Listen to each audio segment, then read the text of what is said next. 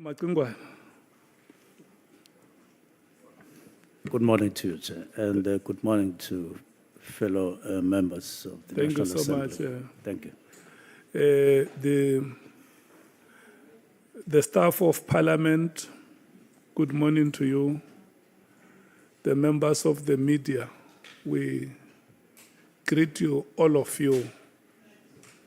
And members of Parliament who have joined us, we must thank you, Honorable Pambo, for being consistent. Your presence has not gone unnoticed.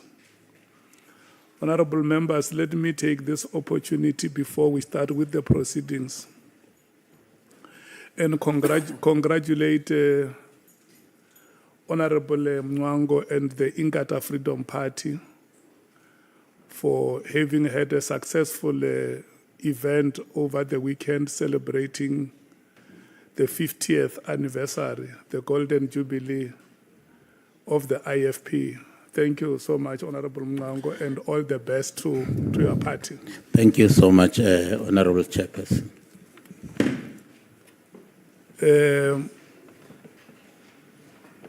The grade 12 learners in South Africa are starting their final examinations today. We must wish them all the best. Honorable Minister, when we adjourned on Friday, we agreed that there was an extract that you were going to send us, the extract of that video. And the report that I got from our support team is that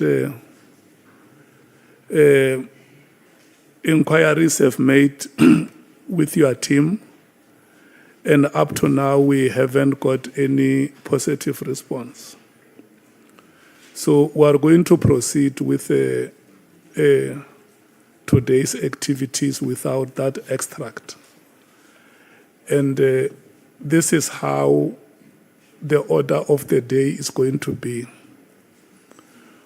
We are going to allocate you and the SC 2 hours between 9 o'clock and 11 for you to conclude the presentation of evidence. And then we will take a comfort break. When we come from comfort break, we are going to take 3 or 4 speakers before 1 o'clock. They will be asking you questions. And then we will take another break at 1. When we come back, we will take 2 or more speakers. Recording in progress. Which will take us from 2 o'clock until 16 hours. And then take another break. When we come back, we will run until 18 hours. We will break at 18 hours. And then when we come back, we run until 20 hours. At the time we break at 20 hours, we will make an assessment of the number of speakers that we would have taken today. And then if the number would be sufficient in the opinion of the chairperson, we can then decide to call it a day and finish the business tomorrow. But in the event the chair is not satisfied that a sufficient number of members has spoken, we may extend it until 22 hours, 23 hours, or 00 hours.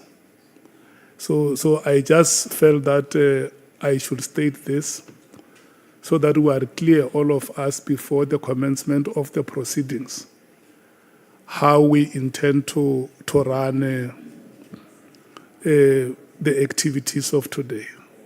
Thank you so much. With those remarks, Senior Counsel, the ball is in your court. Let's start rolling. Thank you so much. Thank you, Honourable Chair, Honourable Members, Minister Mchunu. Good morning.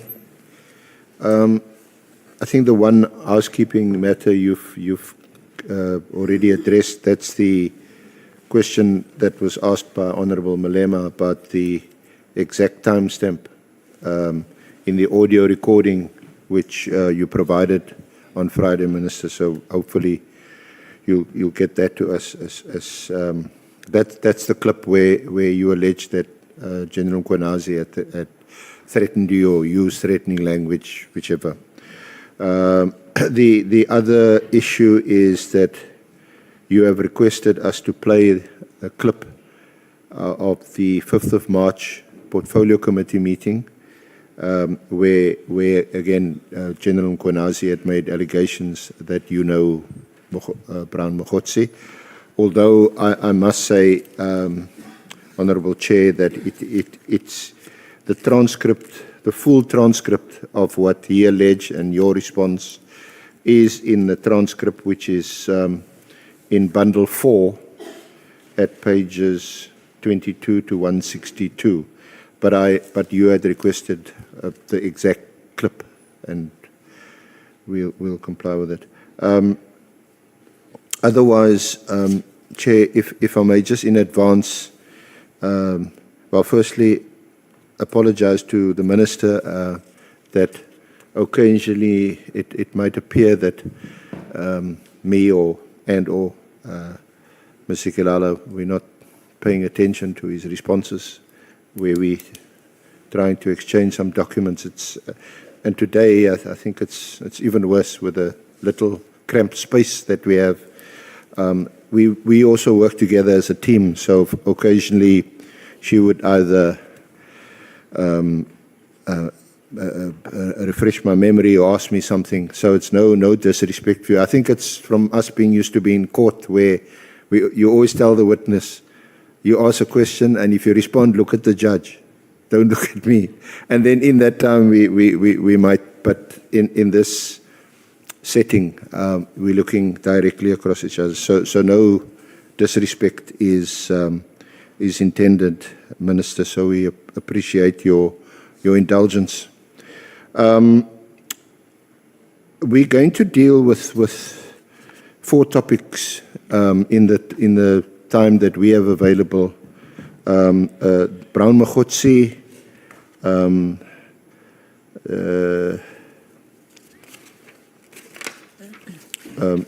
the Nhlanhla affidavit, the appointment of Cedric Kabende, and then you wish to highlight from your affidavit discrepancies in Mkhwanazi's account. From a house point of view, we also want to point out that the statement that you made about meeting with the president and so on, it's not in your statement. It could be an oversight on the part of, because I recall ironically enough that we added in our draft that we presented to your team. So that may explain that it's a genuine oversight. Yeah.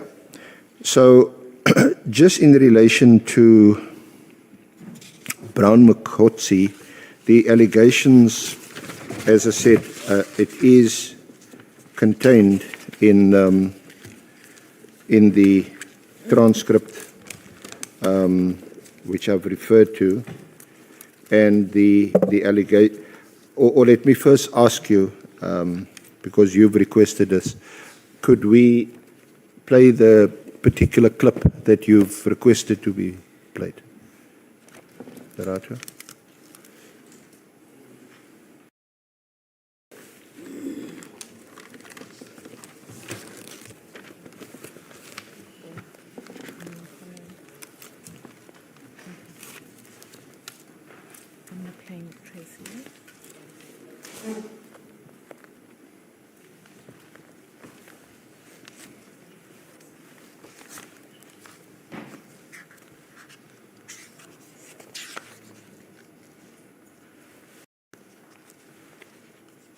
Said that, I quote, "The minister is briefed.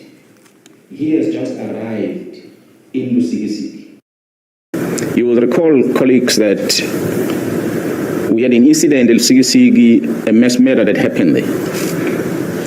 And the Minister of Police had gone visiting the families and that crime scene. So after this communication, the Provincial Commissioner called the Chief of Staff, Mr. Nkabinde, the Chief of Staff of the Minister of Police. Just one moment.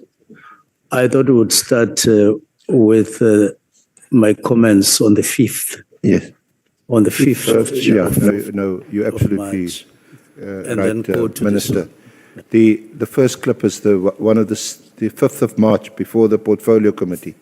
Maybe ask to start with Mkhwanazi.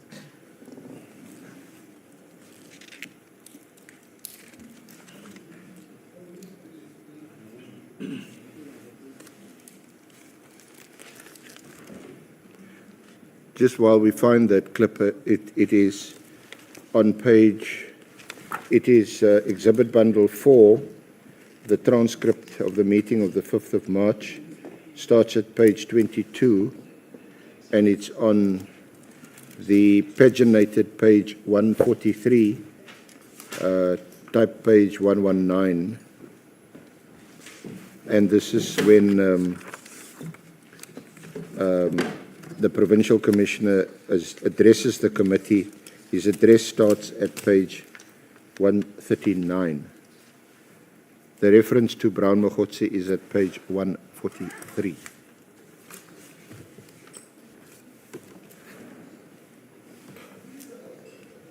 But I think I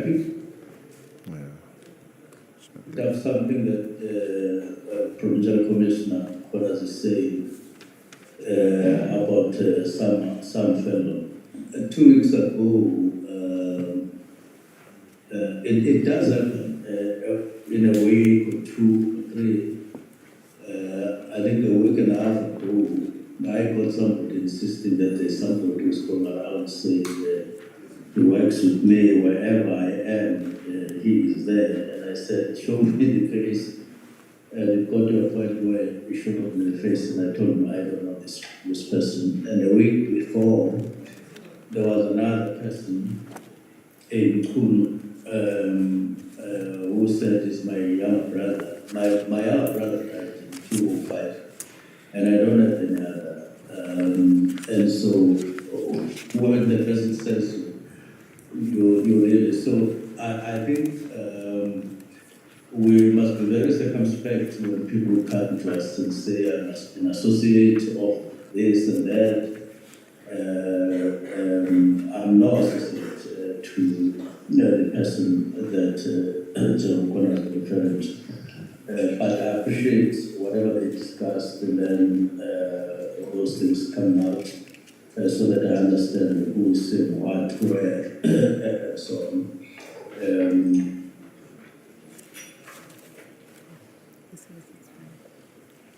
And Minister, is that the clip you wanted played?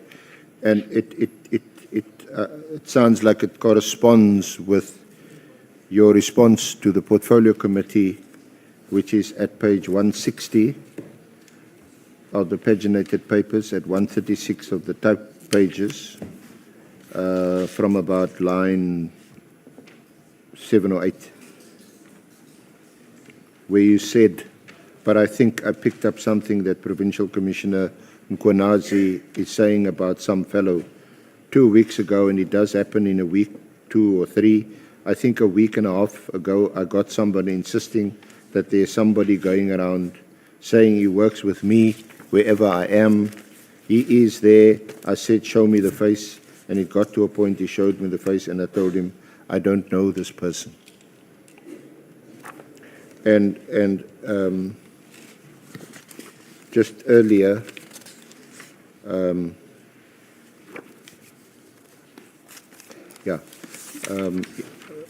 we've already referred to Mkhwanazi, who got a phone call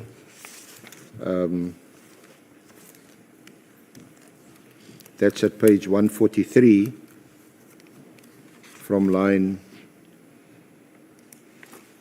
13-14. He said, this is Mkhwanazi, on 29 October, to be precise, I received a phone call, Chair, a phone call and a message that came from a gentleman who said to me he is a close associate of the Minister of the Police, and that is Mr. Brown. He referred to himself as Brown Mkhwanazi. This Mr. Brown Mkhwanazi, who had described himself as a close associate to the Minister, indicated to me, which made me believe that it is a close associate of the Minister, because he said to me he was joining the Minister of Police to visit the Lusikisiki massacre, and that happened last year, and because I did not trust him, I called the Chief of Staff to try and establish who is this gentleman. And the Chief of Staff did confirm to me that indeed he is a very person close to the Minister of Police. But what surprised me about this gentleman is that he then indicated to me on a message that he sent me when he said there is an internal attempt to discredit me through the defeating the ends of justice case. Anyway, the rest is not particularly relevant. Okay. So you also wanted to deal. There's the ethics committee. You also wanted to deal with your responses, which is that you gave to the ethics committee. You recall that there was a complaint that was lodged by Honourable Member Schikkeling, which to the committee, and if you could just turn to Annexure SM2 at page 540, it's the Annexure in Volume 2 to your witness statement. Do you have it in front of you there?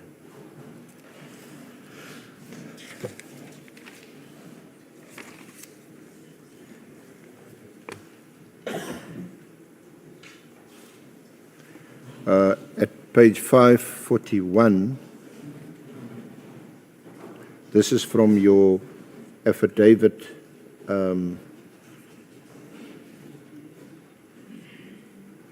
in paragraph 8.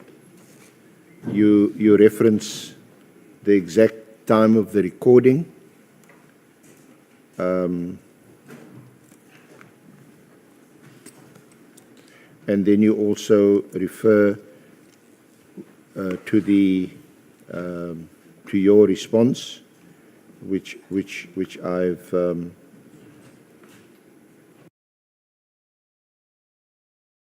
where you just to in the last sentence, I think we must be very circumspect when people come to us and say I'm an associate of this and that.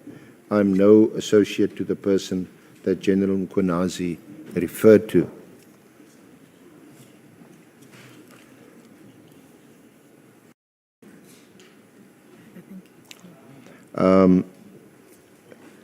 Then you say at paragraph 12, I deem it prudent to mention that following the Provincial Commissioner's address, the chairperson of the Portfolio Committee did not pose any questions or comment, and neither did he afford the honourable members an opportunity to do so. Had there been a direct question from any member asking me whether I know Mr. Brown Mkhwanazi, I would have answered in the affirmative.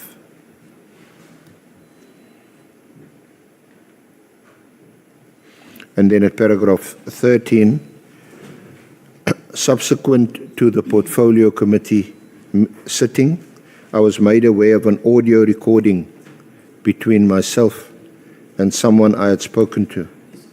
I do confirm that the telephone conversation is true, but unbeknown to me, it was being recorded. In that recording, the person had asked me a direct question, which was not asked in the Portfolio Committee meeting, on whether I know Mr. Brown Mkhwanazi, to which I responded that he was just a comrade from Northwest and not my close associate. Further stating in isiZulu, and the translation loosely is, I do not smoke tobacco with him, emphasizing that he was not a close associate of mine. And then you said the recording is available on TikTok. I think there was an attempt to make it available, but you couldn't get the audio. And then at paragraph 15 on page 554, you thereafter issued a statement on the 9th of July titled Statement in Response to Allegations Regarding the Minister's Alleged Association with Mr. Nhlanhla and Mr. Mkhwanazi. In that statement, I mentioned that I do know and have met Mr. Brown Mkhwanazi, but further mentioned that he is just a comrade and not an associate of mine. And then at paragraph 17, you refer to the Oxford Dictionary and the difference between an associate and a comrade. You said,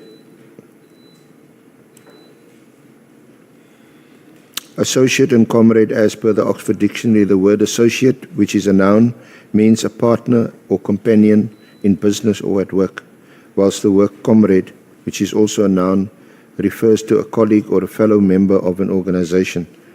It is in this context that I denied Mr. Brown Mkhwanazi being an associate of mine. Close or otherwise, I rather stated that he is a comrade, as we are members of the same political party and have engaged on party and service delivery matters on a number of occasions. Do you want to elaborate any further, Minister? Thank you very much, Chair, and thank you very much, Evidence Leader and honorable members.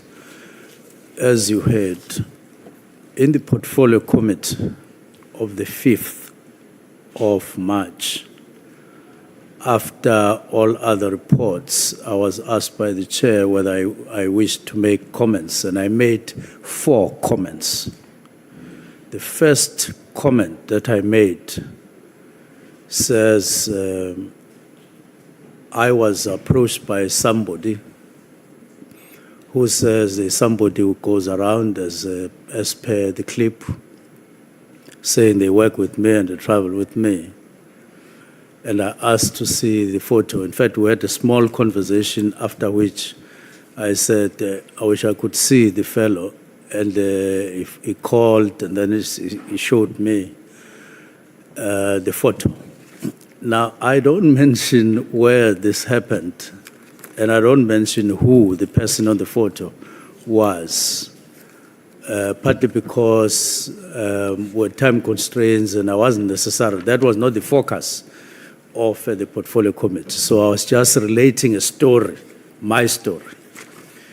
So now that I'm here, I need to make it clear. The person that was on the photo was not Brown Mkhwanazi, even though I didn't say it that way in the Portfolio Committee, but it wasn't. That's why on looking at the photo, I say, I don't know this person, which is not Mkhwanazi, It's another person that I didn't know. So I say to the fellow showing me on his cell phone, I don't know this person, because I thought they might have cloned a face of one of my staff members for one reason or the other. So I passed. That's my first comment. There is no way that that reference was a lie, because it was my story. I was sharing it with the Portfolio Committee, leading to somewhere. What is the second comment that I make? Second comment is that I tell another story, which is the second story, of somebody phoning me while I was at work somewhere about somebody who is talking to people in Witbank, saying he's my younger brother. Then I say to that person, I don't have a younger brother in that context, because he perished in 2005. So deal with the fellow who is using my name, to that person that was talking to me. There's a second comment that I made. And there's no way it can be a lie, because I was talking about what had happened to me. And the third comment is then I caution I make a caution to the Portfolio Committee to say we should be circumspect. That's the word, that's the term I used. We should be circumspect when your name is dropped here and there. It doesn't mean that it is like that. Having related that those two personal stories or personal experiences. Then I make the fourth comment. Now, directly relating to what General Mkhwanazi had said about Mkhwanazi being my associate. So I say the person that General Mkhwanazi is referring to is not my associate, it's just a comrade. This is now Mkhwanazi directly. Now, so that is what I did. Now, what do I mean by, what was my personal understanding about an associate, even today? I know a number of honorable members here, others for many, many, many years. But they may not necessarily be my associates, at least the way I understand associate. They are people that I know. Like Honorable Albert Mngwangu, I knew him long ago, when were vehemently opposed to each other in KZN. But I have never regarded him as my associate. It's just somebody I know. Thank you. Now, that is what I was explaining there. And there's no way I could have lied there, because the two comments are my personal story. The third comment is a precaution, to be circumspect, and the last comment is then to deny. Now, what complicated things in my view is that when General Mkhwanazi made his statement on the 6th of July, he then tells the public something twisted. He says, Minister Mchunu said he doesn't know Brown Mkhwanazi in Parliament, which I never said. I never said. But it tells the public something twisted, saying, I said in Parliament, I don't know Mkhwanazi.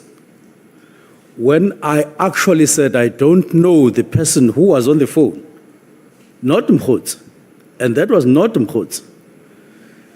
He told that to fit his narrative, if he was not making a genuine error on his part, one of the two, he can explain what he was doing, whether it was an error or he said something to the public that was calculated to suit his narrative.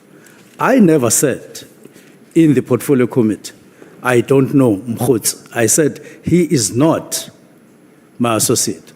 Somewhere, I think it was in here in the Portfolio Committee, or no, in the Ad Hoc Committee, or in the Nhlanhla Commission, he said it doesn't differentiate between knowing.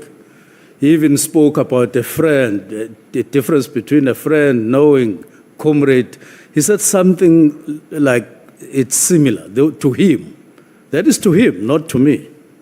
I differentiate. That's why I use the dictionary to say, in fact, from where I sit, once you say associate, I would think of some partnership, some work relations. I think, Minister, I think I, as evidence leader, I accept that you know him and that he is not an associate of yours, as you explained, and that he's a comrade. I think I understand the difference between the two. Okay. An associate is a bit closer in a business sense or some other sense where there's some kind of relationship. So Yes, that is... I do want to conclude, though, and say, when I heard that there are members of this Honorable House who have taken me to the Ethics Committee and Code of Conduct, after which I was given a deadline to submit an affidavit, I did so, freely so. But, well, up to now, I haven't been called and so on. But I did make an effort to clarify this matter. And it is the first time I clarify this matter as I do in an organized fashion. since Mkhwanazi made that statement. So you're satisfied that your I'm response has satisfied, now except been... the issue of the lady. That lady pretended to be worried about what was happening between me and General Mkhwanazi after the IP'd kind of conduct to him, speaking like she wanted to sort of bring about an understanding so that we could, from where she sits, reconcile, which I was fine with. I said, okay, I'll brief you. So I briefed her, relaxed, and so on for quite some time, 30, 40 minutes. And I didn't know that she was recording me. Now, I only learned the following day that she was actually recording me. And then when I followed up, I realized that she was on a platform that is associated or is said to be administered by somebody who is a member of MKP, that is Mkhwanazi's party. So I thought this lady must have been a sniper of sorts, thinking that I would sort of say something that she would have needed. And I just, unknowing to me that she was recording, just stuck to what we were discussing until the end. But underline the fact that in the conversation between her and myself about Brown Mkhwanazi, I do say Ang Peminai, not requested by her, out of volition, explaining myself. I said, Ang Peminai, and this is Zulu, when you say Ang Peminai, you mean you are not close. It's known by everybody that in this is Zulu, when you say Ang Peminai, So, Mr. Minister... You are not an associate. That's what I need to explain. Honourable Minister, can we just move a bit forward? We have a limited time. But I just want to be satisfied that you said about Mkhwanazi. So for how long have you known Mkhwanazi? Since 2017. 2017. And you know him as a comrade who's in the same political party? Only. In the period, I've never asked him whether he's married or not. I've never gone to his home. I've never gone to look at soccer or restaurant. I've never inquired about his personal life, whether he's employed or not employed, because we just occasionally talk about this and that. Thank you. So, can I just put something to you, which comes from one of the other witnesses who will testify? It is, I suppose, legally speaking, double hearsay, but this is your platform. This is an opportunity for you to respond to it, and the witness who will be called will also be questioned about it. But this witness says that he was told that you had met, that you, Mkhwanazi, and Vusi Nhlanhla had met, and that Nhlanhla was also sponsoring your son. Apparently you have, what's it called? Trust or something. So, excuse me, Mr. No. But apparently the evidence will be that you had met with Mkhwanazi and Nhlanhla. Have you ever met with them together in one room on one occasion? Never. I've never met Nhlanhla alone. I've never met him in the company of Mkhwanazi, and possibly in any other capacity. He's not somebody that I know. He's not somebody that I've spoken to, directly or indirectly. He's not somebody that I've had anything to do with Nhlanhla. So I don't know him. Oh, yeah. So, Minister, if I may just turn to, can I take you to Exhibit Bundle 3, EB 7, that is an extract of the WhatsApps that we sourced from the Nhlanhla Commission. These are extracts from their WhatsApp bundle.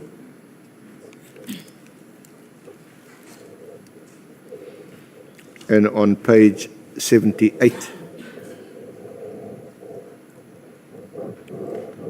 at the bottom, there appears to be, these are WhatsApp from Mkhwanazi. The bottom there, it seems to be a WhatsApp addressed to you.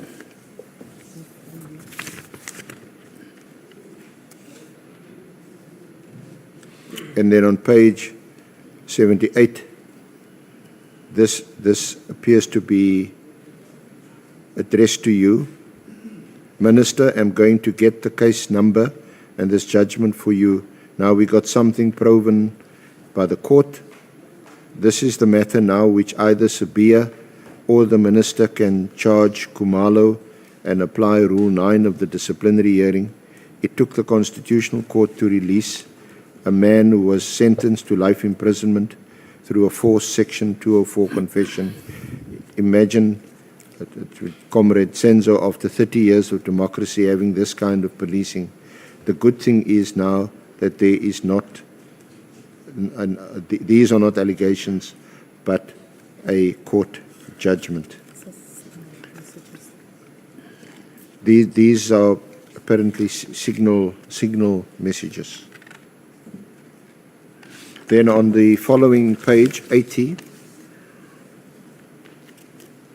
there's a WhatsApp, Sunday the 26th. Morning, Minister. I'm in Durban and can confirm that they got nothing on Phoenix Saga, and our contact says they couldn't even go to any bank. By the way, the girl is here also. Tomorrow we are signing the practice notes on the Northwest PEC matter for the SCA in PTA with Senior Counsel. The matter will be a month from tomorrow. Then it's something about a briefing.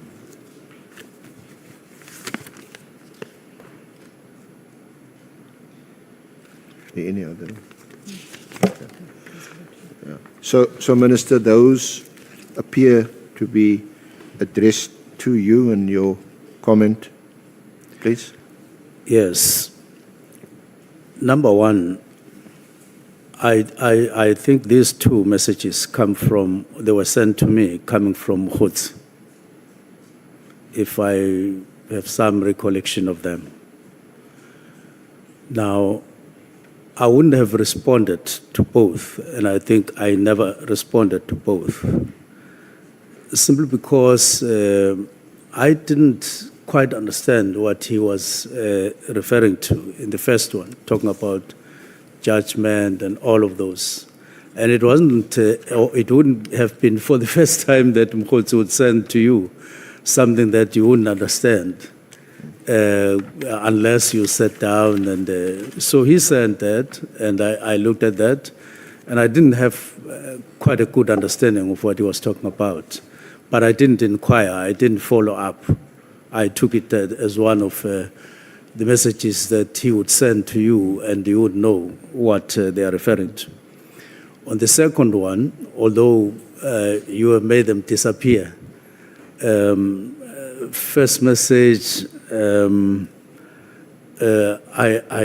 do remember, well, that those messages that he sent to me, I think I do have a recollection of me receiving them. But I didn't know what he was referring to in those messages either. If you could play them again, just to see message 1, 2, 3, I had no collection of what he was talking about. And I don't think I went back to him to inquire, what is it? What is this thing that you are talking about? It's the same as the message that was referred to by General Mkhwanazi of Mkhwanazi, talking about me arriving in Lusikisiki, because I had not informed Mkhwanazi, and I don't think there's any staff member who had informed him. And when General Mkhwanazi made mention of this, I thought that somewhere Brown Mkhwanazi must have been sitting at home, looking at TV, seeing me alighting from the car because it was played live.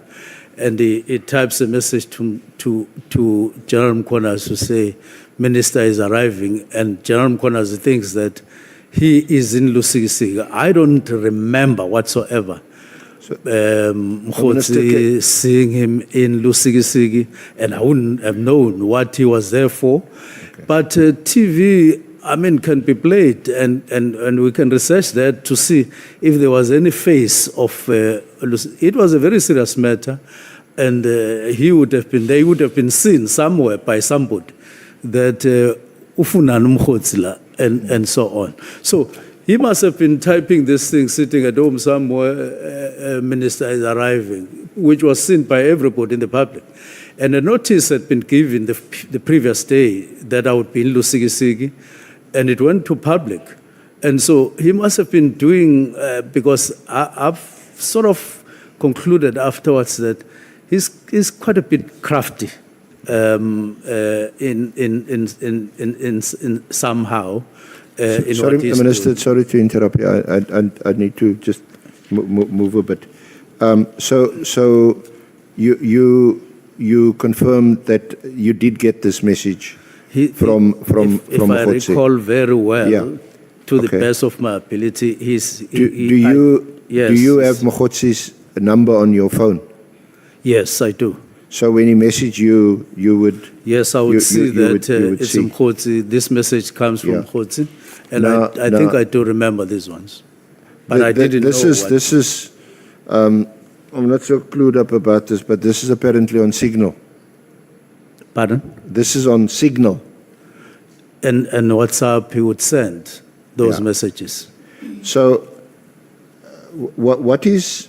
And for your comment, but the one message that you see at the bottom of page 78 of EB7 is a message that is sent on the 31st of December at, is that 11:18 or 18:48? That's 11:18. That's, Yeah, it seems to be at 11:18 that you received a message. And of course, that's the same day on which you issued the directive on the 31st of December 2024. Is that a coincidence? Is there anything that one can read into that?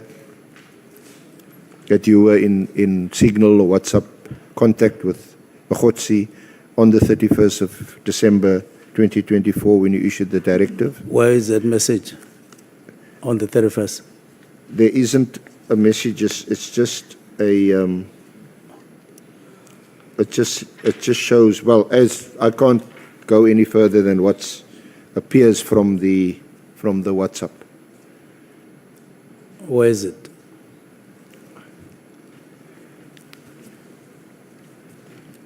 So maybe my question is this, and you can, if you can also confirm it, that on the 31st of December 2024, I don't you received remember.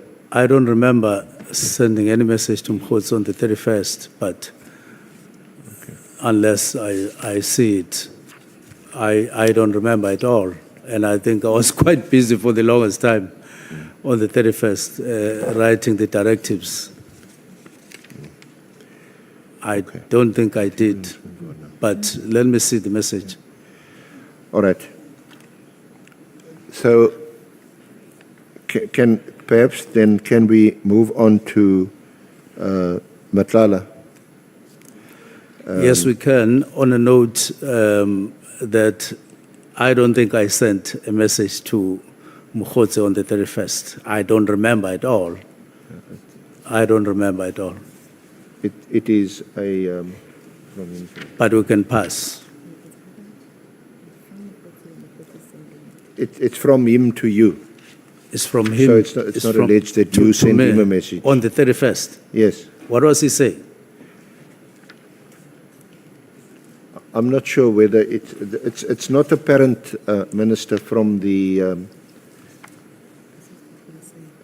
whether this is the message that appears on the following page on 79, which I've already read to you about the Constitutional Court judgment that was issued on the 20th of December. I'm not sure whether that's the same message. Yeah, neither do I remember or have any recollection of him sending me a message on the 31st. Okay. I did see some message said to have come from him to me at Nhlanhla Commission, but I don't want to get closer to that because I just saw it on TV. But I don't remember such a message from him to me on the 31st, nor do I remember what subject we would have been speaking about. Until I get that, I can then have a better comment. SM 44 in volume 2. If I can just move on, Minister, to Nhlanhla and his affidavit, which is at SM 44.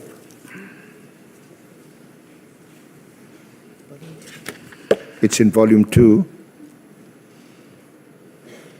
It's an affidavit that is deposed to by Vusimusi Nhlanhla.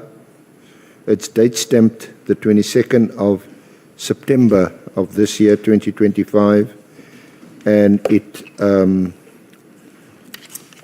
it was commissioned by an officer at CMAX on the 22nd of September 2025. So, can I start by asking, how did you obtain this affidavit from a person who is being kept at CMAX? And I think colloquially, we all associate CMAX with high security and persons who are detained there because of its high risk, high security. Would I be correct more or less in that understanding? That CMAX is not just your ordinary prison like a Polsmoor or Drakenstein. It's high security. So how did you obtain this affidavit from him? I got this affidavit from my lawyers. And they said they had a chat with Nhlanhla's lawyers at their level, in their own time, their own way. And then they gave me documents that they said they received from Nhlanhla's lawyers. How any other thing happened, I don't have the knowledge, but I do know that my lawyers did give me the statement a couple of days or so ago to say they have this kind of a document. So was the sole purpose of obtaining this affidavit, or procuring an affidavit from Mr. Nhlanhla, that he denies knowing you?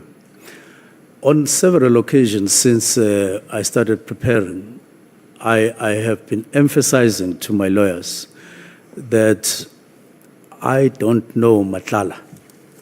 I repeated that and I said to them, my lawyers, I'm not fooling you. I'm not playing any game with you. I am honestly saying to you, I have never met Nhlanhla. I have never seen him in my naked eye. I have never had a talk directly or indirectly with him. And I've been repeating it over and over, and at the same time saying, I know Mkhwanazi on the other hand, and how I got to know Mkhwanazi, and how he's not my associate. And I think they then took the initiative that they took to inquire on their own and they got this affidavit. And this affidavit, when I read it, it reflects what my understanding is, that I have never met a person. The only time I got to talk more about Nhlanhla, other than coming across the name from newspapers and social platforms, it was on the 20th of December when we started talking to General Masemola about the contract. Then that's when I started talking more about Nhlanhla. Before that, I just come across the name Nhlanhla and the stories about Tembisa and all of that. But I had never heard anything else to talk about Nhlanhla. Minister, what prompted you, just because you raised the issue of the Tshwane health contract, what prompted you to make further inquiries about the award of that contract? Because that was done and in fact signed off by the National Commissioner. I think before you became the Minister of Police. The contract, as we know, subsequently it was cancelled after he was already paid, I think a substantial 50 million or 25 million or something like that. So the question is, so what prompted you to make those inquiries which then resulted in the contract being cancelled? On the Before you respond, Minister, let me recognize Honorable Malema. Thanks, Chair. Good morning, Minister and colleagues. The SC is raising a very important point and is leaving it, where the Minister says, I never solicited an affidavit from Nhlanhla. My lawyers are the ones, after listening to me so many times, they went to solicit the affidavit from Nhlanhla. and I wanted the SC to ask as to, are you saying your lawyers acted without an instruction? Because lawyers act on instructions of their clients. And Minister should understand the implications of what he is saying about his lawyers, because they can be reported to LPC, that on their own volition, go to a maximum prison, obtain an affidavit. Is that without his instructions and they're his lawyers? Is that the understanding that the Minister wants to share with us? Senior Counsel, that is sustained. Should I refer to Honorable Malema as my junior counsel? I intended to ask about that. I'm mindful also of my 2-hour limitation, and I suppose Honorable Malema can perhaps defer that question to Honorable Minister when his turn comes. But you've heard the point, yes, and yes. maybe if you want to respond to Honorable Malema. My response is, Honorable Malema is quite correct. I did express a wish that if all possible, if it were to be possible, I could wish to get an understanding, even via such a document. They say I get something of a lifestyle from, without naming what is it that I've ever received from Nhlanhla, or what word has ever gone between me and Nhlanhla, but they say he funds my lifestyle. And the strangest thing, Chair, is that I have nothing that I can, they just on their own connect me, and it has never happened. So the express response is that I did express a wish that if I could, if anything could be possible. So I was wishing, and they carried out that wish. So it was on your instructions that your lawyers approached Nhlanhla in CMAX to depose to this affidavit. Yes. But Minister, if you don't know Nhlanhla at all, you've never met him, that's your evidence? That's my evidence. Yes, so why would you want to obtain an affidavit from a person who has all these allegations against him and that's imprisoned at a high security prison? Why would our Minister of Police want to be associated with a person like that? The question or the answer to that question could be another question. Why would the minister not wish to get the word from such a person who people out there are trying so hard to associate with me when I'm not associated with him? Why would the public not be interested in getting to know what he has to say if it were all to be possible? I even want to say that I so wish that the Madanga Commission or even the Ad Hoc Committee could call him to come here to attest or to give a testimony on his own whether he really knows me. So the question is, the response to that is another question. Why would I spare any effort at all, seeing that everybody is interested in making me in connecting me, in trying to connect me with Nhlanhla when I am in fact, not at all connected to him. So I wouldn't spare in a moment, and I expressed a wish. But I was on the 20th evidence leader on the 20th of December, answering your question when we took the diversion. In the interest of time, if I may proceed. Okay.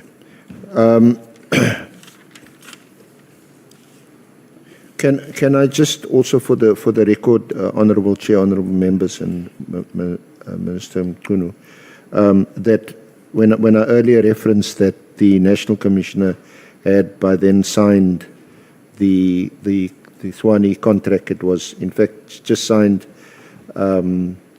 by someone in supply chain, but the contract itself was signed in June of 2024.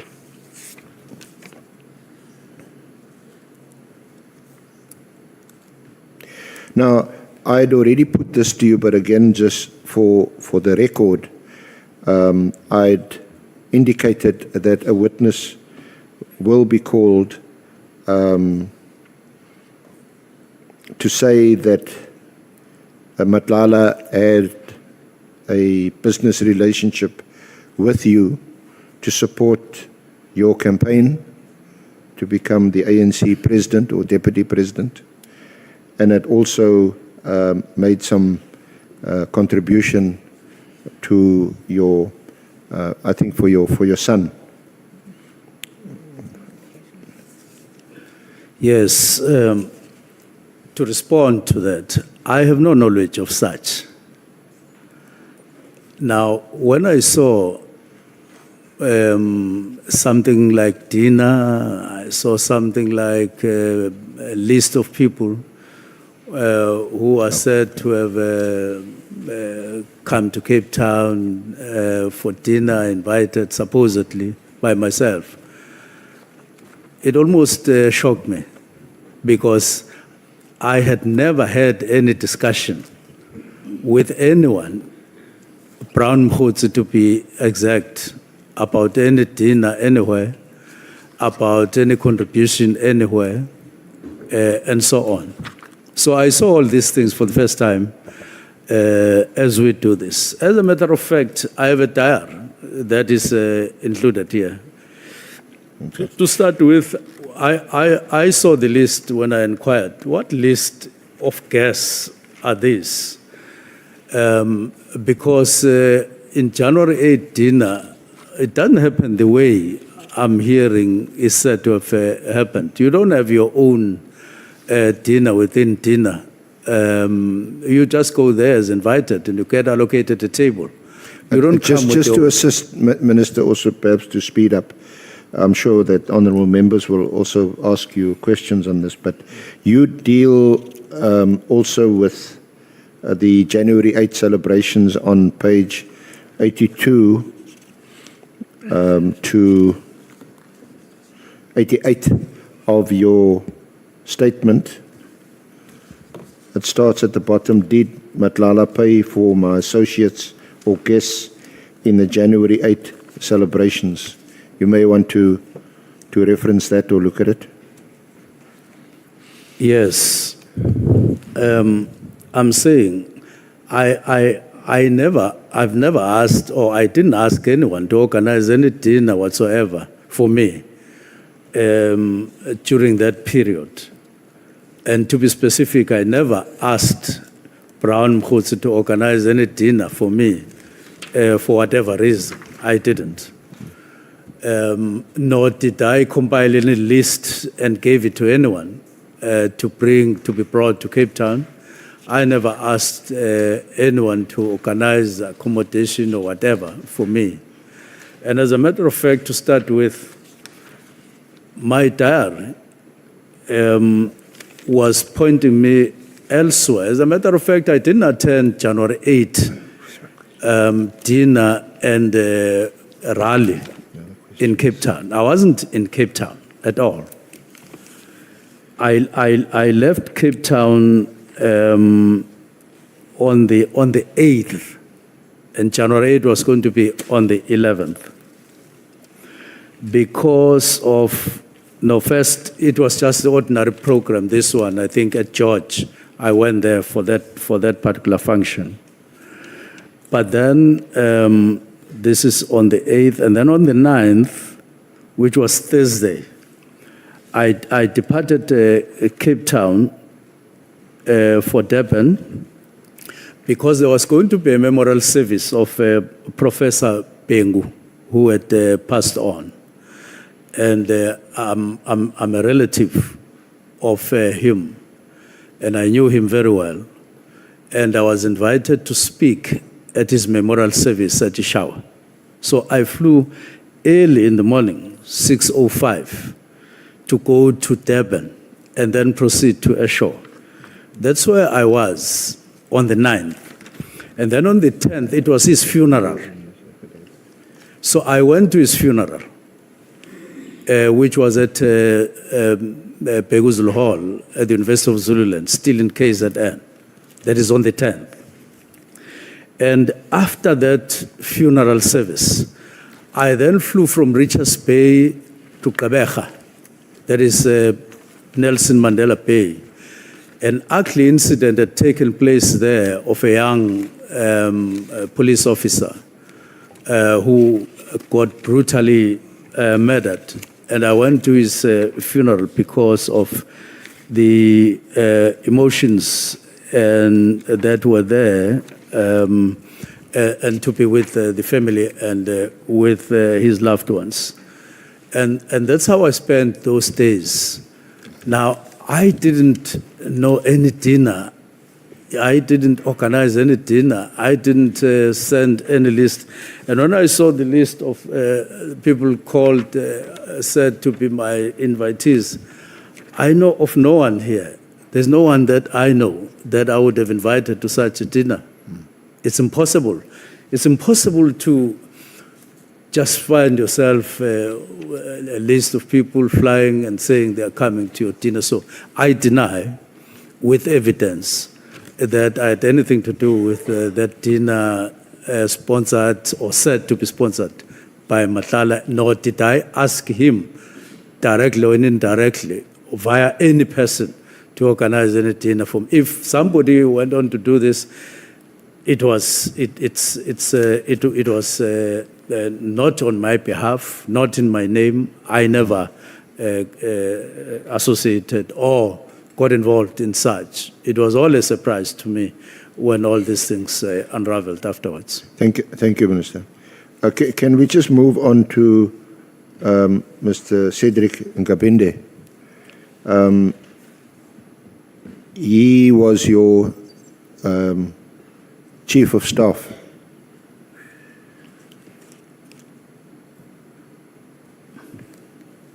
Before his appointment as Chief of Staff, did you know him? Who is that? Kabinde, Cedric Kabinde. Yes, I know Nkabinde. Since when did you first meeting him, or for how long do you know him? The first time I met Nkabinde, it was because I had written a letter, this letter. I don't know whether the legal team did include it for your reference. It was written, this letter was written in 2017, 29 May 2017. It was written by me to IPIT. Yeah, sorry, just Honourable Chair, Honourable Members, it is an exhibit to bundle 6. Unfortunately, the bundle, well, the pages are not paginated, but it's about the 4th page. Yes. Where it says read. this is this is addressed, this is dated 29 May 2017. Yes. It's addressed to IPID, Independent Police Investigating Directorate, and it's about complaint against police regarding investigation on the murder of Xolani Nkosi, and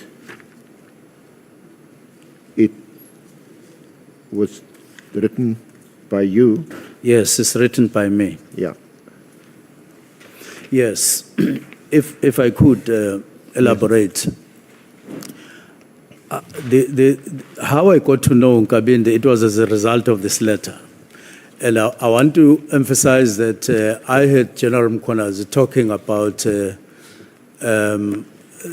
visit to my home by Robert McBride, who was head of IP, together with Nkabinde.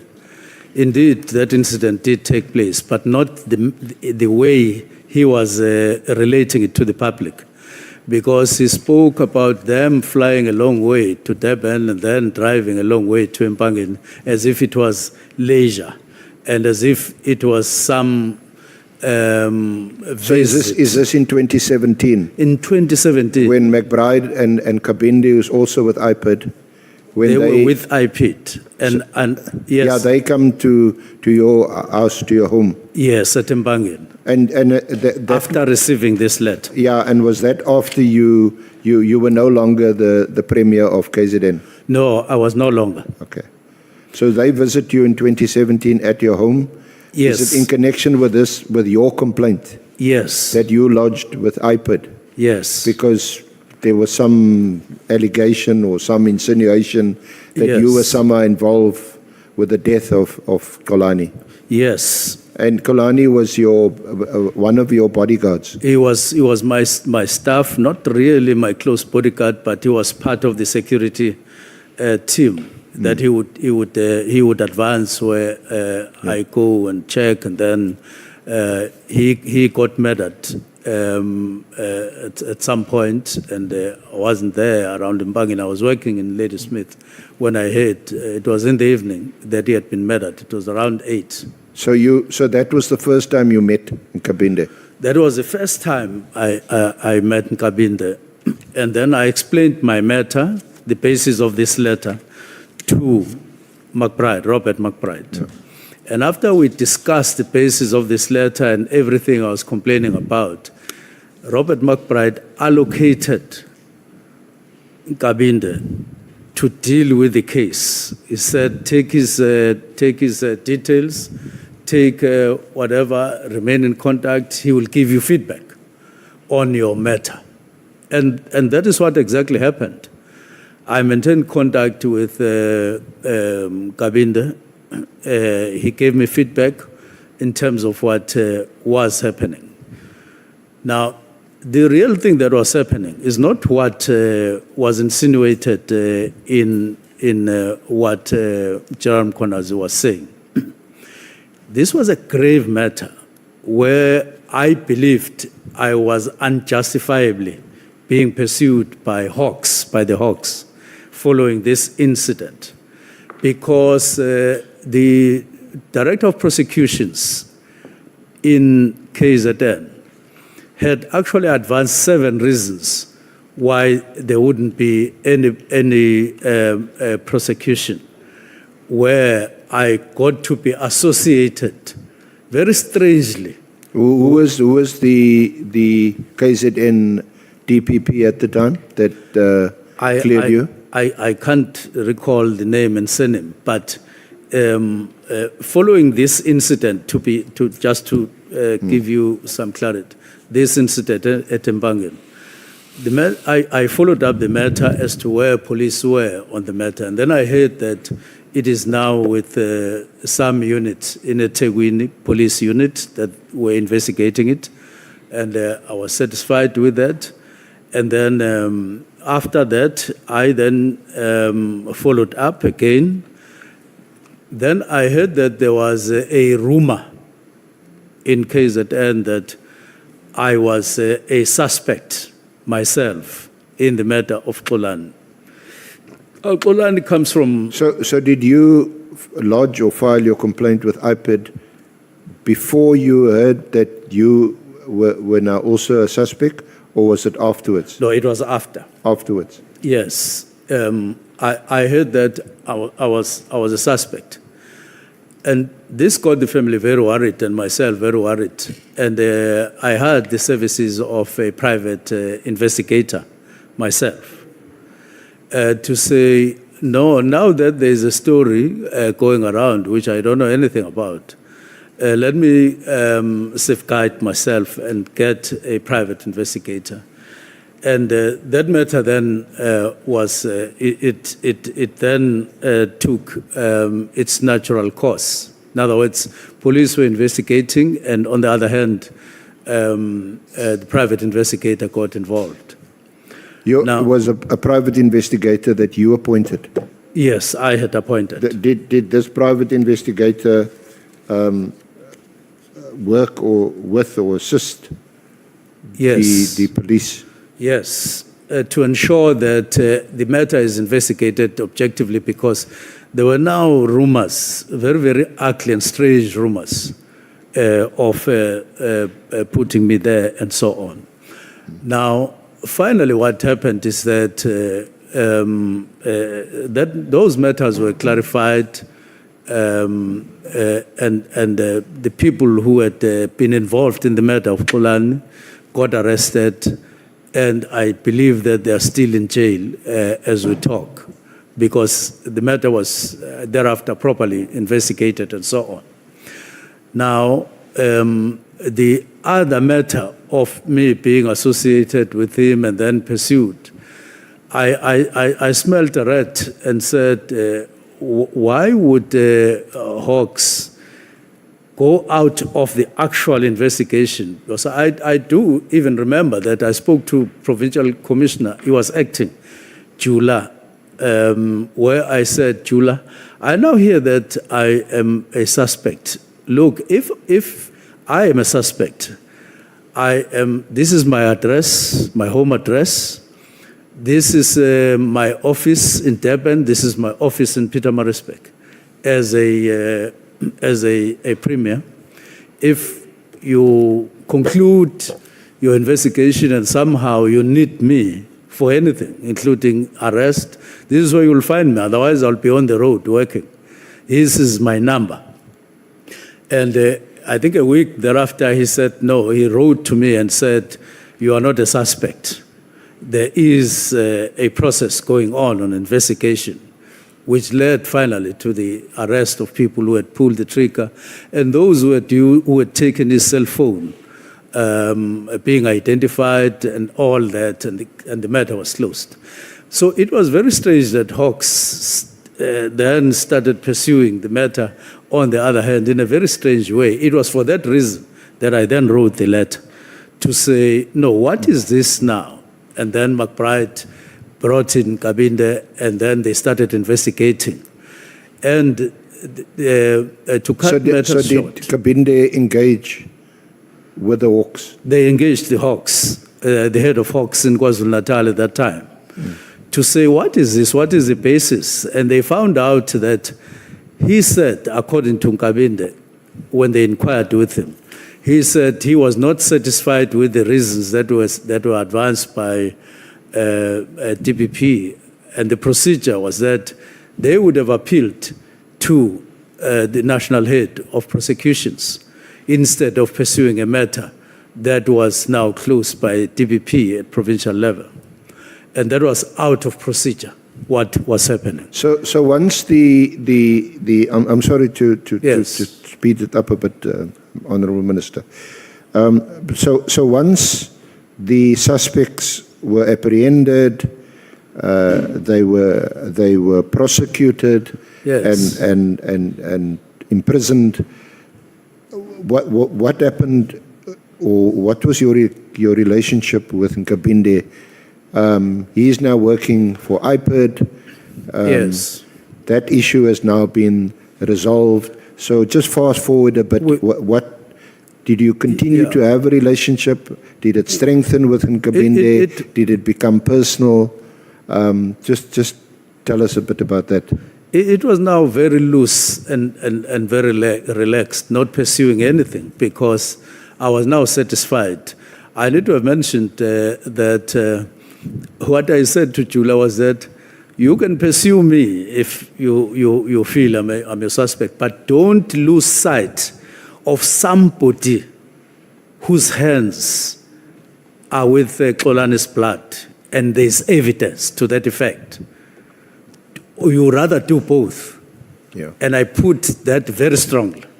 And that led to that person being prosecuted and so on. But So Minister, with Kabinde, it was now very loose. It would be just a call here and there, not for anything. I just appreciated the way they had done the job. Now we heard this actually from Lieutenant General Mkhwanazi, that Nkabinde then left the IPID. I'm not sure whether it was a termination, a resignation, or a dismissal, but he left Yes. IPID. Yes. I think he had a fallout allegedly with McBride, Yes. and he left IPID. He was unemployed for a while, and then Mkhwanazi found him a job with a security firm. I don't know if you're able to comment on that or how much you know about it. If you don't have to comment on it. But yeah, so during this period that I'm referring to, do you still have a relationship with Nkabinde? Do you still know him? Do you still interact with him? Now, when I called Cedric in terms of the vacancy as Chief of Staff, to say he may submit a application if he so wishes for the panel that would interview them. I did check some detail on the profile, and actually, after I spoke to him, it is not exactly as John Mkhwanazi puts it. Cedric spoke to me that all the reasons why he had to leave IPID and circumstances thereof.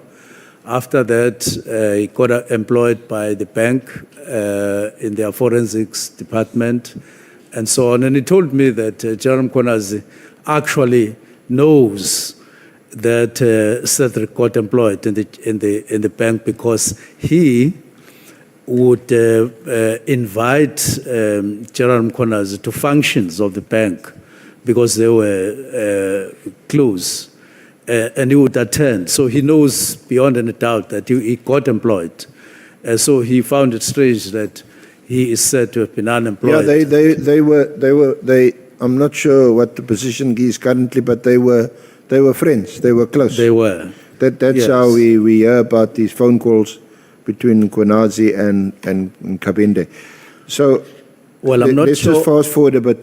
This position of Chief of Staff. Yes. What was it? Is it an advertised position? No. it's- What are the qualifications you need to have to be a Chief of Staff of a minister in government? Now, there is something called Ministerial Handbook. What happens is that when you recruit staff, you've got to look at the ministerial book and what it says about each position, and then you contact people that you think are possible candidates, and they get to a panel set up by the department that you are working for, and they get interviewed. I know this in detail because I was once Minister of Public Service and Administration, and I made sure that I introduce improvements that are in place today in terms of recruitment, so that you don't recruit anyone just because you love them or because they are associated with you or they are your relatives. We prescribed certain qualifications, because if you're chief of staff, you are actually a chief director. So it can't be that you get there because you are related to the current minister. You must possess, because you get a salary paid for by the public, you must be seen to be meeting certain criteria. So he had to meet the criteria of qualifications for a chief director together with in the other public people. in the public service. Definitely. And that position is advertised. No, that position is not advertised. It just gets proceeded with internally. Because I'm asking because you mentioned something about a panel. Maybe I got it wrong. Yes, I heard it wrong. Yes, it gets processed by the department itself internally. That there's you are supposed to have such a number of staff members, and we are ready with the panel. You can give us names and so on, including internally. People get to know inside the department that. So how does the panel get these names? Is it an internal?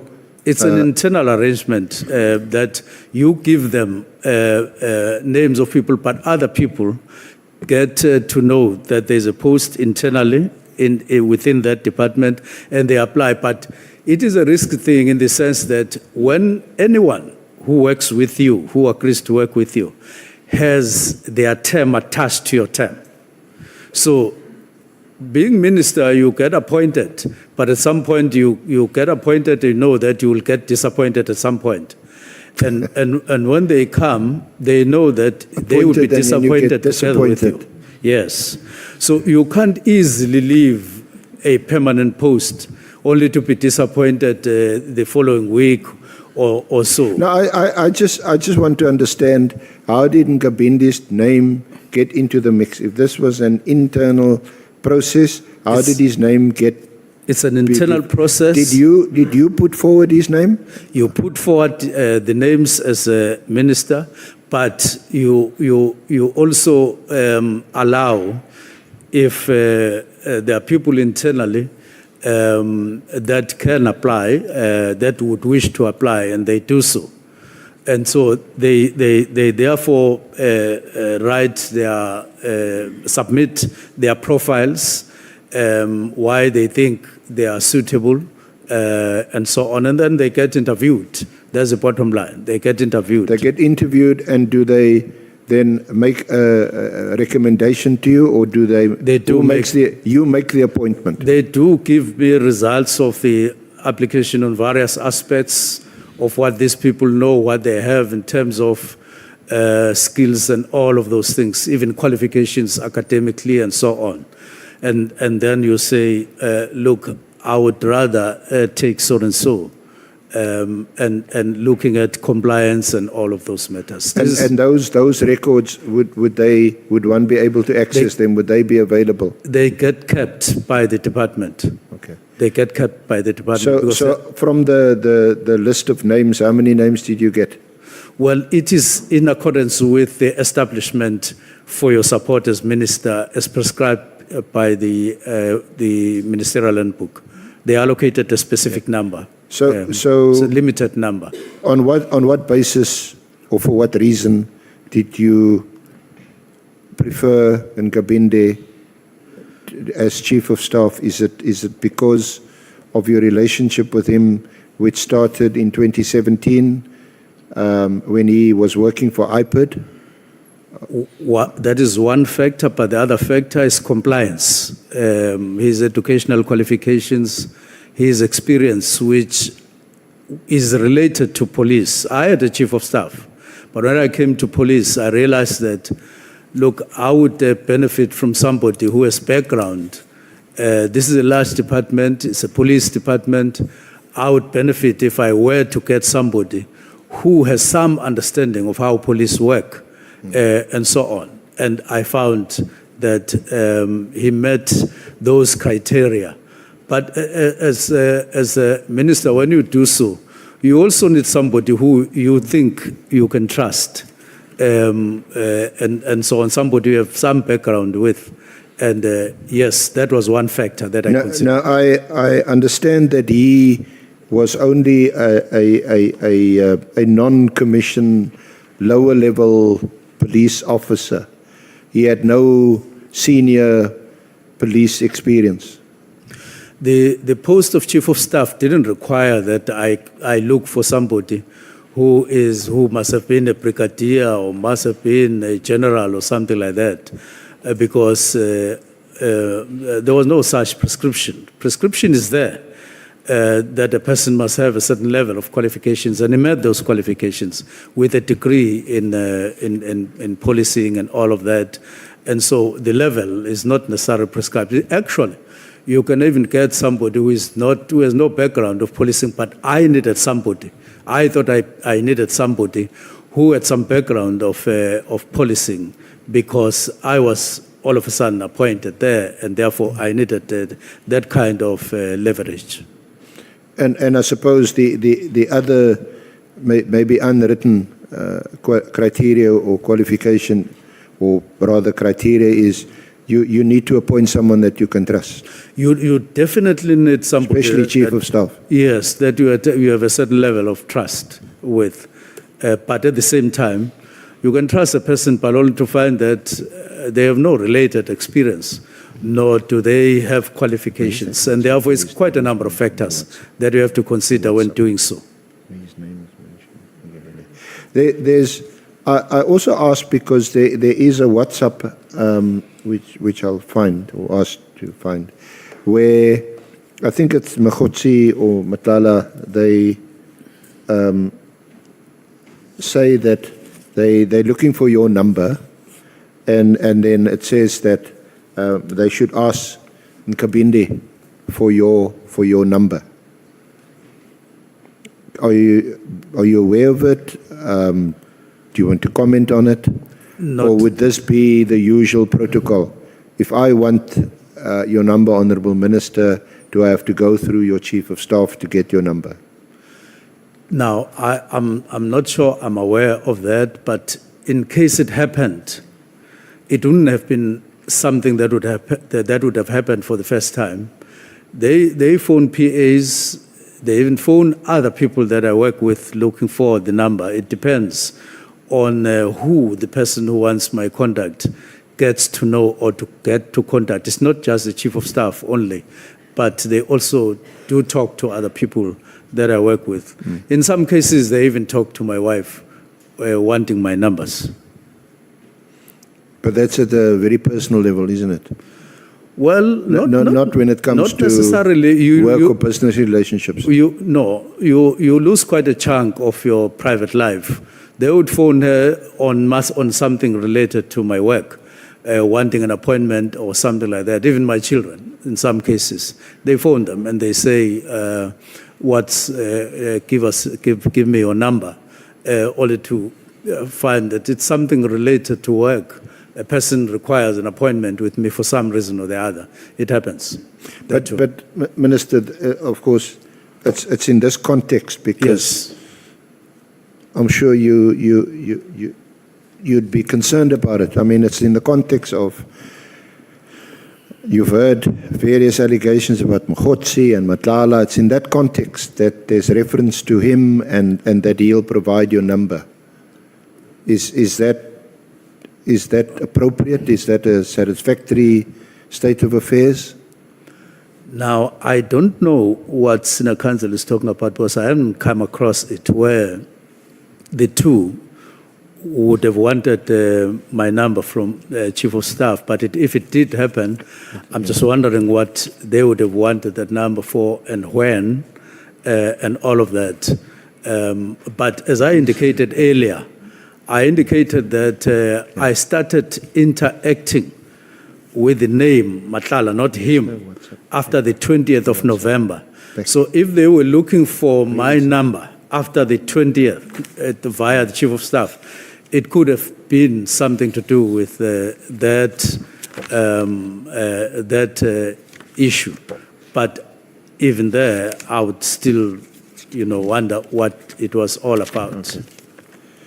All right. Yes. Thank you. Then I'm moving on from Nkabinde now. Yes. You wanted to reference some what you call discrepancies in Mkhwanazi's account, and it's in your statement at page 33. Yes. I wanted to touch on those briefly, on those discrepancies.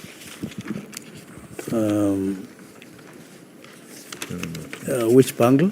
On page? No, it's not 33. It's page. It's 24. Sorry, page 24 to 33. 24. There's a subheading: discrepancies in Lieutenant General Mkhwanazi's accounts, and it goes to page 33. Yes, I'm trying. You want to address that? I'm trying to get some assistance to get to those. Oh, yes. Yes. Well, I wouldn't want to take a lot of time, seeing that we don't have as much time. I'll just make a few references where I came across very, very, very concerning discrepancies. I've already pointed at one discrepancy in relation to what I said in Parliament on the 5th of March, and related to what he said on the 6th of March, and that there's a yawning discrepancy, very disturbing discrepancy between the two. But the ones that I want to talk about here is one is where General Mkhwanazi is continuously referring to, in his affidavits, to the National Political Killings Task Team as a KwaZulu-Natal political killings task team. The actual official name of the team is National Political Killings Task Team, and it's important that we stick with that particular reference, because if you juggle, you get to mislead the public, maybe intentionally, maybe unintentionally. Number two, on the 6th, at the media briefing that he did, asserted that the National Political Killings Task Team had been disbanded as a result of my directive of the 31st of December 2024 letter. And in the same breath claimed that today, that day, the 6th, they are bringing all dockers to Sibia as a result of the disbandment. He linked things that are not linked. The disbandment, the directive that I gave to dockets. In my directive, there's no reference whatsoever to dockets. There's no reference whatsoever to Sibia. So when you read the directive and you make a public appearance shortly thereafter, or sometime thereafter, and you say as a result of that directive, I am now taking dockets, you make the public believe that following your directive, you are now taking the dockets to a Sibia, and you link the two in a troubling kind of manipulation or manipulated Yeah, I think kind of I think it's relations. pretty clear to me, Minister, Yes. that The next one, that the dockets were requested by Sabia and not Yes. by you. but in the Nhlanhla Commission, General Mkhwanazi then changed completely, and he then spoke about acknowledging the continuing operations of a national political killings task team, notwithstanding my disbandment. He did say expressly that work is continue to operate even in 2025. That's what he was saying. So quite worrying discrepancy as a result. The next one, before Nhlanhla Commission, General Mkhwanazi suggested that Parliament had failed to act after his 5th March appearance before the SAPS Portfolio Committee, including that Parliament had been confronted with the same WhatsApp and proof of payment evidence that he had publicly alleged. And I know that subsequent to that, the Honorable Chair did confirm that there was no such at the Portfolio Committee. And I did attend. There was no such a presentation. And there are a number of those. I don't want to exhaust all of them. But also somewhere in point 66, during the ad hoc committee hearings on 9 October, the honorable members, yes, that's what I'm saying, the chair of the portfolio committee did deny all these things being presented, including any commentary from SAPS, because in that meeting, SAPS never raised any concern whatsoever about the disbandment. They just presented compliance and so on. But the other discrepancies, Mr. Nhlanhla or any 360 million tender was not presented there and so on. So there are quite a number of discrepancies. I'm just making references to them in the interest of time that come about in his statements depending on the platform. And that is very, very worrying. Well, you've set it out in your statement. Yes. Thank you very much, Honourable Minister, Honourable Chair. That concludes this part of our questioning. As usual, at the back end, you're a cricket man at the back end. If I can get the opportunity of asking a few more questions, depending obviously how it goes with the honourable members' questioning of the Minister. Thank you very much, Minister. Yeah, Minister and SC, thank you so much. It has been a protracted session, starting from Thursday last week. I think you deserve a 20 minutes break. We will come back at 11. Thank you. I would want to use part of my 20 minutes because Senior Counsel asked me a question that while I was just starting, I had just started on the contract. Then we got diverted to something else. It is very important to explain that in a way. Yeah, you can explain that in 3 minutes. I would do so. Yeah, we must break at 20 minutes before. Yes, I'll take 1 minute to add another contrast. Yeah. On the 6th of July, General Mkhwanazi made an allegation to the public that I was guilty for interfering on police operations and on protecting syndicates and all of those. But when he was confronted by one member of the ad hoc committee in the portfolio committee, he publicly said, I quote, I wouldn't say corrupt per se, but on the 6th, he told the public that I'm corrupt. Public. That's why I was saying the other time, I'm like wearing his allegations and smelling his allegations. Then he tells the public that no, I wouldn't say corrupt per se, and so on. A police officer can't talk like that. A police officer must say, this person is corrupt, here is my evidence. He can't become a politician per se, although chair members, because of what has happened, you are now looking at the trust. You would have looked for the trust and for any other thing and put it on the table and then go to the TV rather than going to TV first. And then you come back, you say, I'm looking for this. Otherwise, all of us would be guilty on a daily basis if police officers in South Africa just go to TV and say, you are corrupt, but I'm looking for evidence. I'm looking for this and that and so on. That's the first thing.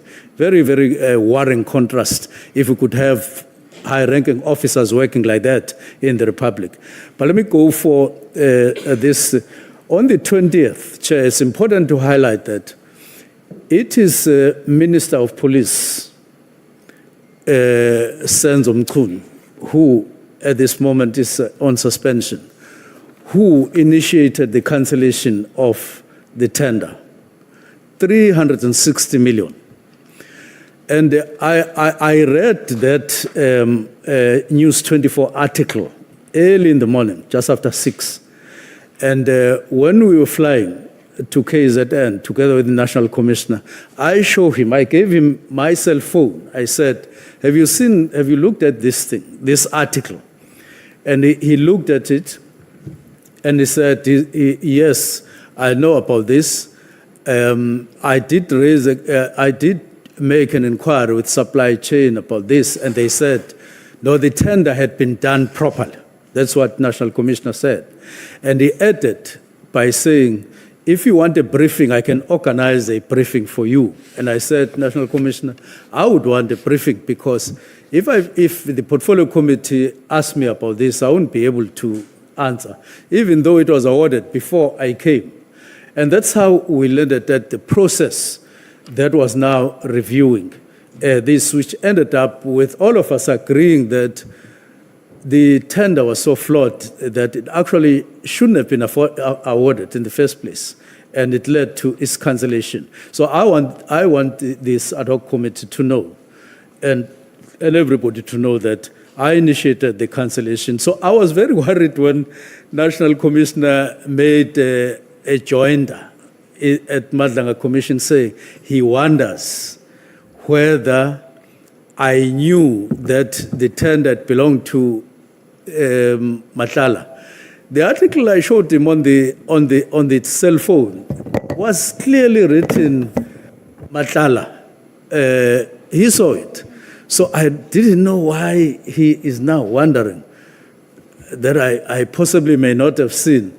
Now, supposedly twisting the sentiment to the public in a worrying, manipulative manner, that I showed him the article blindfolded, and had I known that it was the tender belonged to Nhlanhla, was awarded to Nhlanhla, I wouldn't have done what he did. I want to make it public that I got both shocked and disturbed by that. I have very good relations with National Commissioner.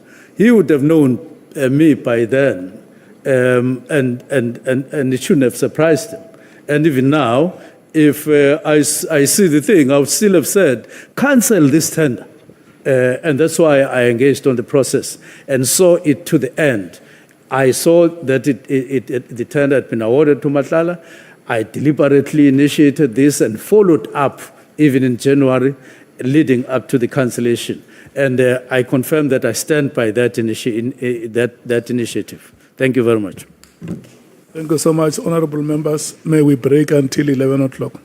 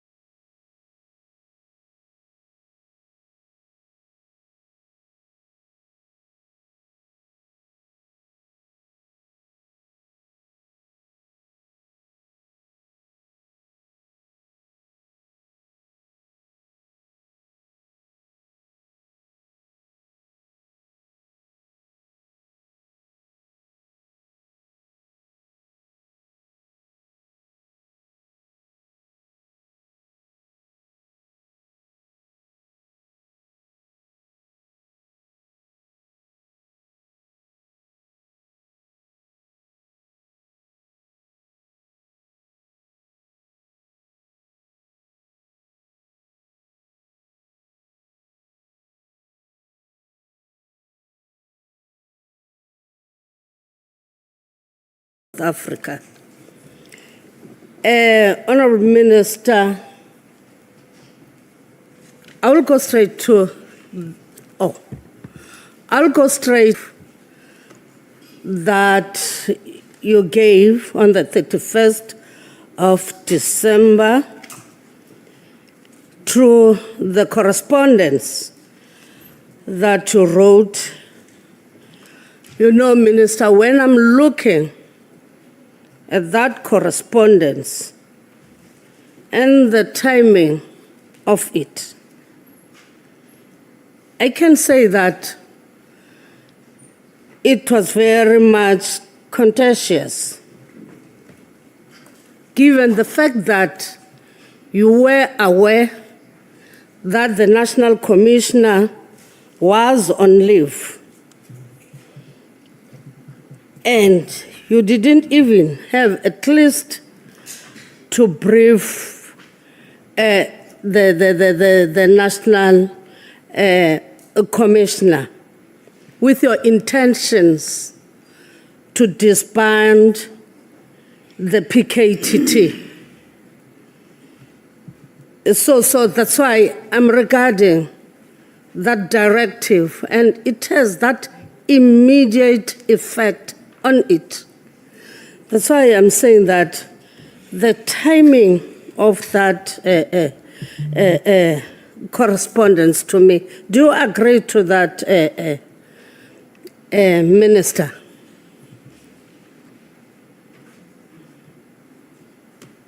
Yes, we'll respond. I come back. Yeah, just specifically, do I agree to what? If I'm saying that the timing of issuing the letter, knowing quite well that the National Commissioner Yes. was on leave, Yes. and you had time sitting with the Commissioner, maybe 3 days before, you can say that I've got this intention. Yes. When the National Commissioner goes, you will say that the National Commissioner was aware. That's Can my I say question. the National Commissioner was aware of my letter? Of your intention Oh, to okay. disband and issue a letter to that regard with an immediate Okay. effect. Because on the 31st, you issued a letter with an immediate effect. So Okay. it means that it came abruptly. Okay. Now, let me start with immediate. Immediate should never be read outside of preliminary report, outside reference to the preliminary report. 2, it should never be read outside the meeting that was indicated in the directive of UNESCO, because it will definitely be out of context. It will be like, I just sent the word, terminate with immediate, terminate immediately, like a switch on the wall. Please, when you look at immediate, look at preliminary, look at the other meeting that was intended at the end of January. You will see that, as we wrote in immediate, but there was a clear indication, black and white, that there would be other engagements at a later stage. That's the first thing. And of course, the immediate itself shouldn't be read to mean now as a term. Switch off, switch on. It shouldn't. Last time I made an example that if you were driving a vehicle of the National Political Killing Stars team and you had a suspect at the back of your van or somewhere, you wouldn't say, oh, immediate effect.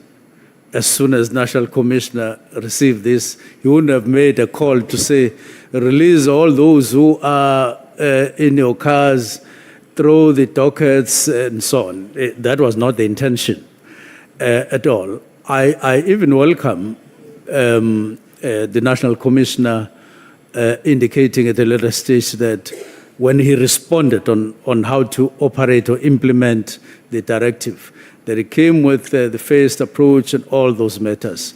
That is the two sides of the same coin. But let me go to your first part of the question. There was nothing wrong with the timing from where I sit, because I indicated earlier in my main affidavit that I wanted a situation where at the beginning of the year we would have something concrete and clearly identified that it's something that I wanted to get rid of, or I wanted us to persist with immediately amidst all other issues, because you tend to be overwhelmed when you work in this situation. You have to be very clear. I want to pursue this and this and this, and to me this was outstanding. But there was also that issue that I indicated earlier of some risks that came from the concerns of other people. Thank you. But if I say you have to wait for the National Commissioner to go and have an acting person on his place, then you issue. If I'm saying that you fail to give the National Commissioner your intentions, because to me, the National Commissioner goes, then immediately, because the immediate effect comes in many ways. Immediately, the National Commissioner is not in the office. A directive is issued. No, the immediate doesn't mean immediate when he is not there. It only related to the decision that I had taken, and that would then be engaged in or on in those meetings that I was indicating. If it was like a switch, I would rather have just said stop and not indicate the other meetings. And I'm persuading the ad hoc committee to recognize the preliminary report, the call for the preliminary report, and the other one at a later stage, UNESCO, which is very, very, very important and key in the department. So the immediate wasn't like I was awaiting the National Commissioner to go, and I did indicate that I was still processing until about the 3 days before the end of the year, processing my thinking. And I don't think I should be punished for not being able to process earlier. If I had come with some circling kind of decision on this matter like September, it would have been otherwise. It was just a coincidence that it was at the end of the year. Thank you. Okay. And it is because, to me, it's on my side that immediately the National Commissioner is not in the office, a directive is issued. It's on me, not on you, Minister. You have answered your immediate effect. But just note the 20th, that on the 20th, there was to be a preliminary report. He would have come back. In other words, the preliminary report wasn't called for while on leave. It was after he would have come back. Did you have a trust in the National Commissioner in being able to do the job or anything? Do I have the trust? Yeah. On many occasions, long after I got appointed, I did publicly express my confidence to the National Commissioner, and all records, for all practical purposes, show that we had good relations with the National Commission. Not once do we quarrel. But of course, this is a work situation. There would be a situation where he had an opinion different from mine or mine from him. But we had cordial working relations with the National Commissioner throughout. I think, Minister, you know, when you had engagement with our SC, asking you about meeting the National Commissioner in a funeral on the 28th of December in KZN. You said you couldn't discuss the work related in a funeral. But to me, because I'm looking at this timing, to me, didn't you find it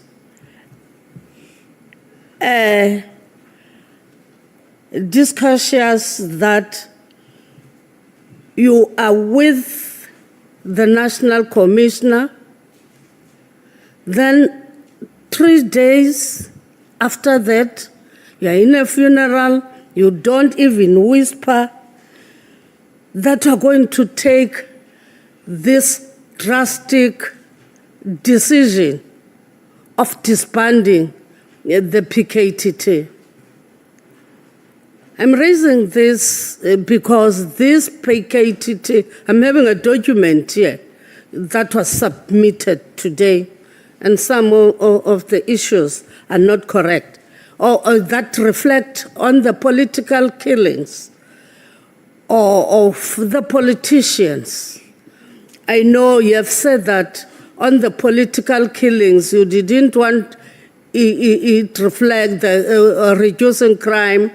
You talk about political killings on this task team, but you wanted to talk it broadly.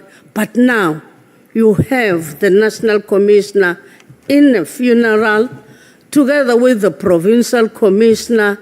You don't even whisper that to the National Commissioner that you are going to take this decision. You don't even give the National Commissioner a listening ear. What would you say if I'm saying that I'm going to disband them on the 31st with immediate effect? Didn't give a hearing to the National Commissioner, and yet you knew the National Commissioner will be gone 3 days after that funeral. I want to repeat what I said at the beginning. I had no solid idea.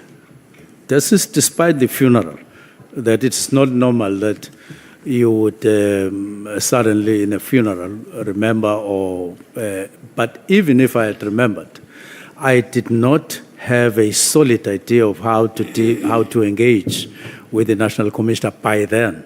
That's why I said it was only after I started relaxing at home, 29, 30, and 31, that everything then shaped up in my mind. Under normal circumstances, if I had shaped up by then, I would have even asked for an hour or two, go to a hotel, sit, and relate this. But at that time, I was just busy still turning up this thing in my mind. It's different in an ad hoc committee because you are looking post. At that time, I was going forward, looking forward to have a solid idea of. I didn't even have 31 in my mind at that time. That come 31, I'll write a letter. To be honest, it didn't happen that way. I was just still checking or turning things in my mind how I would actually engage on this matter. You know, those police that are in the hierarchy, that your National Commissioner, your Provincial Commissioner in KZN, they have a trust in you. Why am I saying that? It is because when we're inquired about this directive, if you are saying that you met the minister on a funeral on the 28th of December, did you say he didn't even whisper? They said they think on their own, they think you signed that letter. Maybe someone wrote that letter when you can't say with immediate effect that you are disbanding the PKTT to show that they had trust in you. But now I'm just raising it on this issue of the 28th of December because when we're interacting with them before you coming here, they raised that. They said maybe it's not the minister who wrote that correspondence with an immediate effect. That's why I'm raising it, the funeral thing. Factually, it's me who wrote the letter. Factually, Okay. it's me who wrote immediately.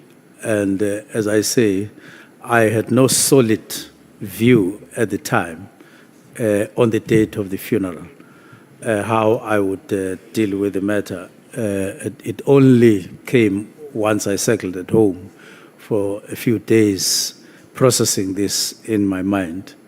Thank you. Then, Minister, I think maybe a rounding off in this timing of the letter, and now the letter is there. How would you expect to maintain a collegial work environment within SAPS, especially with the people that are taking decision, having a decision that we have taken with such, I've said, in effect, maybe the nature of the decision, such without consensus, taking a decision without consensus, then the collegial work environment with you and the generals there. Let me say the first day or time when we met with the National Commissioner, the only thing we discussed in relation to the letter was in the context of it having leaked, that it could have been better if we handled the matter otherwise without the letter, because it then leaked and then unleashed unintended things going to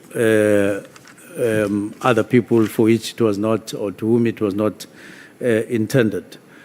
On collegiality of the matter, I would take your comment kindly, and perhaps it is something that could have, if it had cropped in my mind, it could have caused me to make a call that, hey, I'm now taking this decision, having thought through in those 3 days.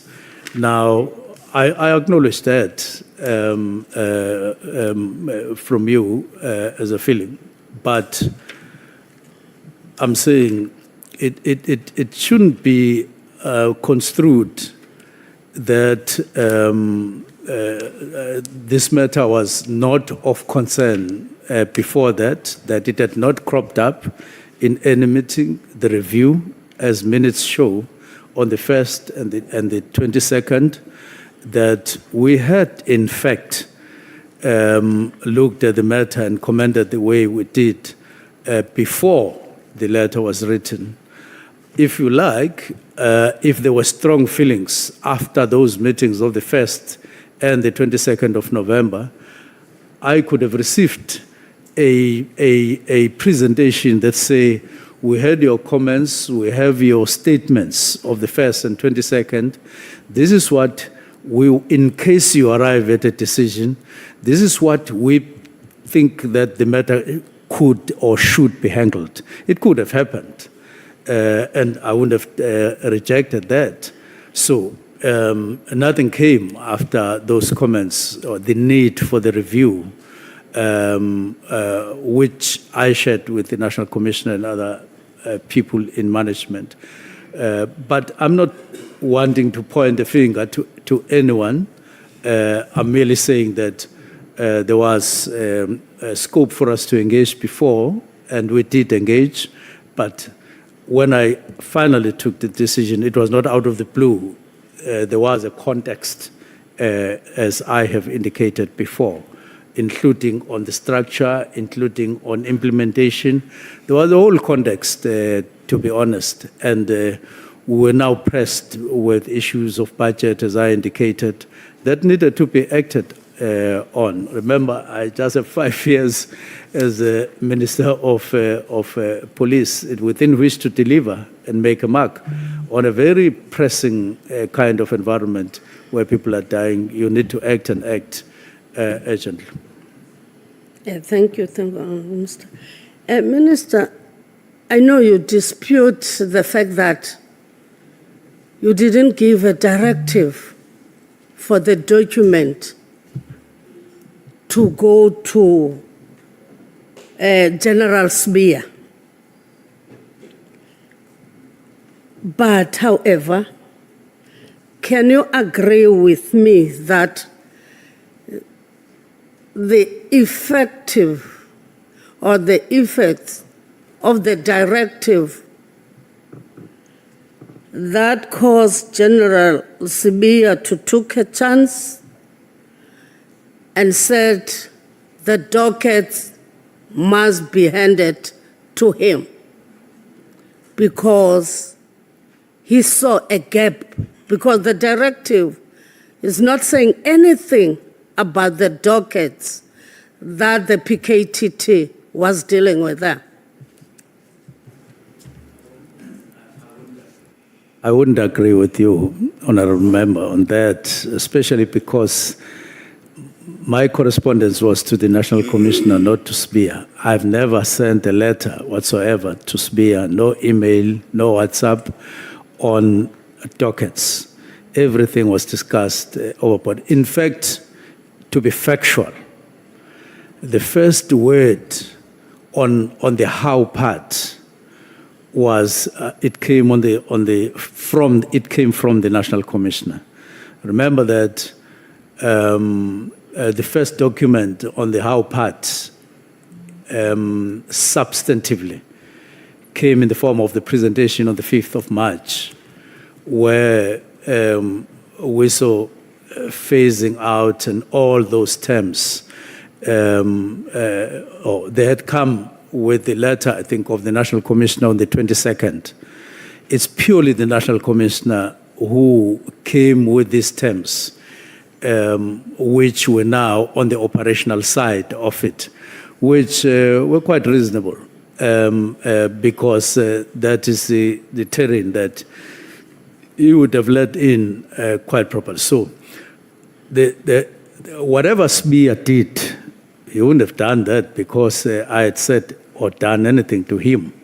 And there's no evidence that suggests otherwise to what I'm saying. So it just didn't. So I wouldn't agree with you, except that it's one of the things that followed after, but it doesn't flow directly from from the directive that I had given, because it was never to Smear. It was to the National Commission. And can you agree with me, Minister? The consequential effect of the directive caused the dockets to land in General Smear's office because of that directive. Would you agree with me? I won't agree with you because, in the first place, I'm not sure of any docket in Smear's office. but essentially because there was no word on dockets in my directive. There was nothing. So I wouldn't agree with you on something that I didn't write about having had a consequence. Or the way dockets would have been handled is a different matter. The way they were handled or could have been handled is a totally different process from the letter of directives. Okay. Then can you also agree with me, Minister, that another consequential effect of the directive caused the halting of investigation, made everything to be at a standstill because the dockets, they were in between space because the people who were making investigation is the PKTT. Who do agree with me, it had an effect to the investigation and other documents that were ready to be taken to court. Who do agree with me that it had that effect? Not exactly. Let me tell you why. Part of the conversation on the 6th of July was to the effect that I am accused of disbandment on the 31st, disbandment of the National Political Killings Task Team on the 31st of December 2024 with the sole purpose of protecting some people called criminal syndicates. And reference is made on 3 cases in particular. One is the Vereeniging case in Gauteng. Second one is the 2022 case of DJ, and the other one is Nhlanhla. Those 3 cases in particular, which may opportunistically be linked to what you are saying, have nothing to do with the 22 dockets that, in fact, you may be referring to. Those 3 dockets, because it was insinuated opportunistically and totally wrongly that those 3 cases were affected after the directive. That's why I'm said to have disbanded, because I was wanting to protect some people in Gauteng, which is a lie and factually not the case. To a point where even if it disbanded the following day, those 3 cases would not have been affected whatsoever, because they are handled in Gauteng, they are handled by police in Gauteng, they were initiated by them, they caused arrest, and they are continuing. They are even arguing bail against those people, it is them. So firstly, we should just separate that kind of temptation of beginning to link the disbandment with those 3 cases. Let me come to the other ones, 121 dockets. Now, I was told at some point, and I do wish that the ad hoc committee also call people who were actually handling the dockets at head office, not just General Spear under whom it was happening, but to name a person that I know was handling this. It was General Sentumule and General Kumalo and General Motsipe. Those 3 people, particularly General Motsipe, under whom this was. You would hear a much more detailed, much more comprehensive report on each one of those dockets and the status. And I would then see afterwards if you would be of that opinion. Then you may come back to me and say, ask me whether I agree or not. Maybe it will be me saying, Honorable Member Sokanyile, do you agree with me that it is not what you thought at the beginning after hearing more comprehensive details on the dockets? I even happen to know that there was a call at some point when members of the National Political Killings Task Team called General Motsipa about a docket in the interim, and they wanted to proceed. And they thought that it was part of the one-to-one dockets. And she said to them, that docket is not part of the 121.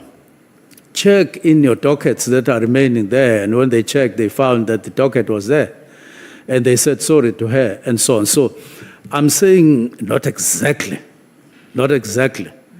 And remember that according to the report that I'm aware of, some of the dockets were 2016 dockets. Some of them in later years, 2020, 2018, and SBIA came to this committee and did respond along those lines. But they are the people who know exactly the status of each. So it shouldn't be assumed in a blanket approach that each and every one of those dockets, while they were at head office, then it caused screeches, a standstill, as you are suggesting, for the cases not to move. So, not exactly. Can you assist me here, Minister? Pardon? Why do you always put an N before the PKTT? Because it seems as if we've got the PKTT knowing it was working nationally, but to stress this N when you speak about the PKTT, why is it important to put that I N? stress what? The NPKTT. Then us as the ad hoc committee, because most of the people who came before you, they were talking about the political killing task team. Then you put that national. Yeah, I want to suggest that they were not even talking about the political killings task team. They were talking about PKTT. That was the word that was running, more than political killings task team. But I am using that because it is proper to do so, because this is what it was created to be, and this is what it was, legally and formally and official. But you can use whatever other We shorten. references and You'll so on. say that we but shorten. it was what it was meant to be. Okay. Yes. You know, General Spear was here before, say that because the document, the dockets were in his office. 3 or 4 months, nothing was done on some of those documents.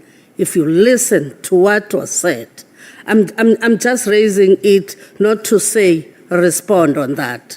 I've heard your answer that we must act so and so on that.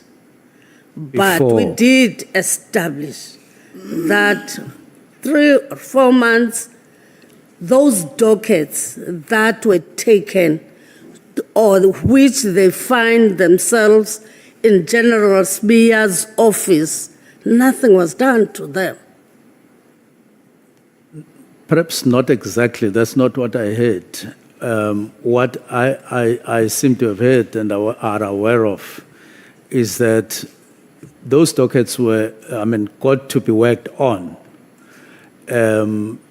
after handover. And there are quite a lot of things that happened when they were to be taken to the serious and violent crimes unit in KZN. So resulting into a fair conclusion that it wouldn't have even taken that period if the process of handing over had become smooth as it was envisaged. but there were hitches among officials between KZN and nationally on the matter as they handled the dockets. But even that period, when they were still at head office, they were being worked on, and there was even an investigation ordered by the National Commissioner, where he appointed General Patekile to go and investigate, and they asked for the dockets. And so they were being worked on in one way or the other, and they were not just lying there, as it had been said on the 6th of July, otherwise that they were gathering dust and so on. It turns out that it was not necessarily the case. Okay. Then lastly, Minister, in the circumstances, would you agree with me or this ad hoc committee when I say that your decision undermined policing and crime efforts It and undermined what? crime-fighting efforts? Undermined what? Policing. Policing. Okay. Yeah, and crime-fighting efforts in relation to the work that was done by the PKTT. Because during the existence of the PKTT, everyone agrees there was reduction, especially on the political killings, because that was a target. I wouldn't. I've just read the statement that General Mkhwanazi made to Nhlanhla Commission that PKTT, as you would want me to refer to it, was at work. That's what he said in Nhlanhla. In other words, he says, although I had issued that directive, but they never stopped working on anything. So we can't ignore that statement. That's number one. Number two, if you say policing was hampered in any way, I think it's over-exaggerating those matters that were dealt with by the National Political Killings Task Team at that time, and taking it for policing in the whole country, which is an error. It's far, far, far from that. Let me just indicate to you the report that was subsequently given by National Commissioner through the head of National Political Killings Task Team, General Kumal, to the Portfolio Committee on the 5th. He speaks about 7 murders. No, this year, last year, 2024. In 2024 that they dealt with. He speaks about 1 murder by the 5th of March, 2025. 1 murder in KZN. That is how far a reduction had gone in terms of political killings in KZN. Now, if you say that docket, for instance, that was dealing with this 1 murder on the 25th, those 7 murders that are indicated on the graph on the 5th of March, and you refer to them that this was policing, that was disturbed, that was hampered, I will not agree with you. There were thousands of other cases, and there were activities throughout the country. And I do want to warn that we shouldn't, and I said it in my main submission, that we should not mistake the work of the team, the National Political Killings Task Team, for a substitute of policing in South Africa. It shouldn't, because once we do so, we are making a factual error. It would lend in a sentimental way to people in South Africa to believe that at some point I took a decision that caused things to stand still in the cases. This was work of the Political Killings Task Team, and as and when I did this, there were 7 fresh cases that were being dealt with in 2024, and as reflected in the report that he gave on the 5th of March, which was 1 case, a fresh case, plus the dockets that were being dealt with, of course, under investigation. So I won't agree with you once more.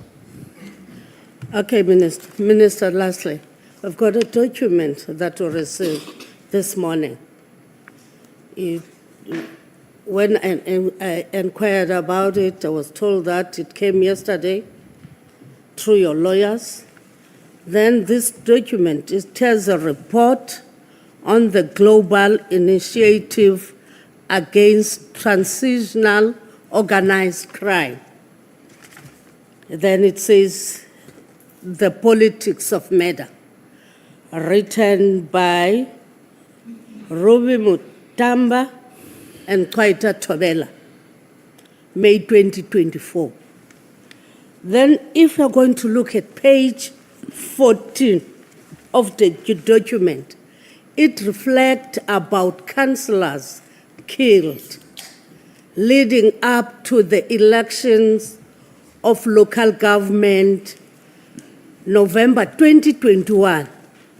One of the people that is said to have been killed in October 2021 is Xolile Nkompela. You know Xolile Nkompela, I think, during my era as the mayor. Xolile Nkompela, a municipal speaker, was ambushed and killed while returning home after campaigning for the ANC in Tsolo, in the Eastern Cape. Xolile Nkompela is still alive. And kicking. And the document here that is brought here to the Ad Hoc Committee, it reflects like this. Because if Xolile Nkompela can see this, you know yourself, Minister, he can say that it's me who said he has been killed. He's not killed because I was the mayor, he was the speaker. It in fact even reduces the number of the councillors that were killed and erroneously registered in the document as having been killed, which would increase the number. It means that the number of councillors... Was it not done deliberately? That were given a document to come to us, reflecting Xolile Nkompela being killed, so that we can say that it reduces the number, Minister? No. The report is not written by me, it's written by a global initiative. But I'm saying the effect thereof is that if we thought that that report was accurate, it would mean that the number of councillors killed is plus or inclusive of that councillor, when in fact it is minus that councillor. It means that it's an error. I think we must put it straight. Xolile Nkompela is still alive. And that is great news. Honorable Sokanyile. And that is positive news The report from that where you- I sit. The report that you refer to, who brought it here? I went to the lady to ask. who Is has it given part you of the your document? Is it part of your submission, It's part of Minister? the minister's Yes, sir. submission.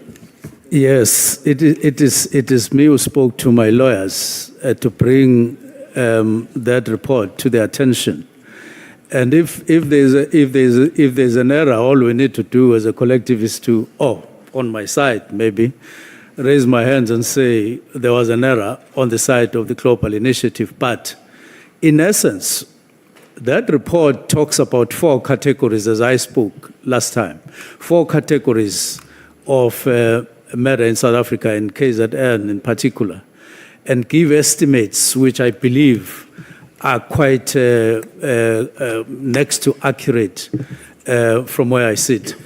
But if you are then suggesting that just because there was that error, it shouldn't be, we shouldn't register the contents of the whole report. I would disagree. Honorable, Errors do happen. Honorable Minister, may you please confine yourself to the statement about Kompela? Or if there is another Kompela, because I know where I come from, you may find in a village you have 5 or 6 Mulapil Khanyan. So what is your response to the name that has been mentioned there? I have noted the honorable members, Honorable Skosan and Honorable Shong. I will give you time to speak. If we can just deal with this part of Mr. Kompela. I have no reason whatsoever to doubt the honesty of the honorable member, who I happen to know personally, Honorable Member Sokanyil. I believe that she's correct in what she's bringing my attention to. Okay, Honorable Skosan. Are you fine, Honorable Sokanyil? Okay, Honorable Skosan. Thank you, Chair. I don't think it's appropriate, Chair, for the Minister to downplay what we were given and were told this document is part and parcel of the Minister's submission to us. And I mean, it means we must discard this information which were given to us, because it means he did not peruse the document, whether it's his lawyers, but he must take responsibility of this document. He can't downplay this. I mean, we were given this document this morning. We were told by the lady to say this document comes from the minister. It can't be downplayed, Chair. I don't think we are really. We have to take this thing as easy as that. That, you know what, the minister is distancing himself from the document. It can't be, Chair. Please protect us, Chair. Okay. Honorable Shongwe. No, Chair, I was in line with Honorable Skosana, but Chair, please protect us. So, Minister has a tendency of ukusibonisa indlela akhuthele ngayo. Ubuzwa lo mbuzo asiphendula into yaseJohn yakaJohn waseNineve ayilandele kude. And that takes his card, Chair. So siyacela ukuthi angasibonisa ukukhuthala kwakhe. And number 2, Chair, if leli phepha ezenalo yena akalithembi akasitshele manje silijikise ngoba if already seline error A1, how many more are there? So we must deal with this document immediately ukuthi do we accept it or not. If uthi li right linje asiqhubeka nalo linje. Sazi ukuthi uxola ubani lo la uphilayo? Uyabona ke? No, thank you, Chair. Do you want to say something, Honorable Nhlanhla? Okay. No, Honorable Minister, the members are right. You have to take responsibility for the material that have been submitted before us. Especially that you make reference that these submissions have been made through the assistance of your legal team. You can imagine if Mr. Kompela or his family or people who know him are following the proceedings now, it may cause a very serious inconvenience on his part.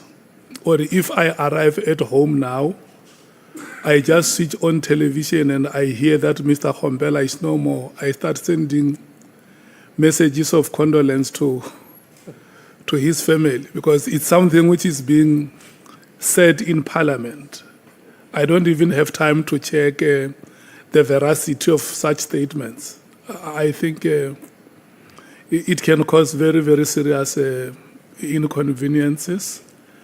And I think you, here on record, you must apologize for submitting that material, but also make an apology to whoever it may concern.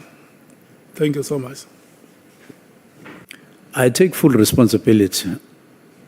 Even before, I didn't say it is just lawyers that brought it, and I said I did insist that that report be brought to my lawyers. I didn't disown the report or that the fact that it was brought in here.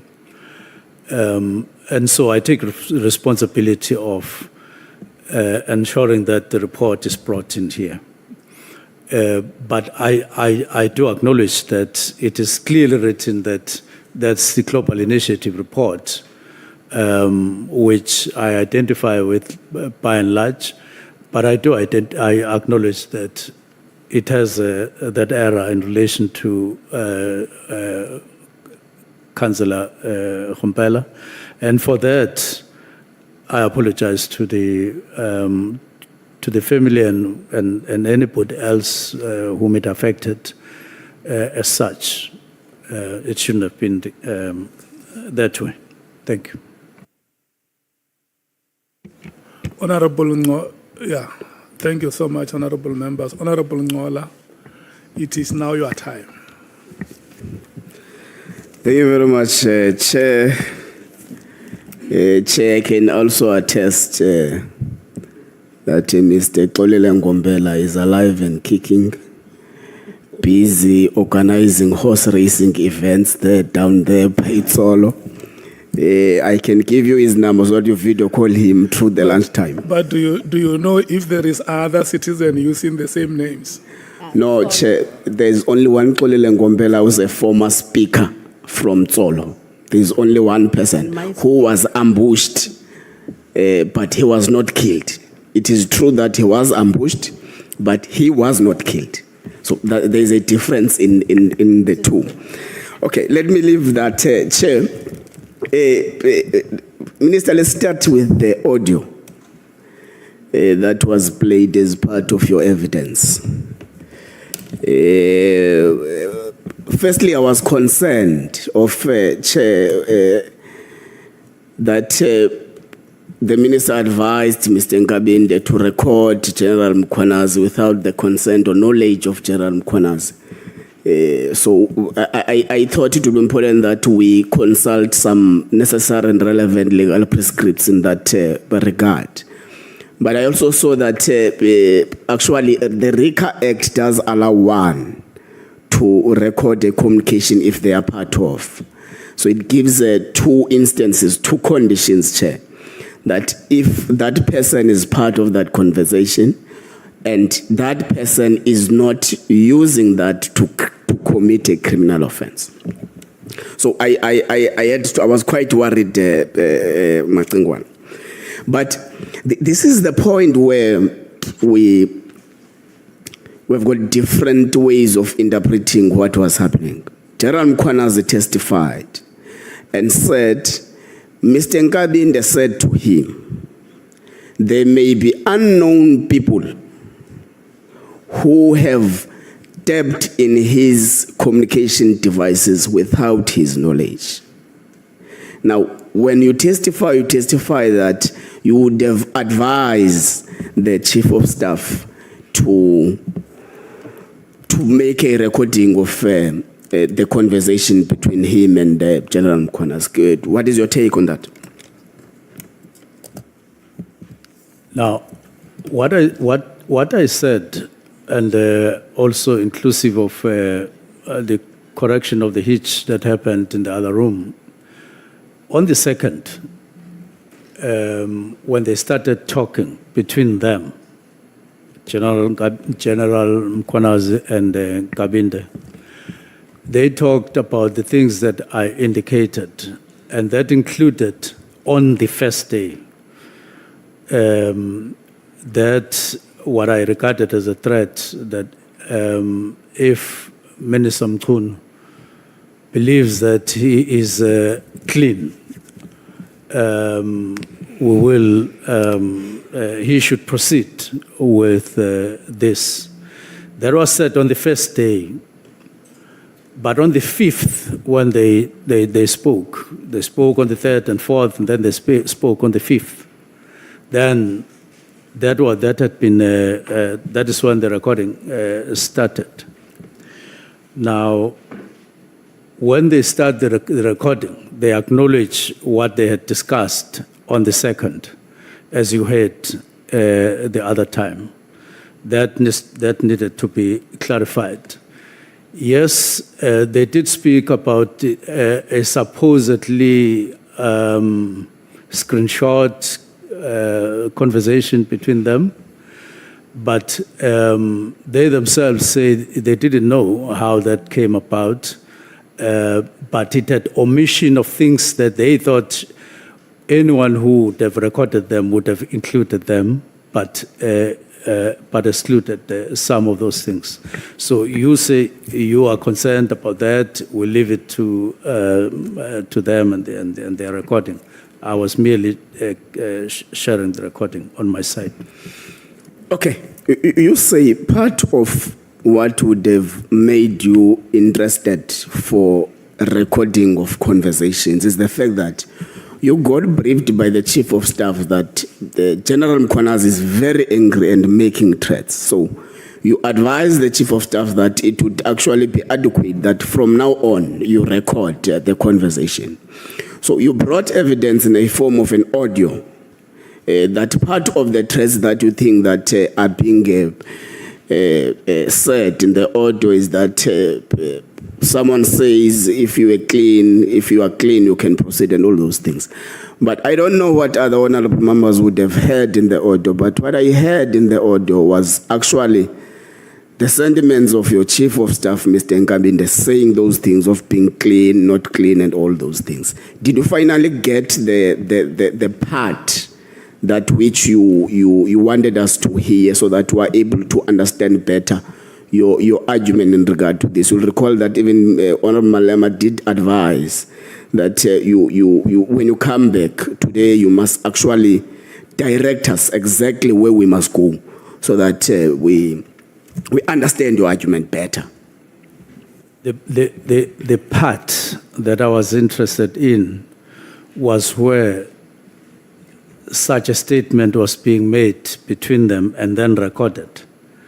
Now, it's only in reference, it turns out, because that part was said before they started recording.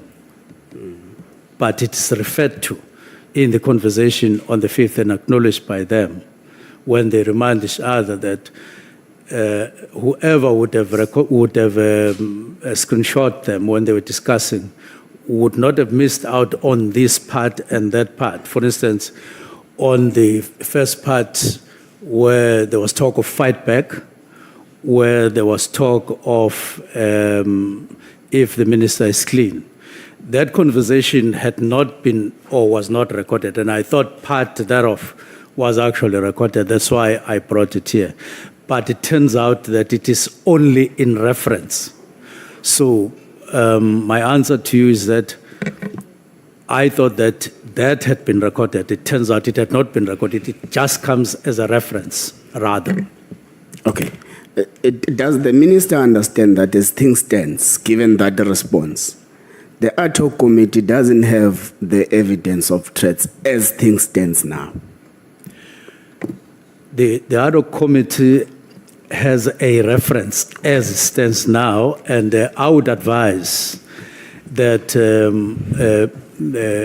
if it pleases the ad hoc committee, you can get Mr. Nkabinde to come and say it for himself.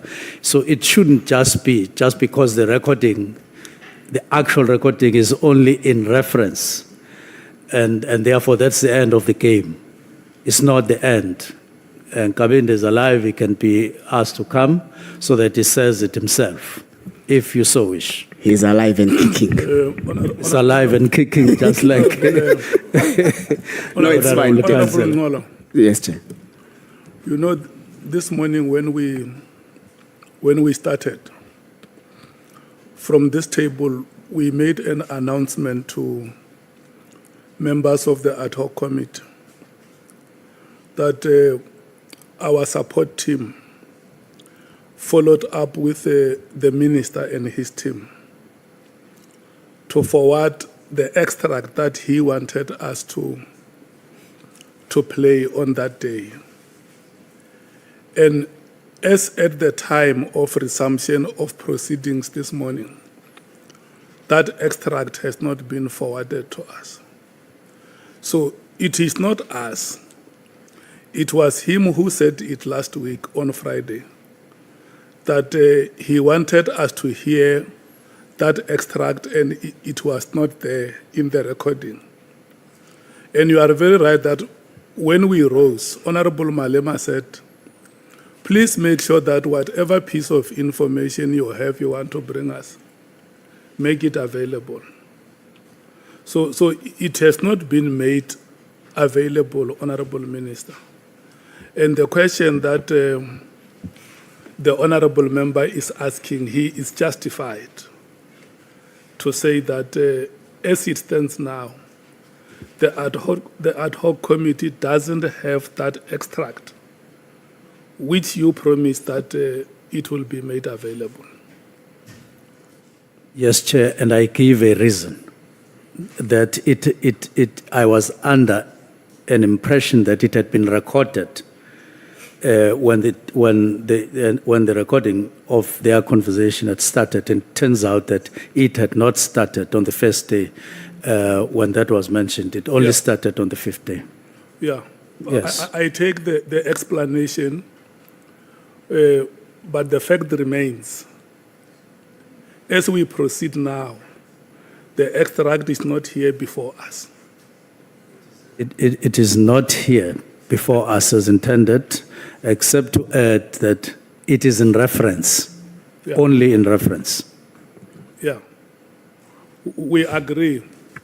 If we use the primary and the secondary, we will say the primary is not here. I would agree. Thank you so much. Thanks, Chair. Chair, there is a hand. I'm on the same point. The minister, because you are putting it as if we should have the recording. The minister does not have a recording. He told us he's got a recording and he wants us to play. That's number one. Number two, he wanted us to listen to something he never listened to himself, because it's not there. And that's what you should be asking the minister. Not that where we are now, we don't have a recording. That recording doesn't exist. Let's agree there that there was no such a recording where Mkhwanazi was threatening the minister. And that's why I was interested that he must bring that thing here, because we want to hear for real if minister was threatened. Minister comes, that thing is not here, and then we speak in different languages. We must put it on record that the minister doesn't have that recording, and therefore that recording doesn't exist. You are absolutely correct, Honorable Member. And that is how we are proceeding. That is understood, Honorable Minister. We are proceeding from that premise that the evidence that you promised has not been presented before the ad hoc committee. Again, yes, I've said so. Thank you so much. Honorable Nhlanhla, you may proceed. Thank you, Chair. I think both yourself, Chair, and Honorable Malema agree with me that as things stand now, we don't have evidence relating to threats leveled against the minister. I think let's pass there, Minister, and go to your directive of the 31st of December 2024. There is an underlined word there that says immediately. And we discussed this thing with the word? Immediately. Okay. And we discussed this thing with a lot of witnesses, so as to get what would have been their understanding of immediately. I remember General Spear said, immediately does not mean immediately now. We were left confused, all of us. So you say correctly so that part of what is contained in your directive is the fact that there must be a preliminary report on the 20th of January 2025 from the 31st. So your immediate now means that 20 days. Was that the intention of the immediate? The immediately. Most of let me just go straight to your question, that immediate has a context, and that context is contained in the letter of directives. There's no way you can make a mistake out of it. It's contextualized. And the words that decisively form the context thereof is the call or the directive inclusive of the directive to bring or to refer that there would be a preliminary report. In fact, it was saying you will bring the preliminary report on the 20th. So that immediate, if you remove preliminary report, you remove it, and you remove what was also part of the directive in the form of the UNESCO, then it takes another context. But if you bring in those two, bring in a context that although it was immediate, but there was a meeting that was coming with what? A preliminary report indicating clearly that you were not talking about something to be switched off, and that's the end of the day, you go and sleep. There was to be a preliminary report. There was to be a UNESCO report. Then that is the context, concretely, without any mistake. Okay, so indeed, that immediate did not mean immediately. Do you agree with me that PKTT is born of the president's interventions to scale down political killings? Yes, that was a political intervention by the president. Is it your evidence that, given that, you found it adequate not to consult the president prior the decision was taken? I would not agree with you exactly on that because it was pitched at ministerial level via the inter-ministerial level, which is no longer obtaining in the 7th administration. It was not pitched at presidential level. It was pitched at ministerial level via the inter-ministerial, via the minister who was chairing, but where there was inter-ministerial, and there's no longer any ministerial. Okay. So I won't agree with you. Okay, let me rephrase my question, Minister.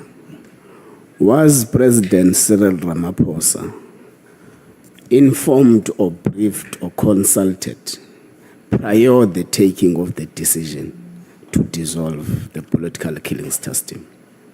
You swallow a lot of words such that I don't hear. It might be the mic. I'm saying, let me rephrase it. Was President Cyril Ramaphosa, as a person whose intervention are as a result of the PKTT establishment, consulted, informed, or briefed about the intended dissolution prior the decision was taken? No. He was not consulted. Okay. The president also established the Inter-Ministerial Committee, which you say in the 7th administration there is no Inter-Ministerial Committee. Maybe if you can brief us, when was it dissolved by the president, who appointed it? When were the closing reports being submitted, so that we better understand that if there were terms of reference, perhaps that guide it not to surpass the 6th administration. Has there been such?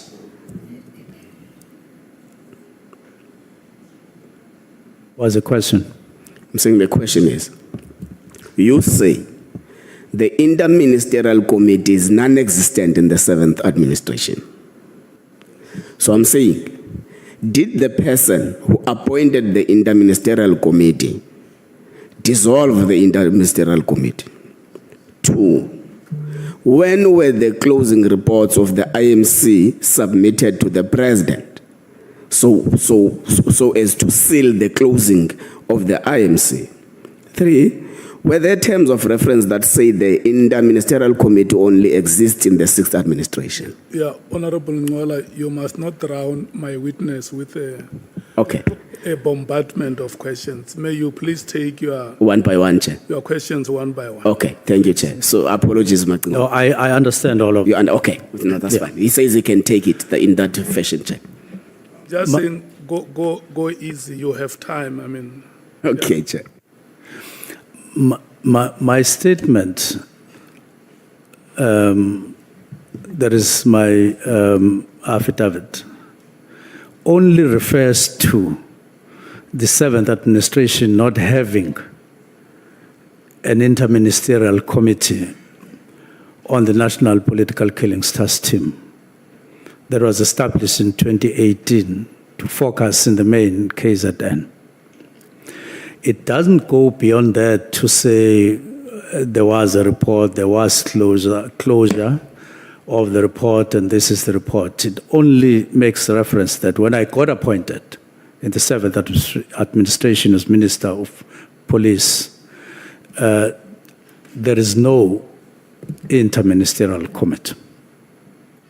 Is it the evidence of the minister that only the PKTT was carried over from the 6th administration to the 7th administration, not the IMC?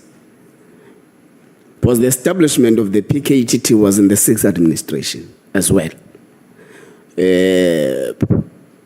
So it was carried over to the 7th administration. So are you saying now, Minister, that only the PKTT was carried over to another administration, but not the IMC? I'm not saying so. That's why I indicate that it worries me to a point where I believe that there's something illegal about PKTT as it stands now, because it was renewed or extended annually up to 2022. So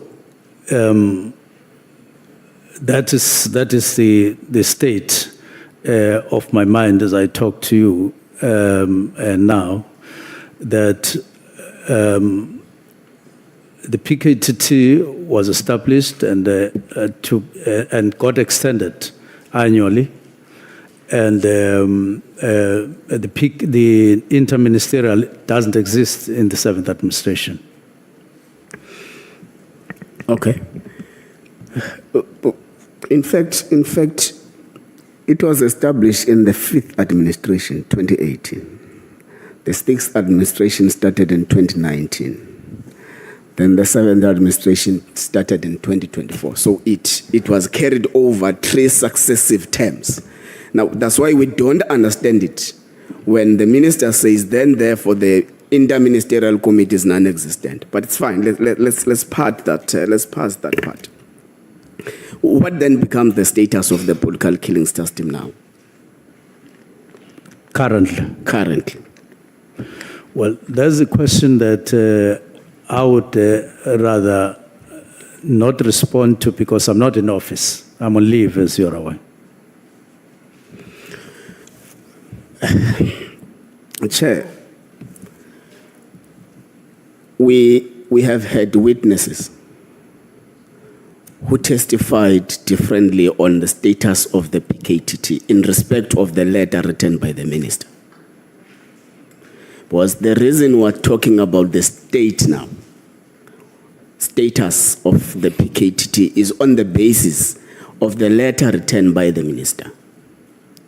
Now, from the 31st of December 2024 to the 20th of January, where a report was supposed to have been submitted, 2 months later when you were taken to leave, are you saying you are unable to tell this committee that the status of the PKTT now is this and that? Because the evidence by General Mkhwanazi is that the PKTT is alive and kicking. The evidence by General Masemola is that the PKTT is alive and kicking. The evidence by Sibiya is that The PKTT is operating illegally somewhere in a corner. Yeah, Sibia is also General. General Sphere, yes, sorry, Chair. The evidence from General Sphere is that PKTT has got a very questionable status now. And all these testimonies, Minister, come from the letter authored by you on the 31st of December. So we thought it is important that we get an information to ask from the author of the letter what then becomes the status of the PKTT now, because we are receiving contradicting statements about it. I understand. I wrote the directives. The directives were responded to by the National Commissioner in the main, proposing or suggesting that it should be on the winding up. It should be on a phased approach. And it details that phased approach in a number of platforms, including on the 5th, including on the 6th. And then the process of winding out is then underway. While it is under discussion, as would have been intended by the preliminary report and the report at UNESCO, then there's a press briefing on the 6th, and then there's a commission as we speak. So what is there at the moment? I can't see the witness. You can proceed with them. What is there at the moment in terms of my response to you is that there is a process of a discussion which has not been completed while PKTT continues to operate.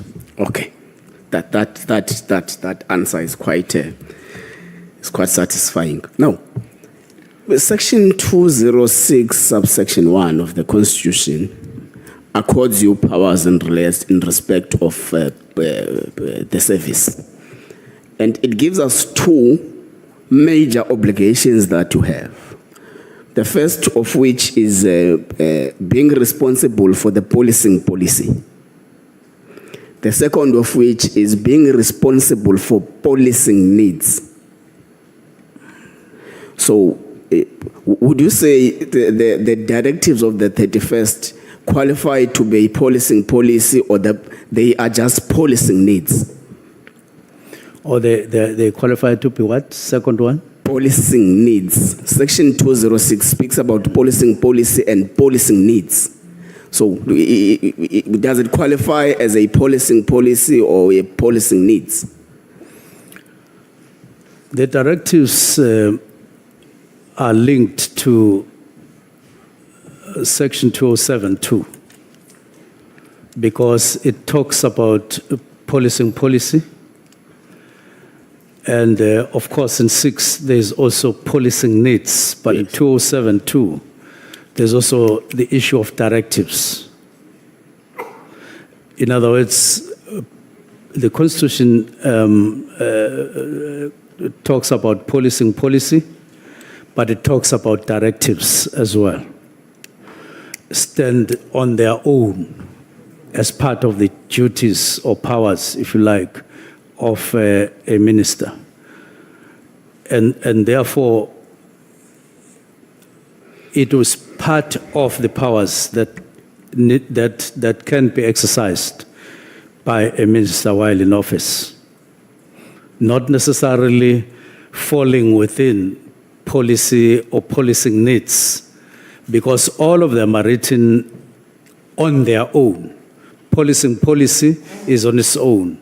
Policing needs of a province on its own, and then directives on their own. Okay, that's fine. That's my understanding. So the letter is written on the spirit of 207(2), not 206(1). No, but I would say in practice you can't then separate to a point of creating Chinese walls on policing policy and needs of a province. Neither can you build a Chinese wall between the two and the directives. Operationally, they are not necessarily mutually exclusive, as it were. Okay. I'm asking because also 2061 Yes. actually requires you to consult provinces. Yes, Yeah, so that's why I was asking. yes. You also, as part of your evidence, presented to the ad hoc committee a new organogram that is meant to restructure the organizational design, architecture, and all those things. When was it adopted? It was adopted in 2019. It was adopted in 2019, not in 2025. Pardon? Not in 2025. It was adopted in 2019. It was adopted in 2024. 2024. not When 2025. when I was already in office, when I started looking at the organogram. So in other words, 2024 was, in broad terms, an endorsement of the work that had been done, but it now included the need to implement. But in the main, it was adopted twice. Okay. So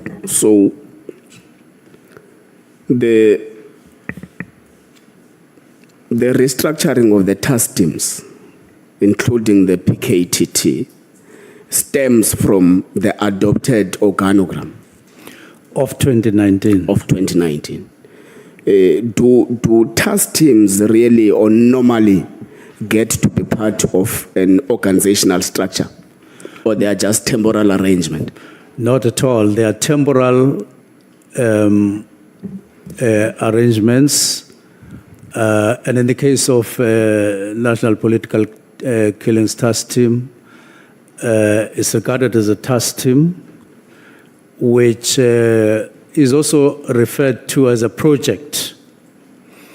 It's time-bound. That's why after 6 months of its existence, it was assessed and it was extended. And then extended up until 2022. It's because it is understood and actually a practice. The task teams are task-orientated. In other words, they are created for a particular task, and there's time. And in this instance, even though it was a budget, it was a project. There's not dedicated a budget, as it were. It takes from the budget that is already allocated, and you allocate it for that particular period and for those activities. Yes, it was like that. So they are naturally not part of an organizational structure because they are project-based. Not part of the organizational structure. Then why does the minister use the adopted organogram as a basis for the dissolution of a task team that does not form part of that organizational structure? It is precisely because when the structure was reviewed, it was reviewed with conscious understanding that you are entering an era of specialized units in subs to make sure that you are able to run an effective policing or effective policing in South Africa. You now need specialized units. Now, when they created those specialized units, they were framed or designed to perform all the duties that the task team was now operating to deal with what was emerging in KZN in particular. So inevitably, once the structure was fully operational, the structure was designed to take all those duties And it was done consciously. It was not incidental. That's why you create murder and robbery. That's why in the report of the National Commissioner on the 5th and on the 6th, it is specifically mentioned that once the National Political Killings Task Team has been phased out, their duties would be specifically taken over by these units that have now been created. So that is where the correlation means. So if you keep it, you keep National Political Killings Task Team, when this structure is now fully functional, as was intended and also intended, now in 2024, signed in 2025, you will be doing more than duplication. And the problem that you are creating is the use of resources, which doesn't take into consideration that you're overstretched, but you have challenges for which you need a lot of money. You rather optimize on the money that you have and then be effective on the ground. That is the intention. That's where the correlation is. Okay. In your directives of the 31st, amongst other reasons why you decided for the dissolution of the PKTT is that you do not think that it adds value anymore. We have already had 3 witnesses here in the Ad Hoc Committee. The first was General Mkhwanazi. He has got a complete different view from that sentiment in your letter. The second one was General Masemola. He also has testified and has a complete different view from what you have averred in your letter. The third one was General Spear. General Spear actually was the one who explained more to us that these are now the political killings trends in South Africa. And they have since decreased vehemently because of the work of the political killings task team. The fourth one, who disagrees with your argument, is President Cyril Ramaphosa. He has just had a public commentary on TV where we were speaking about the PKTT and the work it did in reducing the political killings in South Africa. So I'm mentioning this for people because they've got a different understanding of what you say adding value in your letter. Now, I want to check if the minister from appointment has been able to at least summon a progress report in respect of the work of the political killings task team, so that what informs the decision of the minister is actually the progress report that the minister would have actually received from the officials of the department, whoever is obliged to do that. The issue of if you look at the report that was or the comments that were made by CFO in 2024, they do indicate a monetary value on this matter. And you look at, March 2024, when you look at what National Commissioner says in 2025, talking about the need to expedite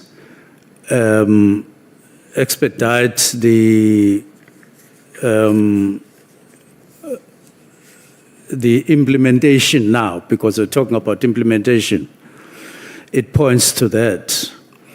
Now, on the differences, now, there's no problem with people airing their views and so on. But the fact that you cannot dispute, one is that from 2023, there's been substantial decrease of political killings that is in the main in KZN, to a point where 2024, you speak about 7. In March 2025, you speak about 1. That's a decrease. But what is happening on the side of the budget is different, it's not in line. And it's all because you haven't done the justification for existence in terms of assessment. To say, let us review just like you were doing up to 2022. You are now talking about the budget. You are now talking about the budget. But the actual role is no longer as it was. The contribution, yes, that it has been a factor contributing to the decrease. No one is disputing that. But equally, it can't be disputed that the decrease, which was envisaged, together with other factors, because that's not the only factor. If you look at the climate general, even in KZN, it has changed substantially. Starting in 1996, 1994, when government no longer contributed in causing conflict among parties and people, and fighting people who are wanting democracy, when it wanted to maintain the status quo. Immediately, democracy came in, and led by the new government, the situation changed, and then there was gradually a decrease, then increasing. In 2018, up to 2021, you see increase in numbers. And numbers are supposed to inform you more than any other thing. So they start decreasing in 2023. Now it says to you, you are controlling resources. You have a say in the resources of SAPS. And there are flare-ups in other parts of the country, substantial flare-ups. Murders, and in fact, even in KZN, murders are outside of political killings, are up in figures. But you ignore that in your analysis of allocation of resources. You say the team must continue, even though you have a structure which you must be implementing, even though organized crime, taxi-related violence, and personal matters are continuing and increasing, characterizing matters in KZN as being very high and among the 4 leading provinces in the country. But you continue as if all those things are not happening on the side. You couldn't do that. You had to adjust through assessments what is happening and adjust accordingly. Now, so the decrease is real, and then those differences that you are talking about are part of the process as intended, wind down, so that we finally get to that level, because what is happening, in my view, is no longer directed by needs of the budget. It's not taking into consideration that things have since changed. As I indicated earlier on, if you look at the much spoken about cases in Gauteng, they are being handled successfully. They are being handled successfully. Yes, the team has intervened, or it has been drafted in the form of 10 people. But it doesn't mean that those 3 cases were not handled properly or in any way problematic by organized unit in Gauteng, which is a clear indication that your organized units all over the country, which you need all over the country, can work. And they need reinforcement. They need to be empowered, just like in the Western Cape. So that is, I would want, in other words, I am arguing for a look at a number of factors at the same time, not just a national political killings task team in isolation. In fact, I could even go to the extent that if the intention of the minister is as alleged on the 6th of July to protect some criminal syndicates, one unit that you would have targeted is organized crime in Gauteng, who are handling the dockets, handling the cases, who are doing that with the National Political Killings Task Team only assisting. That is reality. That is factual.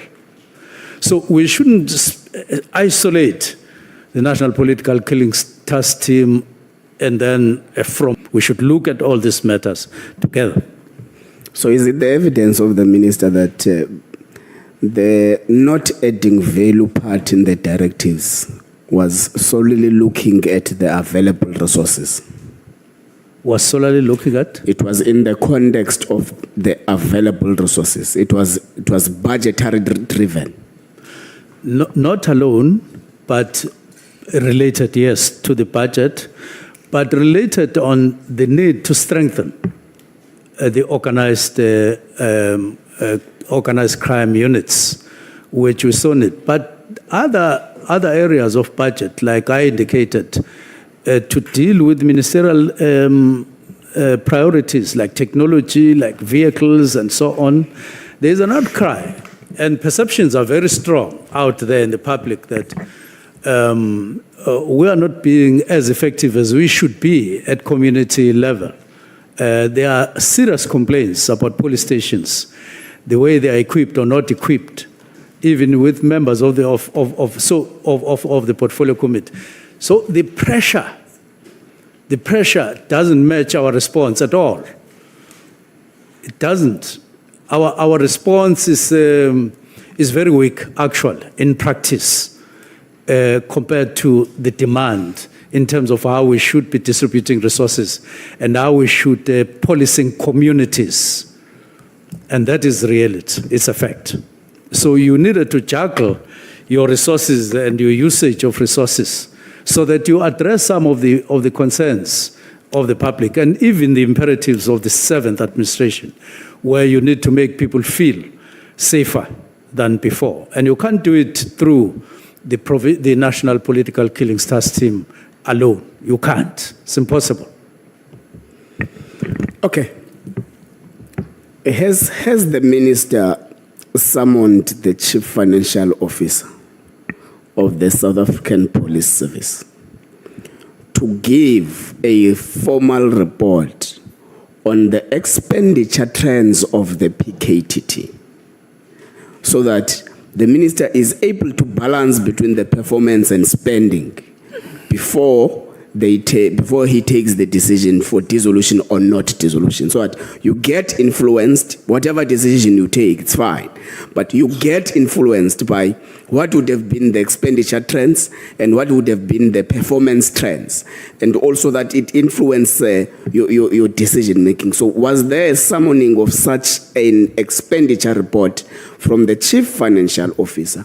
And if the answer is in the affirmative, then how much has the political killings task team spent from crisscrossing the different financial years from its inception? Now, the discussion that we had was on the first. The discussion that we had was on the second. It wasn't necessarily dedicated to either the finances or any other aspect, but we were aware of the expenditure trends. I became aware of the expenditure trends before the 31st. Now, if you look at that, I didn't even want to venture into those specific matters, but the impression that, or what word did I use? The observation that I made was that you would no longer comfortably spend these amounts on accommodation, spend these amounts on vehicles, spend these amounts on other related activities like S&T and related matters, on the task team, that is the National Political Killings Task Team, spend so much even on accommodation, when in fact you are not spending something similar on organized crime, even in KZN, serious and violent crimes, even in KZN. You are having difficulty to explaining your sending dockets in South Africa at the moment. Serious difficulty. You are unable to. And other areas of work, why there are no vehicles and so on. Remember, the expenditure that you are doing in political killings task team is the same amount that you should be doing all over, but in an even way. So I did make an observation on that, including what CFO had said in March 2024, when she responded to the submission that had been made by General Kumalo, talking about the budget that had been cut on a number of occasions, and reducing the request from 94 million to 20 million at that time, and suggesting that beyond elections, please engage if you want this to continue, engage on a new work study and so on, and so on. Like it is not part of the organogram. So there was enough information to work on in the context also of the demand for the same budget general. And that is the same context that informed us that we should disband or remove the inspectorate. Same thought, same thinking. Wanted to optimize. We still need to optimize. If we are to correctly or maybe meet the public and their expectations in terms of what is happening throughout the country in terms of policing. But if we keep things like this, it will be our choice to always, up to the end of the year, say one and the same thing and say, we are trying. When 400 people will be killed in 3 months or 4 months around here in the Cape Flats and so on, and other areas. To me, it is not ethical. To me, it is not morally justifiable to keep things as they are in terms of the use of the budget of SAPS without juggling it accordingly. Okay. I'm asking this question, Minister, because the CFO is also due to appear before this ad hoc committee. Is it the evidence of the minister that there was no formal request for the CFO to submit an expenditure report in respect of the political killing system? The minister and the team just made an assessment throughout the work that they were doing since July 2024. Based on information that was available, as I have indicated. So you confirm that the CFO was not instructed to do an expenditure report? The CFO did make written comments. But So Minister, you say the written comments are on the basis of a request, and the request is rejected on the basis of budget cuts. It's a different thing, that one, from what we are discussing. We are saying the the CFO made comments declining or rejecting a request by the PKTT people for a budget. Yes. And the reasoning behind the CFO's rejection is not on the basis of the directives, but it's on the basis that the department has suffered again budget cuts, just like any other department that is suffering from budget cuts. So that's why I'm asking. Because what I'm asking is different from the response from what was requested. What I'm asking is that, is it confirmed by the minister here in this meeting that the CFO was never directed to submit an expenditure report of the political killings testing. Now, you're asking a question. I am responding. And I would want to respectfully suggest that I be allowed to respond the way I need to, just like you ask the question the way you need to. So my response is that I considered a number of issues in relation to the budget, overall budget of SAPS, and the constraints that we are experiencing. Two, I consider the demands on the budget around particular specific areas, by the way, including even the forensic labs that we don't have. I considered all those matters. The fact that Treasury is not in a position to give you more money as you would have loved. And that includes even the numbers of SAPs that we have instead of those that we should. So all of those matters. The budget that is allocated to PKTT in relation to the tasks that they are supposed to perform and the value thereof when you compare. So we took those, I took those into consideration, but the figures were there. Now, I then conclude, so I don't want an impression to be created that when I wrote, I only had one factor and so on. But out of all those things, then wrote the letter. Now, I'm giving you the context. But if you then ask me a narrowed question that says, before you wrote the letter on the 31st of December, did you call the CFO? I would say no, I didn't call her. But all the facts were in front of me, including on her comments herself in March, and all other factors like what was it designed for and how it happened.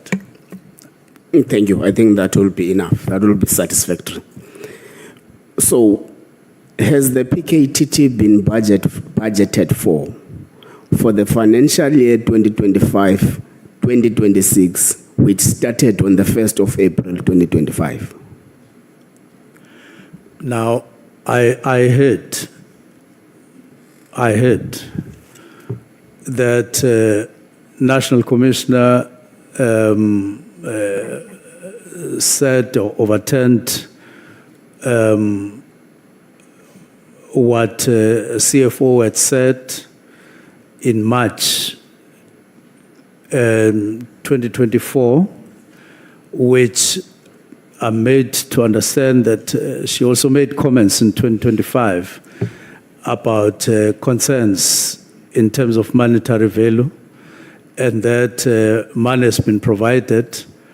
The last time I was aware was that National Commissioner was still going to consider the requested budget for 2025-2026. And I don't know whether the matters have been concluded to the effect that you now have money that has been provided. If so, I would still say that is money, in my view, that should be or could have been optimized and should be optimized along other areas that we now need, especially when in March this year, we have one fresh case of political killing in KZN. But you still budget the same as you would have done when there were 18 incidents or even 50-something incidents. So you would differentiate, you would adjust your budget. You would adjust your use of resources in a responsible way from where I sit, and that's my central argument. Okay. Minister, it is common cause that the PKTT does not only comprise members of SAPS. You have got the National Prosecuting Authority taking part. We have got the State Security Agency taking part. We have got DPCI, Correctional Services, and other stakeholders. So what has been the value of their contribution, or else let me put it like this. What has been their contribution in respect of all the intention to disband the PKTT prior the signing of the regulations on the 31st of December? Their role, insofar as cases that have been dealt with by the National Political Killings Task Team, has been significant.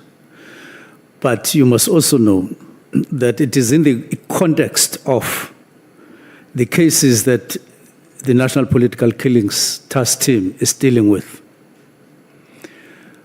as reflected by FACAS. In this case, when National Political Killings Task Team say we have one fresh case in 2025, it will be in that context, that contribution. In other words, in one fresh case.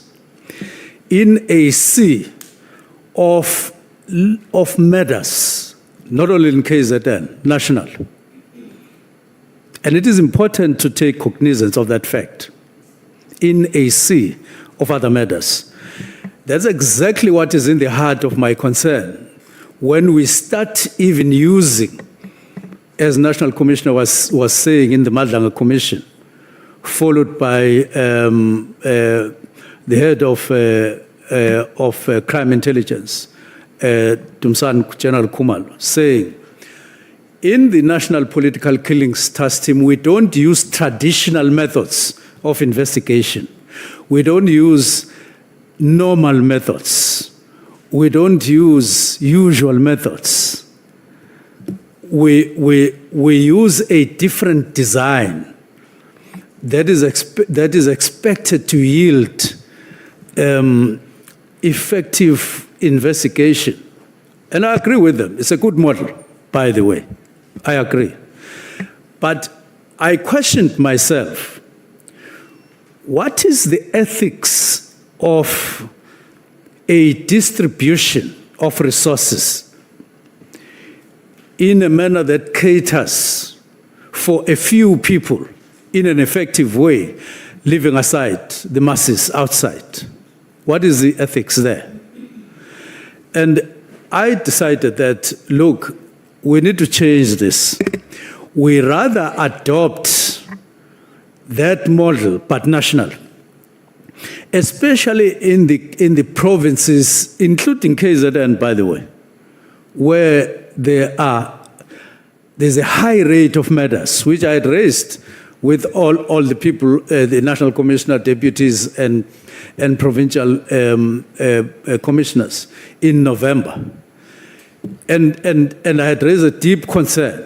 So we rather take the model, if it is good, that we are using in the National Political Killings Task Team, and use it, if we want, even in the limited scale in the 4 provinces that are high murder zones in South Africa, than simply getting joy that, yes, PKTT is effective when every other people is murder, other people's murder, is just regarded as normal, relegated to traditional.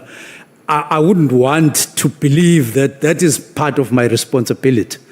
That is why I then said, no, look, we need to come up. The model is good, as I say. So direct your answer. They contributed well, but no longer to a point where we can proudly and say justifiably, especially if you look at the Constitution and imperatives of the 7th administration. We're not required to look at cases emanating from killings of certain specific people.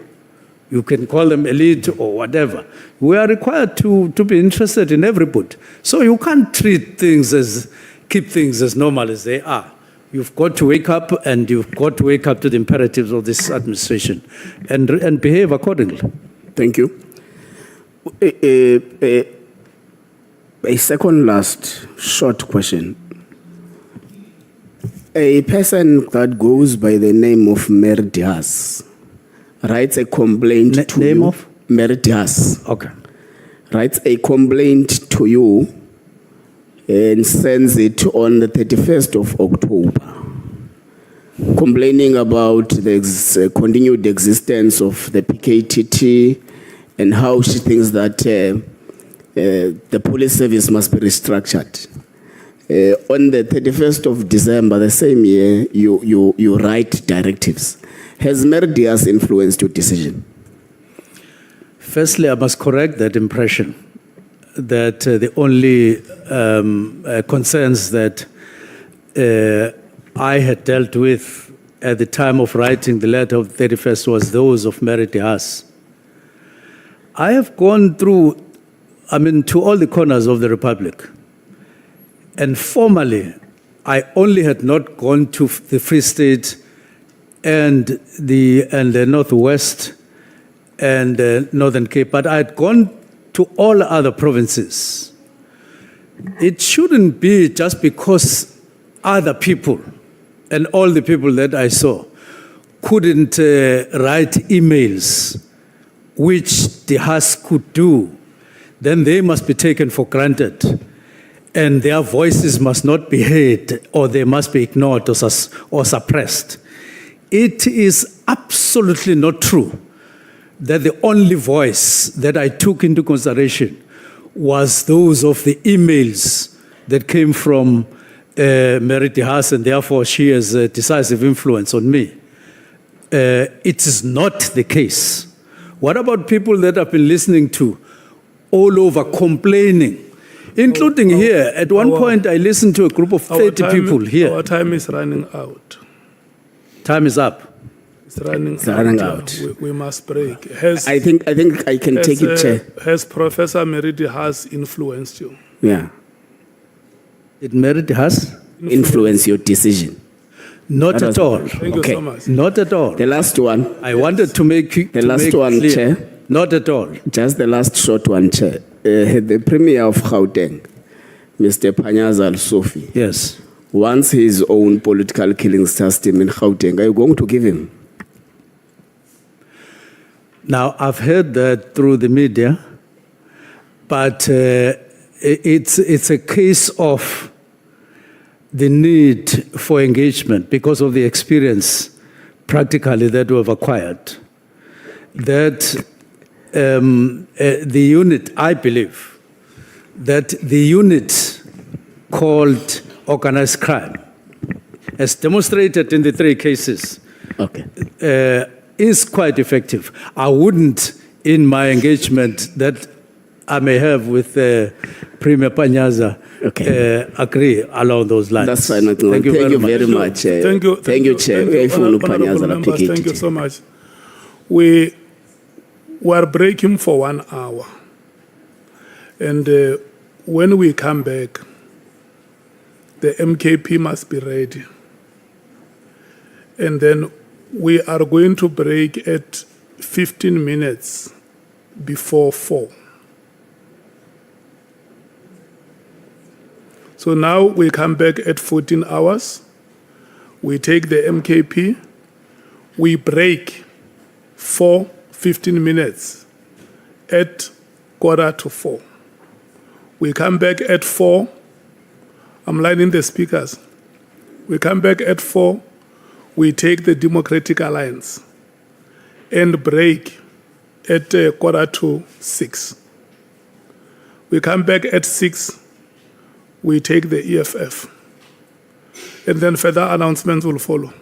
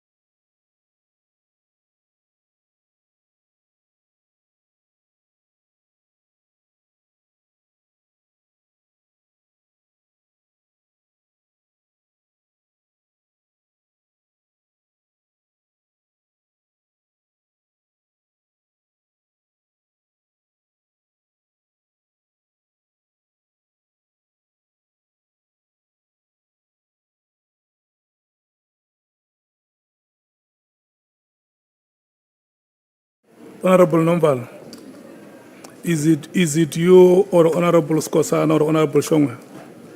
It's you. We start with you. And who is next? Who is next after you? Yeah, it's me. Honorable Skosana will It's follow. until 3:45. For both of us. Yeah. Or is it once off, not? It's until 3:45, the two speakers. Thank you so much. Okay. Sure. It's okay.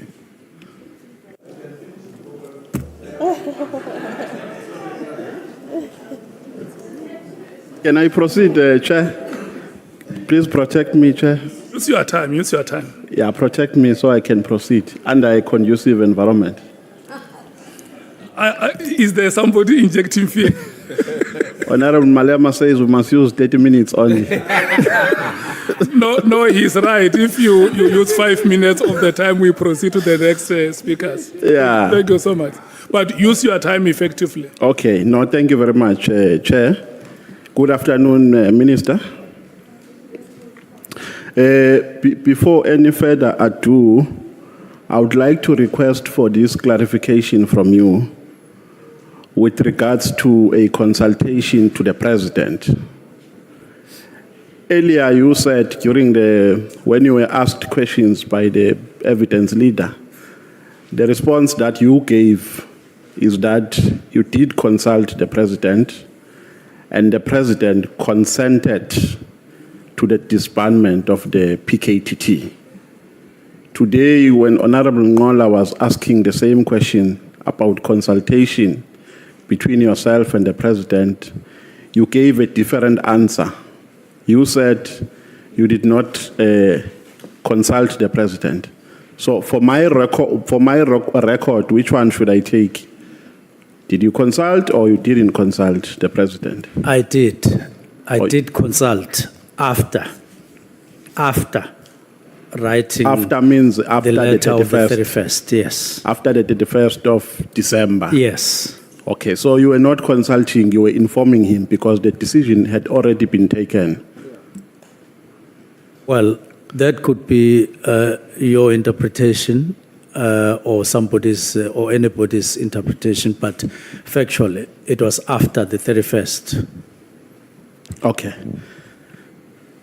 If I can summarize the presentation that you have given here before the committee, you said that the reason why you disbanded the team is because A, you have a constitutional right to do so. 2, and you gave different interpretations of the clauses in the Constitution. B, you had budgetary concerns. C, there are complaints that you received from the members of the public. D, there is a work study that was conducted which influenced your decision. Is that a correct summary of your whole presentation? Fairly, yes, because you count the Constitution, in other words, that I was within my constitutional right, and the clauses that is within the legislative framework, and then budgetary constraints, and then complaints not just from the public, where I want just a slight amendment, but also from members of the National Political Killing Task Team internally, not just outside that. And then the work study and implementation thereof. Okay. It's a fair summary. Yes, I just want us to deal with one aspect, the aspect of complaints from members of the public.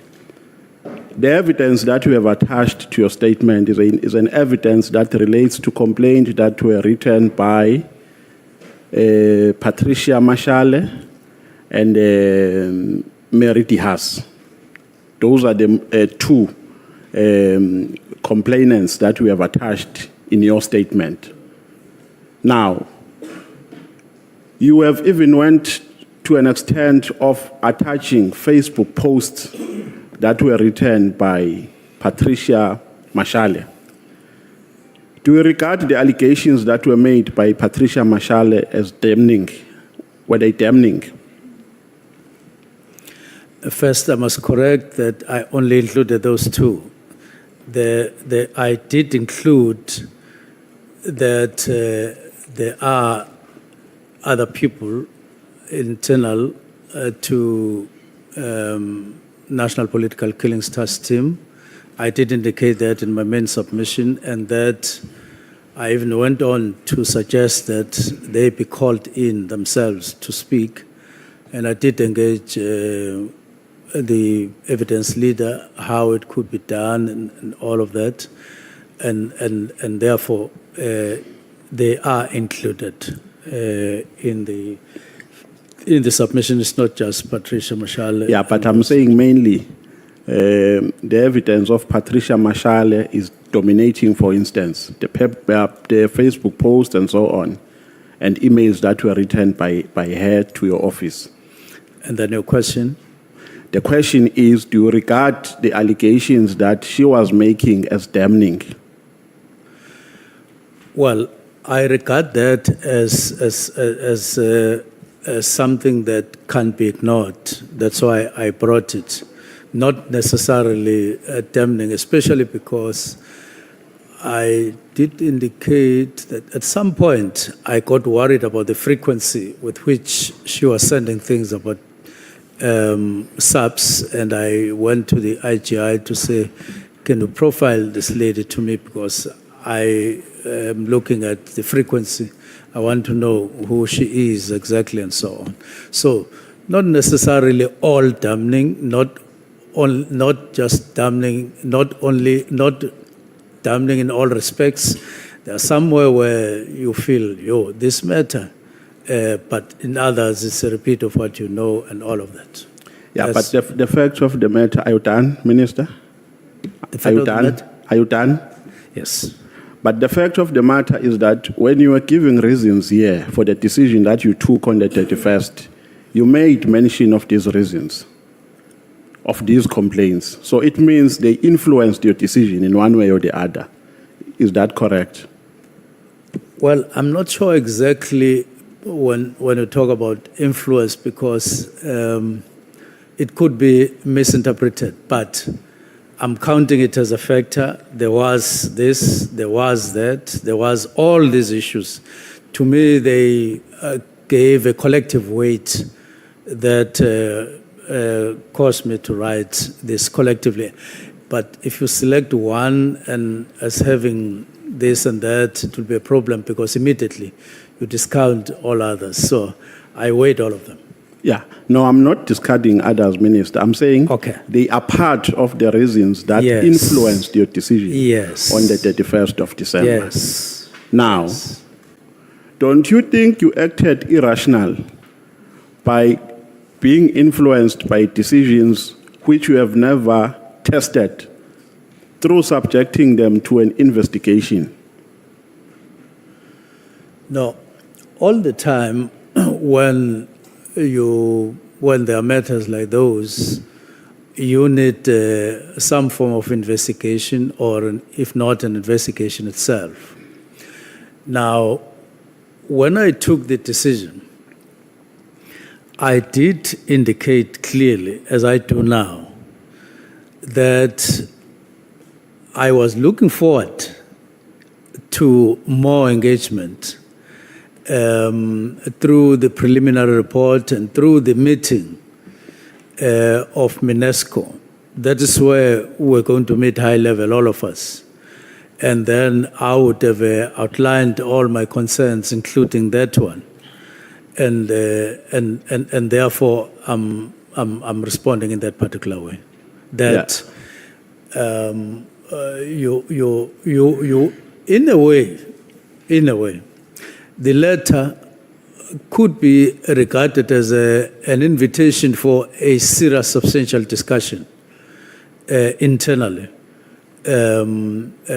from me to the National Commissioner, so that we discuss this.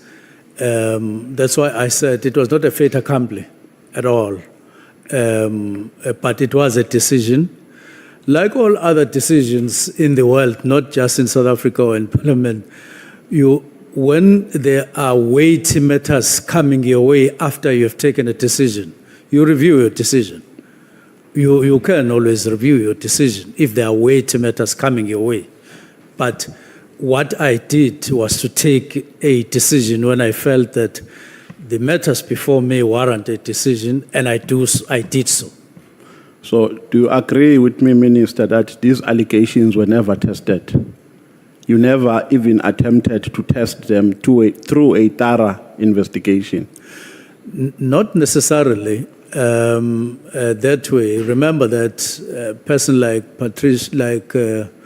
De Haas also came to Parliament, and they were talking about things that you yourself would see in the department, and you would hear from other people talking from a different angle, but saying the same thing. And even though you may not necessarily call that an investigation, but you could see that other people are also concerned, or they are sharing the concern.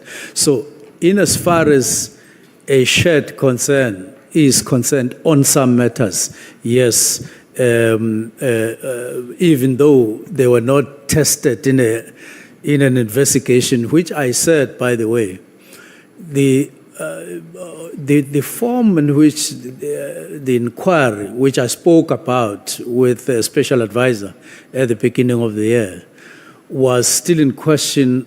How would we do it? How do we craft it? Because we knew, even having taken the decision, we needed these other people to give them a platform where they would talk about the things they were saying to me, but in a platform created for that, while meeting their demands of safety and all of that and so on that they were counting. So while it is there was no rigorous testing, but it was not just a copycat of seeing a complaint, then you go and write a letter. It was, and for instance, there are also matters, the structure and all of that had gone a long way and had evidence that they were processed and so on. So that is how it is. Yeah. Let me tell you the logic from which I'm coming, Minister. Okay. When I say you never tested them, I mean that you just acted upon a belief that they are true. Because you were supposed to say, let me appoint a forensic investigator, like you did. You gave an instruction for a tender of 360 million, that it must be audited, the contract. With regards to this one, which was putting the name of the organization into disrepute, you just acted based on allegations which were written on Facebook. Because partly, I'm saying partly, because you even attached them to your statement to say these are one of the reasons that led to the disbandment. So it means they influenced your decision. Because if they did not influence your decision, then there is no need for them to be part of your submission here in Parliament. So they did influence your decision. I'm not saying they represent holistically the decisions that influenced you, but they are part of the reasons that influenced you. And if you agree with me on that, then it means you acted with negligence because you failed to test them. Not necessarily. I've already said what they were saying in those emails and correspondence. There were other concerns raised by other people for cross-checking, and I found that, yes, I may not have ordered an inquiry, but what this one is saying sounds the same, or it looks the same, or is similar to what the other person is saying. And therefore, it is a factor, and I went on. And there was plenty of time for me ahead, after the decision, to do the actual testing. Hence, I discussed a possible inquiry with a special advisor. Now, was that approach not improper to disband and later test? Because we are saying here there was plenty of time for you to test them after the decision, meaning after their irreparable harm was effected by you, because you took a decision to disband on the basis of these allegations. And you are saying, let me implement a decision on the basis of these allegations and test them later. Is that logical, Minister? No, but remember, I've always said there was a category of people who asked for meetings with me, called me, and so on, outside of Patricia, outside of the House, who raised grave things. And I even categorize those things as of an HR nature within the National Political Task Team, but also of a nature that I felt would be regarded as of disrepute to police general, if not defeating the ends of justice. Now, once I looked at them like that, I wanted this matter to be brought into all of our attention, but then there was an issue of risk requiring further probe in terms of how would you have this but still guarantee their safety, whether they're at work and so on. So it was not just a question of reading an email, balancing it with any other, and then writing. There were other matters that I have already indicated. Okay, Minister, let's go to page 9, paragraph 18, where you say, my orientation was extensive and ended only this year. So you are saying that in a context, your extension, it's on paragraph 9, paragraph 18, page 9.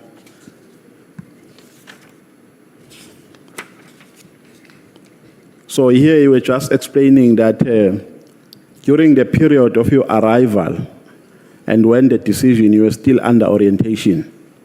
And your orientation was extensive, it only ended this year. Yes. Now this year is 2025. Yes. Is that what you meant? Yes, I did indicate that. Should we put it on record that you took a decision to disband while you were still under orientation? Not necessarily. And the reason is, I said my orientation got or extended to discussions, extended to decisions. I do indicate that in my main submission, because it did.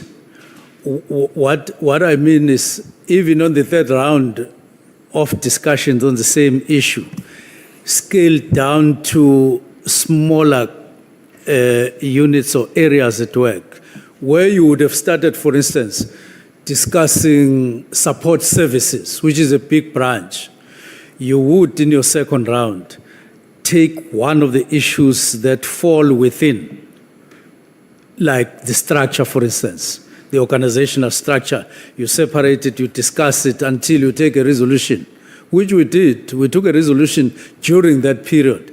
So by the time we reviewed the structure, it wouldn't have been called orientation in the normal sense of the word, because we had understood that the structure of this organization is like this. Now, we took another round to match it with the imperatives of the 7th administration. And to say, if you are structured like this, would you be able to meet the imperatives? And that is what we did. And then we looked also at the budget and so on. So, yes, it was loosely spoken about. It was the period, broadly speaking, of orientation, but not necessarily that we were in the mode of orientation in the normal sense of the word. We were discussing and taking decisions. Because this was the 5th month already. So I can't say For 5 months, I was just cruising with orientations only. I was at work already, having understood some of the aspects. Now, with regards to the allegations that were raised, because the allegations, insofar as they are concerned, they also implicate some members of the organization. The Facebook post, for instance, of Ms. Mashale, they even speak about an illegal abuse of monies in the secrets account. And they even mention names that they allege to be involved. Did you give those individuals an opportunity to explain, to say, gentlemen, come here are the allegations against you. How do you respond to them? Now, the letter was written on the 31st. These allegations had been going on for some time, and we did talk about them internally, personally with the National Commissioner. And we did talk about Patricia Mashale, to be specific. And he did say, tell me what his take is. And I took it for what he was saying, that she always writes, she always complains, and they have a particular regard on her and so on. So I didn't go on beyond the National Commissioner to specific people. It was only in January, around the 7th of January, when many allegations of the sale of property that emerged to the public, that I started saying, now, these matters that are emerging now can't just be left without an investigation, a proper investigation. That is when I went to the IGI to say, I've become aware of these allegations about alleged improper procurement of buildings and so on, including this name and that name. So let's do this. Go and investigate because that's your terrain. And that's exactly what I did. Yeah, but the fact of the matter, Minister, and considering the explanation that you have given here, you took a decision without affording them an opportunity, either through appointing a forensic investigator or an internal investigation or conducting your own assessment. But it never happened. The decision was not necessarily against those people that you see on Patricia Mashale's allegations, not at all. Until even when I took the decision that would affect some of them, I went to the IGI to say, investigate this and run with it. That's how it actually happened. So it's not like the decision of 31 December affected the people that you are talking about and that are spoken about in Patricia Mashale's letter or allegations, so to speak. Now, when you are responding to Honorable Nhlanhla, I think he was asking you about the constitutionality of your decision. Yes. And you said you acted within Section 207, subsection 2. Yes. Which gives you an authority to give a directive. Among others, yes. Amongst others, yes. Now, there's a difference between making a decision and giving a directive. Do you agree on that? There is I would say, it's part and parcel. You can take a decision to issue a directive. In that way, they are connected. They're not necessarily independent of each other. In this instance, I took a decision to issue a particular directive or particular directives, 3 of them. Yes. And having an authority to give a directive is not open-ended. It must be done within the constitutional order. Definitely, it must be done with due regard to other sections of the Constitution, like policing policy, like the needs of a province, like all of those other injunctions of the Constitution. Yes. So it doesn't mean that by virtue of having that right, you can do it anyhow. There is a process that you must adhere to in terms of the Constitution. Well, not per se process, but other provisions. For instance, you must also pay due regard to the powers of the National Commissioner. You have to do that. Exactly. Because the Constitution doesn't prescribe the content of your directives, merely says directives. Yeah, the Constitution doesn't prescribe the content, but the Act gives a full meaning of a responsibility of the National Commissioner. Yes. And everything must be done within the legal framework. So it Yes. can't be directives. You can't say, Commissioner, wake up, sleep, go out, come in. It must be within the order of the Constitution. That is my point. Yes, it covers both the minister and the chair, section 24. Yes, you're Okay. right. Section 11, subsection 2D of the SAPS Act provides that the National Commissioner has powers to organize and reorganize the service into various components, units, or groups. I've just taken only that part because it is relevant to what I'm going to ask you. Yes.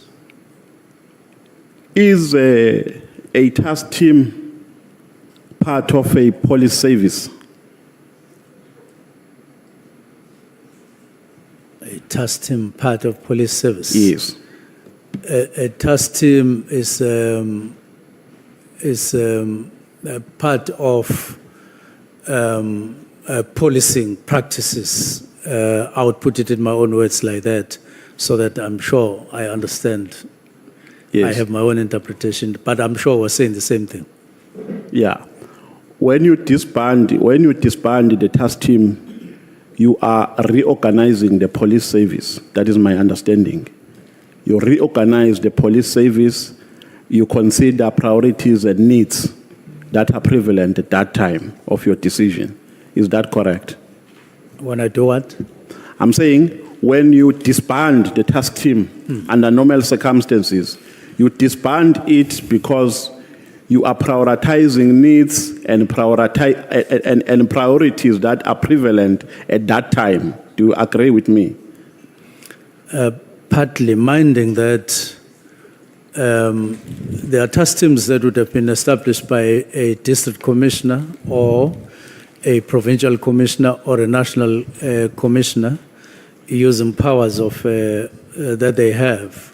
But in the form of the National Political Killings Task Team, it came into existence via an intervention of the president and directed to the IMC, and then it came into being. And if you did so, it's not entirely like an internal, like for instance, the task team of 2016 to 18. That one had nothing to do with any intervention from anywhere else. Those ones were internal. Even 2014 to 16, that task team was internal. But this one had a difference. So what you are narrating, yes, but it applies to ordinary task teams that would have been established, not this particular one, because this one came as a result of an intervention. But this task team, Minister, was established in accordance with the needs of KZN. Yes. Because political killings were prevalent in KZN, were rife in KZN. Yes, but remember that those matters got elevated to the country as a whole, to the level of the country. Yeah, but remember, we must not lose context. At the time when the decision was taken, there was a death of a comrade in KZN. Yes. And the president attended a funeral in KZN. Yes. And then he made a commitment that he was going to intervene. Post that, he came to Parliament, he announced the establishment of the Yes. Inter-Ministerial Committee. So I'm saying the main reason for its formation was the political killings that were rife in KZN. Yes. Yes. To which the president decided to politically intervene. Correct. And therefore, it was formed on the basis of the policing needs and priorities of KZN.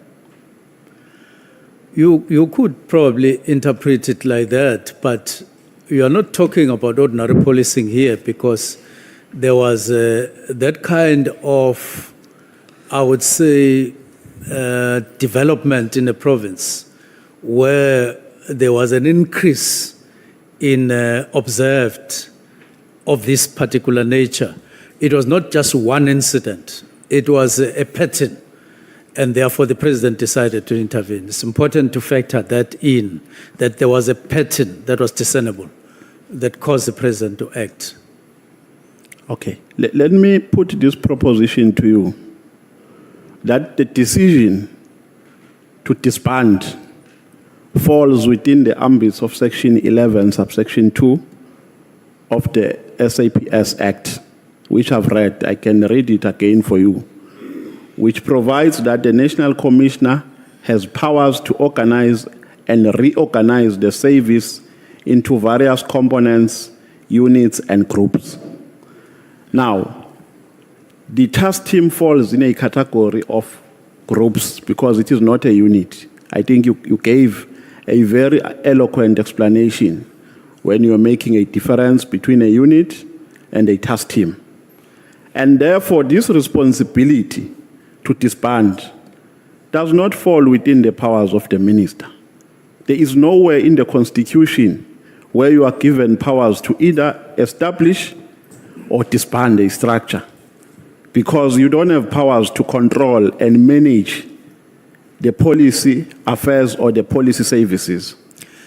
You would take care to note that when the National Commissioner exercises his powers, including that one, it is with due regard to the ministerial powers.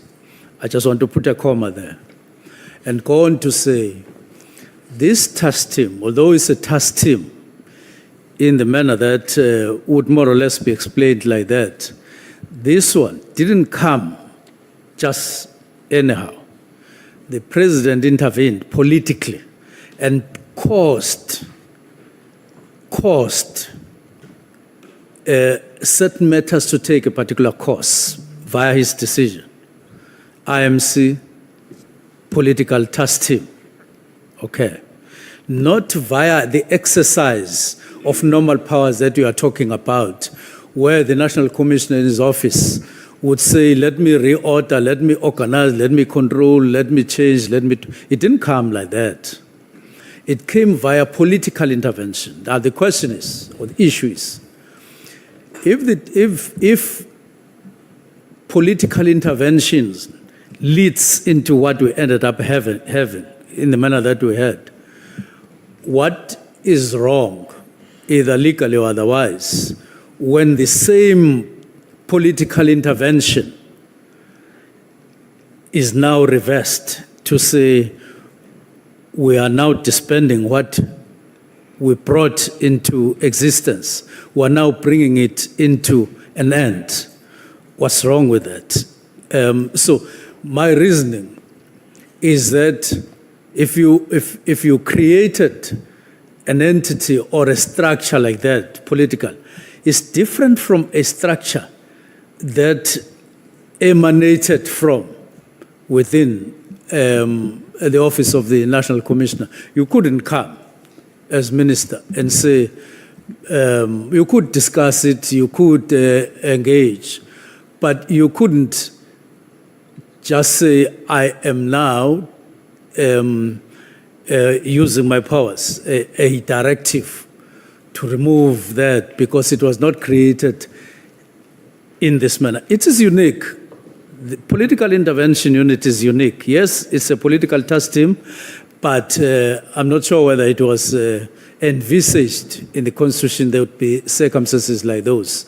it is in that venture that I say I was convinced that I'm perfectly within the Constitution and within the legislative framework, because even those powers that you are talking about, that the National Commissioner exercises, say have due regard with the other powers that the minister has. Hence, at some point, me saying, this is, at the end, if you look at it, you extricate yourself from the current issues that we are dealing with. The relationship between the minister, the executive authority, and the managerial authority is two sides of the same coin. Yeah, but there's a difference, Minister, and I'm about to conclude this aspect because seemingly we're not agreeing. There is a difference between giving a directive and taking a decision on behalf of a person who has the authority to manage and control. Giving a directive doesn't mean that you can do or you can encroach powers of a person who has a statutory responsibility to manage and control. There's a difference between the two. A directive can say, make these considerations, I've made these observations. Since you have a power to control and manage, make these considerations and take a decision. But to go to an extent of signing, of writing a letter and take a decision on behalf of the National Commissioner, while he's not even there, he's on leave. To sign, I think, according to me, was extreme. You went to the extreme by signing a letter that disbands. It was going to be understandable if maybe you called the National Commissioner or you wrote a letter to him advising him that there are these concerns that you have as a minister. He must attend to them or even advise that maybe we must consider disbanding this structure because of these reasons. But so you gave yourself powers you don't have by signing a letter that communicates a disbandment. I take it that the honourable member is not suggesting that I acted outside the Constitution, which I'm arguing I didn't. I acted within, and I'm also of the view that you're not necessarily saying I acted without my legislative powers, which I would deny and I'm denying. And then go on to say the National Commissioner, as from the 3rd, with evidence, acted accordingly. A letter was issued from his office. A presentation was, an outline of how this thing would happen, the disbandment, what way it would follow, what pattern it would follow was written on the 22nd. And then we went to March. At the 5th, at the Portfolio Committee, an outline was made. And then on the 6th, the same thing happened. So that pattern of events would make you see that there was understanding and there was no feeling that I was outside the Constitution. That only arose at a later stage when there was talk of a commission and all of that. And I know why. And I did indicate that there was only one official, honourable member, that took exception to the dissolution. It was General Mkhwanazi. Right from the beginning on the 2nd, only him, not any other provincial commissioner, not the national commissioner, not anyone else. It was him. It is him who come with words like, was this fight back? Is the minister clean? He also proceeded to say something to the effect that to suggest that the commissioner, national commissioner, is busy coordinating meetings with people who are against the directives in his conversation with Chief of Staff.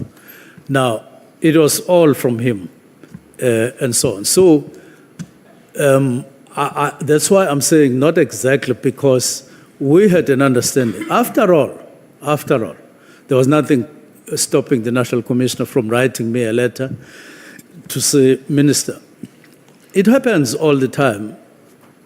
I think that your directive, let's discuss your directive. I think that there's this and that in a corner or in writing. It would have happened. It would have happened. There was nothing preventing anything like that. In a similar way, like I had written the letter myself. So that's how I put the things, and that's how they are. Okay. On page 18, paragraph 41 of your statement, you are saying that a recommendation of the work study was that the PKTT be under the murder and robbery unit. Now the question is, how many task teams at this time? Did you make a research of how many task teams were in existence? How many task teams? Were in existence when this recommendation was made? Yes, there were quite a number of them, but which were in one form or the other. But the main thing was that, or the characterization was that they were not integrated. And that's why the work study recommended, among other things, that they should be coordinated under or in a particular way. And then that work study was accepted. And I consider it as something that was rational, that they did, that, no, look, there must be specialization of all these small teams or task teams that are there, your anti-gang units and so on, when they started them, and they put them under serious and violent crimes, some of them, but others they put under organized crime units.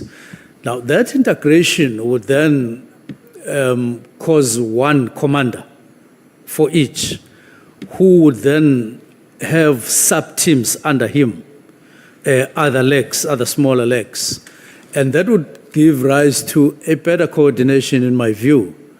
And hence, the work study was adopted, and it was then implemented, although very slowly. And in 2024, we find it there in one way or the other, in one form or the other, and then we move on with it.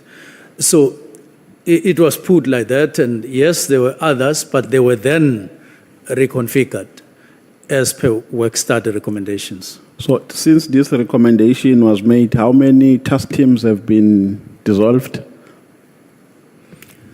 Well, I don't have it in front of me, but it was in the, as evidence leader indicated, one of the days to say there were this and this and this, and I said yes, there were those task teams, and then they were integrated into, including anti-gang units, and there are even extortions in the new, in the what was new organogram, and yes, they were put. So each one of them has their own leaders, but under one commander of the whole of those sub units that were established. But I'm talking about the disbandment, Minister. Yes. How many were disbanded after the decision, after this recommendation was made? How many task teams were disbanded? Well, the question that you asked earlier, to say how many were there before, yes, and how many did the study recommend that they should be integrated, it refers to a specific list. So it means all those in that list, they were then integrated as per the recommendation of the work study, but I can't just say them out of hand. Did you write a disbandment letter for them? Pardon? Did you write a disbandment letter for those that were also part of the list? like you did for the PKTT? Is there any letter that you wrote disbanding the other task teams? Not necessarily, because they were not the subject of what we needed to do. Remember, here we were optimizing, we were wanting to ensure that we meet the obligations that we have. And there was an instrument that was already in place. They had already been integrated, but they were at various levels of being established or formed. And so we were confirming or endorsing that. It was not about looking at this team, disbanded, looking at this team, and so on. But this one was unfocused at one point, just like the police inspectorate was at focus in one of our discussions. And we say, no, look, let's look at this one. And we agreed to look at it. And then we're now looking at this one. And we decided that and look, it was not for the first time. I'm not the first person to mention disbandment of the political task team. The very beginning, it was temporal. It was never to be permanent. And there were extensions. You wouldn't extend on a permanent basis, keep on extending annually. They were outside of the structure. You wouldn't continue with that. It's not good governance. It's quite a number of things that you would have needed to ratify anyway. So all others that were there had been integrated, and so there was no need to focus on them in any way, because they had been integrated. So we should place it on the record that a task team for which a letter was issued to communicate its disbandment is only the PKTT.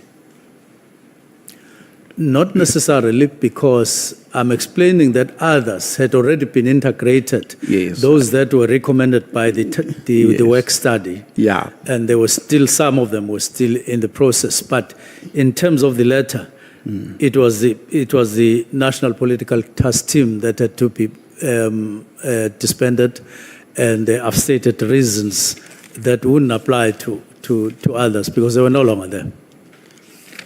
On page 25, paragraph 54, you say Mkhwanazi misleads and manipulates the minds of South Africans to believe that the PKTT, or the NPKTT as you refer to it, fell under his province. So you are saying this was a national team. It was not a KZN team. Yes. But don't you think he has an understanding that he has powers to preside over it because of the large part of its work? He has a role to play in the sense that he provides the platform on which the National Political Task Team is based. He is Provincial Commissioner in KZN, and the National Political Task Team was established to focus primarily. Yes. So he definitely had a role to play. Yes, because Section 12 of the SAPS Acts provide that a provincial commissioner shall have command and control over the service under his or her jurisdiction in the province. Perfectly so. That is what the Act provides. Perfectly so. But the National Political Killing Task Team, when it got established, there was a particular person who was its commander and others below them. Did you ever had a meeting with Mary Haas, a physical meeting? No. You've never had a meeting with her? No. Now, General Mkhwanazi is your, I'm looking for the correct word. Should I refer to him as your subordinate or your junior? Not necessarily. That's not the term. Maybe speaking strictly the language of government, you can use that word. But remember, he is actually under the National Commissioner, not directly under me. Yeah. but he is your subordinate. That is the term that I can use at this moment. Now, he requests for a meeting with you. He writes to your WhatsApp, a request for a meeting with you, General Sbia, and Brown Mkhwanazi. And the response that we have given to this committee is that you decided not to entertain that meeting because you never understood its structure. Is that the answer that we have given? Now, look. Or you never understood its constitutionality? I first invited us to look at the content of that WhatsApp. It had him and the family that he said was getting affected. He also spoke about internal issues. And the third factor was that he went on to include people I had no understanding of in terms of why they would be called in the meeting. Now, I looked at that and I decided that the meeting would take a different form. And apart from that, I did say that there were other issues that got in shortly after, or that had taken place before he wrote the letter and after he wrote the letter. Now, the form that I thought it needed to take is the one that I implemented it, where I called a meeting between the National Commissioner and the Deputy National Commissioner because of what I thought was really, really becoming problematic. Let me just indicate what those things entail. At one point, I had a discussion with the National Commissioner, person to person. And I said to National Commissioner, one, I heard that you are understood to have raised your concern with the special advisor that myself as minister, I sat with General Libya of the Hawks and the special advisor discussing who would take over after National Commissioner. And I said to the National Commissioner, not on earth, such a meeting never took place where the three of us met and discussed you. It never happened. And again, I expressed confidence in working with him. That was the third element that we discussed there. But in another meeting where National Commissioner was with the head of crime intelligence, one of the reports they gave me was that they were investigating Deputy National Commissioner of Detectives, that is General Sibia, and that they were at an advanced stage. And I said to National Commissioner and Head of Crime Intelligence, if General Sibia has done anything unlawful, go on with the investigation, you have my support. You have my support. And I repeat, you have my support. That's what I said. Because they were just taking me into confidence. So in that particular context, this matter of an impression that got created of a special relationship of sorts between me and Sbia, I don't know where it came from. Now, when then General Mkhwanazi wrote me a letter, I was on the other hand getting concerned about what was happening between the National Commissioner and the Deputy National Commissioner, and said, maybe even before I call it a bigger group, let me call these two, because they are heart and soul of subs at the higher level. Then thereafter, it was Sibia and General Mkhwanazi. And then I invited the National Commissioner because I wanted him to be present to understand what was being discussed. That's why, among other things, I was quite surprised when General Mkhwanazi said this was a meeting between a police officer and a criminal or something, because he had included Sbia in his own meeting, the same Sbia, that I called. So I was left wondering how now and so on. But I did entertain that WhatsApp, but in a different form. And I was thinking after that meeting that maybe Spear seems to be a common denominator here.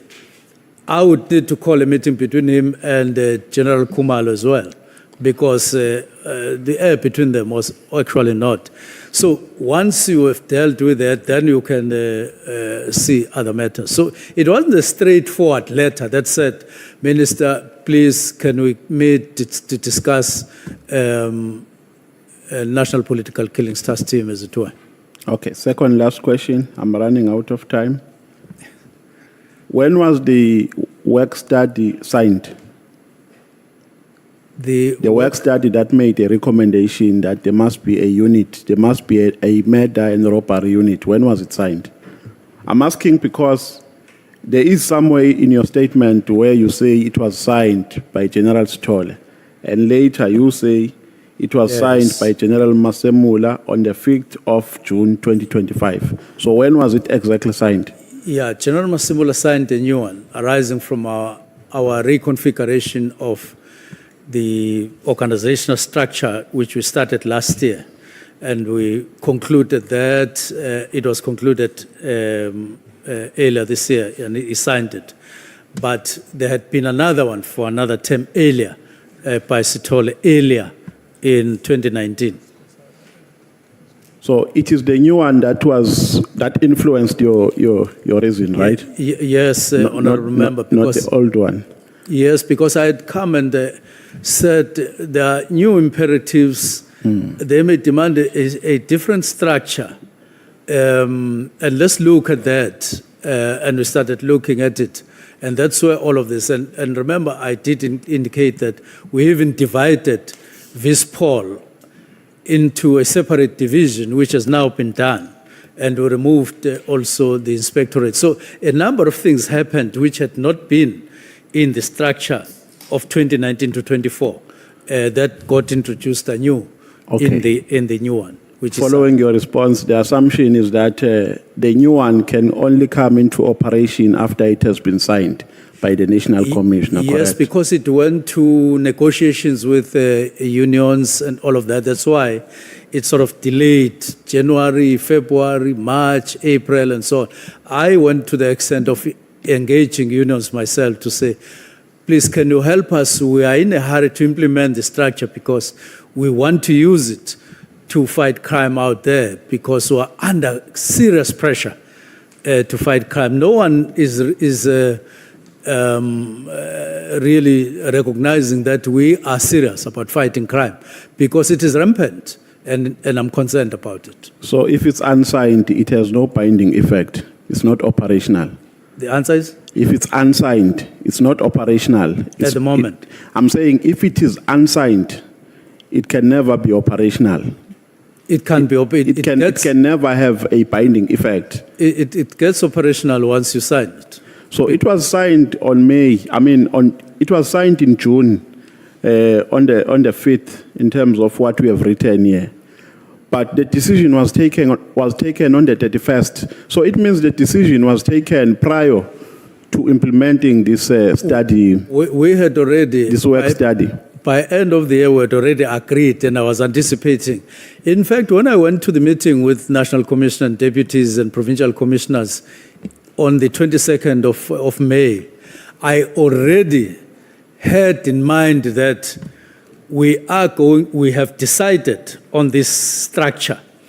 And when we count our concerns on those categories of crime, I knew that we already have an instrument at hand, just subject to ratification by unions and so on.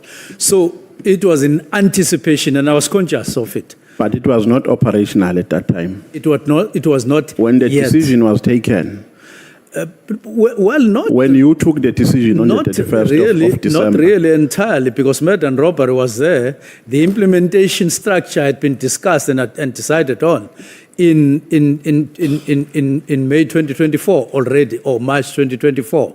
So it was a delayed structure which was there, but the new one had not become operational. They were still waiting, and so on. Yeah, Chair, thank you very much. Yeah, thank you. I was going to advise you that if you continue forever, the honorable member sitting next to you may end up forfeiting his minutes. I'm only sympathizing with him. I still had interest of asking, but thank you very much. Thank you so much. Honorable Skosana, it's your turn. Thank you, Chair. And Honorable Minister Mkhwanazi.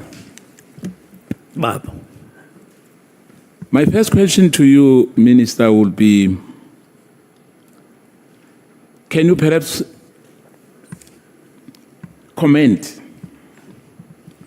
on the professionalism of Major General Van Rooyen, who holds a LLD degree?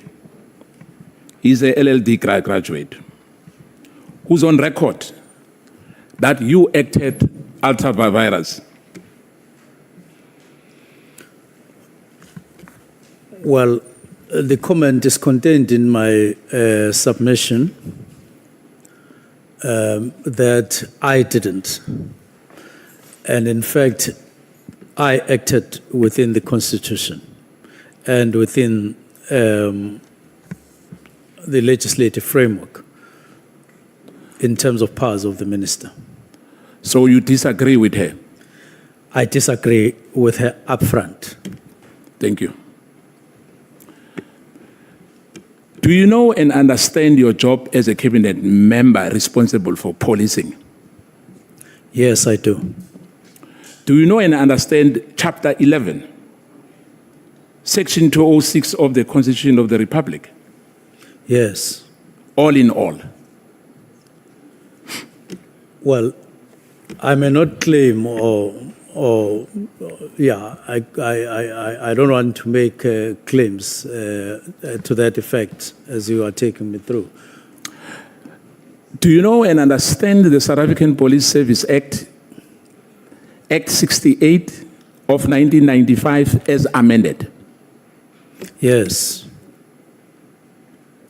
In the 7th administration, because yesterday you spoke in length about the 7th administration, did you meet with the provincial government, especially in KwaZulu-Natal, where these killings were prevalent, in order to determine the policing needs and their priorities as expected in terms of the Constitution of the Republic?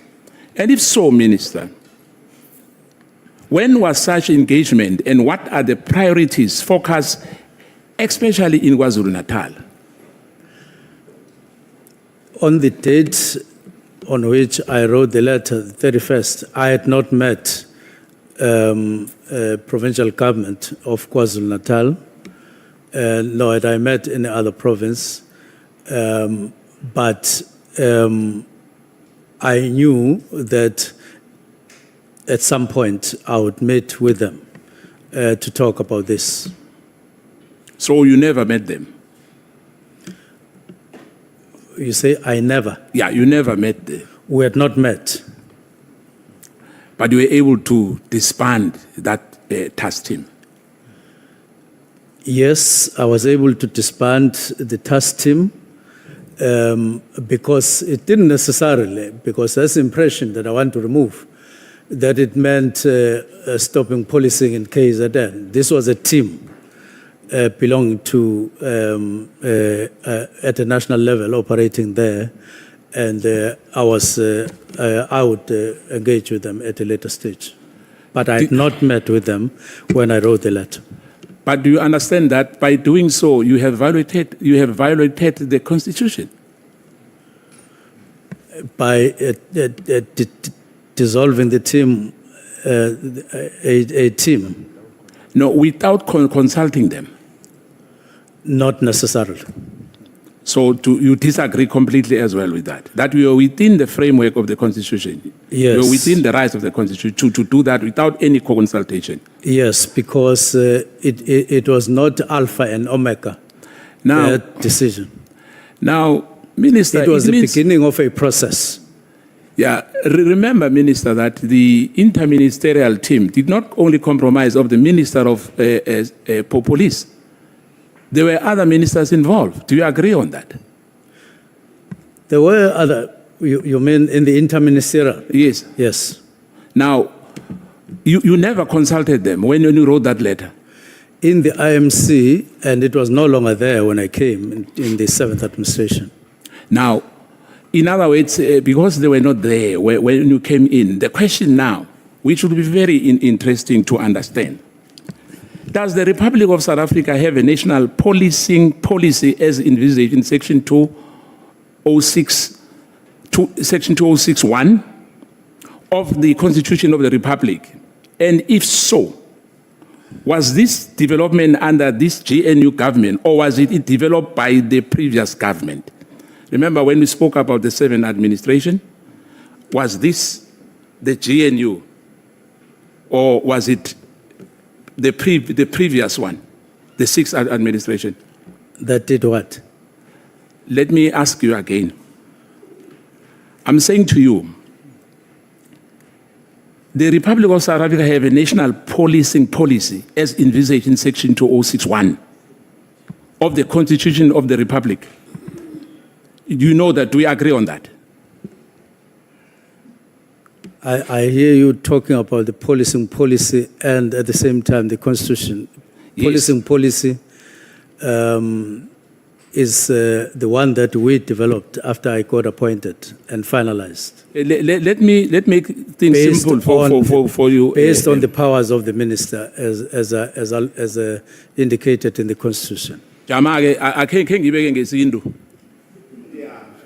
Ake ngithi kuwe ipolicy esikhuluma ngayo le yenziwa umbuso loya we-6th administration noma yenziwe umbuso lo we-GNU na iplan le. Oh, you mean the policing policy, the new one that we have adopted? Is that your question? Exactly my question. We engaged on that, the policing policy, after we got appointed, up to adoption, up to finalization. Minister, since you arrived at the office as a Minister of Police, did you receive any handover briefing or a report from General Cele? Yes, I did. If so, can we get a copy of that? Pardon?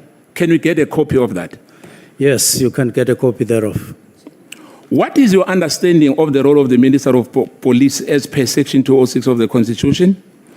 Why I'm asking this again to you, Minister?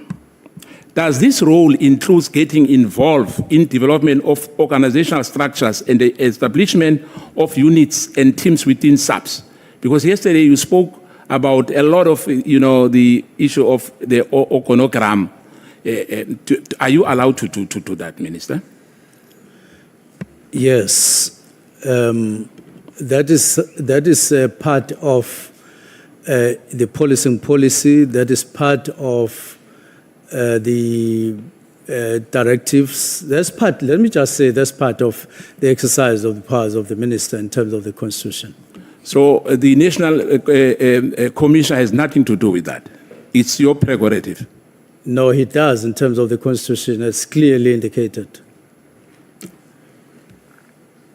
Does this information note, Minister, which makes recommendations about the review of detective services, constitute a work study document as per organizational development standard? Can you come again with the question? Remember, I said you were very passionate about the organogram. Yes. Now here's my question. Does this informative note, which makes recommendations about the review of detective service, constitute a work study document as per organizational development standard? Well, the information note would point to that work study that I spoke about of 2019 and the document of implementation in 2024. So that is what the information note would point to, pointing to the work study, not the note itself, but the work study itself. If I may ask you, Minister, will the head of the organizational development, Major General Nzima, confirm what we are telling us yet? Yes, he would confirm because he signed in some of these documents as processes were initiated and finalized. When you say some you might not have signed them. Well, I wouldn't know any other, but those that concerned the organizational structure, the development of the work study up to signing, he was and going on to implementation stage, he was involved as per signatures that are on documents. In your submission, Minister, you spoke about a Kivis Kroon. Am I right? Yes. Can you confirm, Vin, that meeting on the 24th of November 2024 at Kivis Kroon? And my question is, what was the agenda of that meeting? Meeting was convened by myself and the President, where the Deputy Ministers, National Commissioner, Deputy Commissioner, Deputy National Commissioners, and Provincial Commissioners.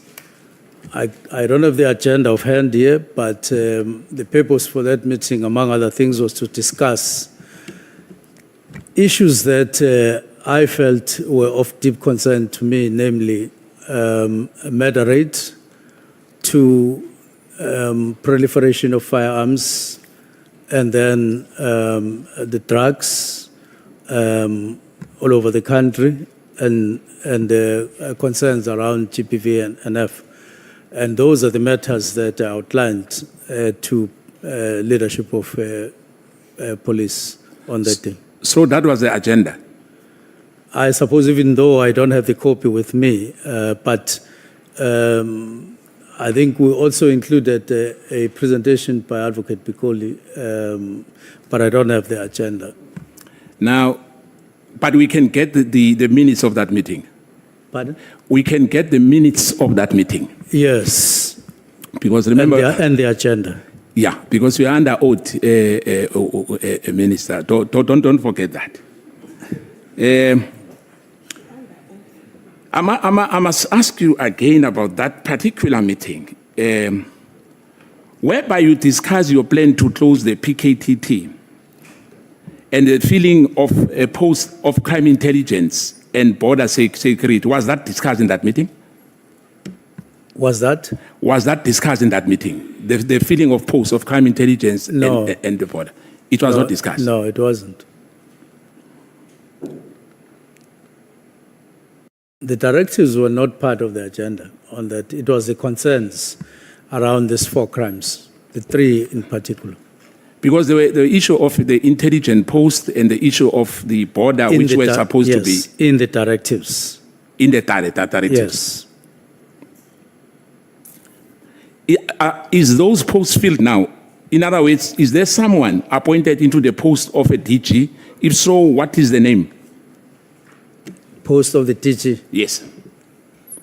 Where? Civilian Secretariat. Oh yes, there's DG. I found there. He was there when I came. Mr. Sibui. Yes. Now. Is a doctor, Honorable Skosana. Yes, Dr. Sibui. Yes. Yes. Why did you appoint your legal advisor, Advocate Piccoli, to give presentation on the 24th in that meeting? Now, he is not my legal advisor. He's my special advisor. Yeah, yes, your special advisor is. Yes. The second thing is that I had no problem with him giving that. I just asked him, I approached him to give that presentation, firstly because he's an advocate, which is by coincidence that I have a special advisor who is at the same time an advocate and has a long record as a DG of justice in the country at some point. Did you discuss that with Dr. Sibui in these 3 matters of border, security, crime intelligence, and PKTT before signing that disestablishment letter? No, I didn't discuss with Dr. Sibui my directives. But we had meetings where he was present when we were discussing the matters, including border management. Why did you excuse or from that meeting? Why did I? Being excused. Or let me put it this way. Were you chased away out of that meeting? Myself? Yes. No. I was chased in. I was inside. All the Lieutenant General from head office and divisional commissioners attended that meeting, am I right? It was attended by National Commissioner, Deputy National Commissioners, and Provincial Commissioners, but there was miscommunication. They had included divisional commissioners, and I said, no, it was not our intention to include them. Was it not because of the attendance of Lieutenant General Khumalo? Not necessarily. In fact, General Khumalo remained behind, and we had a long meeting after everybody had left. Why you remained behind when you said it was not for divisional commissioners? No, we were going to discuss submissions that were outstanding with him, that had not been signed for a long time because of the problem in Parliament, and we remained behind to discuss those, and I signed others and left others. My follow-up question on that: what governance structures exist in subs outside the POC, as well as the Ministry of Police, which exclude divisional commissioners, who also are lieutenant generals who are based at the head office, responsible for policy implementation throughout the development of internal directives? What are the government structures which exclude them? When you say you felt that they're not supposed to be part of that meeting? When I said they shouldn't be part of them. No, you said earlier that you felt that it was not correct for them to be part of that meeting. Oh, no. We convened a meeting to discuss specific matters which I wanted to bring to the attention of the National Commissioner, Deputy Commissioners, and Provincial Commissioners first. And they would then process matters involving divisional commissioners and other relevant structures. They would do so, but the intention was merely to bring to the attention of the National Commissioner those particular matters at that level, in that particular meeting, not because I didn't want others or didn't recognize others, but I'd confined our intention to just those. Yeah, but I've asked you earlier, I said, what governance structures exist within SAPS, outside the POC, as well as the Minister of Police, which exclude divisional commissioner? You didn't respond to that, Minister. Do we have anything outside that ambit? Well, there would be forums, because your question is quite open. There would be forums at different levels in provinces that you convene. There would be provincial forums that you would convene outside that, but I don't regard them as definable as outside necessarily. We have met, and our meetings in provinces has taken different forms at different stages.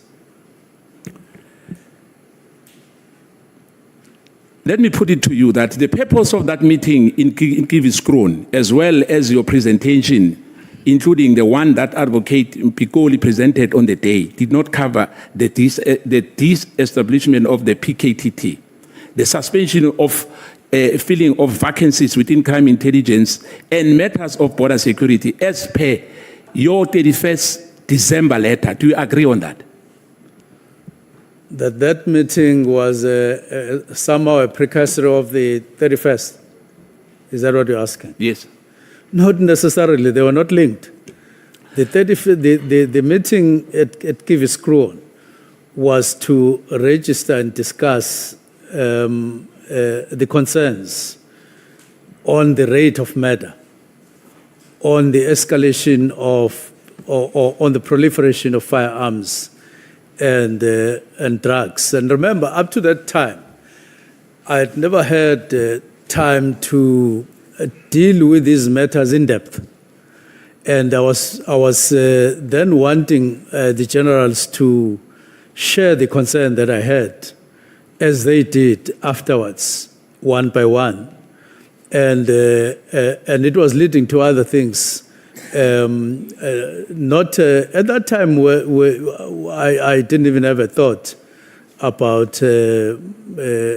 disbandment in any way. But it was at that time to focus us on the rate of murder, which was a concern shared by everybody in the country. And I wanted us to stop a little bit and think what it means when we have that kind of murder rate, including on scaring investment or potential investments in the country, and even picked up by Cabinet that crime in South Africa is quite high and it's very concerning. And therefore, I wanted us to find time and deepen our understanding on this matter. So it had nothing to do with what you are saying, Honorable Member. On contrary, Minister, the letter was influenced by someone for other motive, hence the rush to write and dispatch it on the 31st after 5 p.m., where there's nobody at the office, at the national office. There was no one. You can comment if you want on this remark. But to me, it means one day the minister can wake up and write a letter and disband anything he wants and say he's acting within his right. The Constitution allows him, if you can do that without any consultation whatsoever. No, I have demonstrated that the matters raised in the directives were not necessarily new matters. They are matters that had been under discussion for a long time within the department and in various platforms at different occasions. They were not new at all. What was new was actually putting them in a form of a directive, as I did. But the issues themselves and concerns around those issues was old as you and I are, if not even older. For instance, where included border management, that matter has been around for a long time and it's still there, and people are still being killed. You know that even recently, no less than, I would say, 5 people in a week got murdered around Mkhwanazi and so on. So it's an ongoing matter that is being raised in various platforms all the time. That I would have needed a particular time and a particular table and a particular, I would contest that. But I would also contest that I simply woke up and started writing. I had been processing these matters in my own head to say, how best can we handle this matter and so on. So it was just the culmination of a particular process I had engaged on myself, as opposed to just waking up and writing. But I deny very strongly that there's any link between the meeting of the 24th and that one and the letter of the 31st. But do you agree that PKTT was a successful task team? Yes. And why not replicate it, to get involved in the issues, if it's you, in terms of taxi killings and murders which are happening in this country, particularly where we are in Cape Town, in the KK flats, the numbers are scary. That's exactly what I said earlier. Not necessarily duplicating,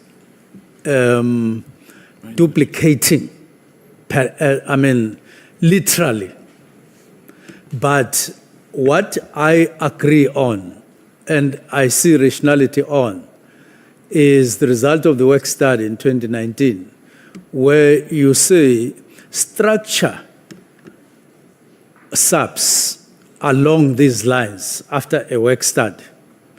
Remember, the PKTT arose not from a work study, it arose from an intervention by the president And it was then, discussed, but it worked as one of the factors contributing. But to say you don't have resources to duplicate that, you don't have resources unless you do away with, for instance, the 2 units, the organized crime unit, you do away with the other unit that is violent crimes, the unit on violent crimes. You will need to do away with that. And then you have a team, which I wouldn't think that you would keep permanent. So you rather look at the model and you duplicate the model, not the actual structure, because the structures are there. And you need to look at sustainability. Yes, Minister. You look at budgets and so on. Yeah, let me ask for us to move because of time. I will have added on that to say you can as well reduce the issue of VIP protection. I would have said that if I was a minister, to say I will have reduced and get a little bit of money from the VIP protection. But that's a debate for another Why day. not? You together with me are members of the portfolio committee, and we can talk about that and see if it's feasibility. Yeah, it's possible, Minister. But let's continue, Minister. The issue of, when I said to you, Section 11 and Section 12 of SAPS Act 68 of 1995. This above section gives powers to both the National Commissioner and Provincial Commissioners, including to organize or reorganize the service at national level into various components and units or groups. Do you agree on that? Not you. The National Commissioner and the Provincial Commissioner. Do you agree on that? Yes or no? No, don't say yes or no. Say I must respond. And then No, I don't want to respond. I want an answer this time, because when you respond, Minister, we are not going to end it today. But you can respond. Let me listen to you. No, you are giving me a multi-choice where I have my own view.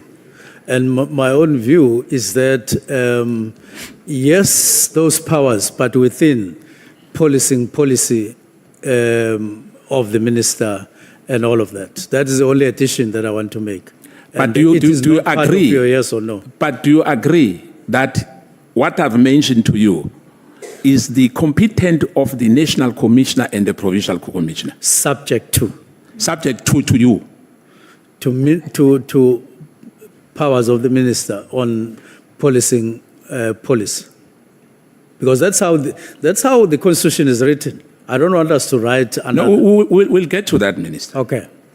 Now that you have listened to Nkabinde and General Mkhwanazi illegal obtained voice recording, which we have spoken about here, did Mkhwanazi threaten you? Did he threaten me? Yes. Now, I felt that he was threatening me if the conversation between him and Mr. Nkabinde is true, as he related to me at the time when it was happening. Firstly, saying that he is angry. So, and then secondly, if the minister is clean, it suggested a lot of other things. If the minister is clean, and so on. So I felt that he was actually issuing threats. And it was undue, because the letter was not written to him in the first place. It was written to the National Commission. So I felt it was threatening. Whether I got threatened or not threatened is a different matter. But I felt that they were threatening. Minister, we earlier discussed the issue of the recording, that what we listened yesterday, we found nothing threatening you. And what we are saying now is exactly what General Sibia said when my colleague asked him, Uguti, uyiphasile or uyifailile? And you know what happened when there was that conversation? Yeah, General Sibia said that, yebo, angiphasanga kodwa So we are doing the same thing. My question is simple to you. Let me put it again to you. When we listen to the recording, there's no way General Mkhwanazi has threatened you. Do you agree, or we are changing? Because you responded earlier. I'm asking this question deliberately to say, on record again, don't contradict yourself on this question. The question is simple. That when he spoke to, because we listened to that, there was no threat. Unless we are changing, we say there was a threat there because you say he was angry. The threat was not in the audio that we listened to. There was only a reference, but the threat was in their conversation on the 2nd. That's where the threat was, and I thought it had been recorded, and I found that it was not part of what was recorded because it happened before the recording. No, but Minister, it was not in this record. No, but Minister, you are misleading us again. You know, same as the issue where the bodyguard was shot, then you said the other guy. I'm talking about your submission. It's not us who brought in this document. Now we are saying there's another a recording perhaps somewhere, but we don't have, in your submission, you don't have that. So for me, it's speculative. You know, for me, it doesn't hold water where we are because we don't have that. But for the sake of progress, let's come to the issue of crime intelligence and the Inspector General of Intelligence. Let's not debate that matter. We have ruled on it. Thank you, Chair. At least you must help the minister there because really, yeah. But let's come to crime intelligence and the Inspector General of Intelligence, Investigating Directorate Against Corruption and Independent Police Investigating Directorate. Do you know and understand the role of crime intelligence in terms of profiling people?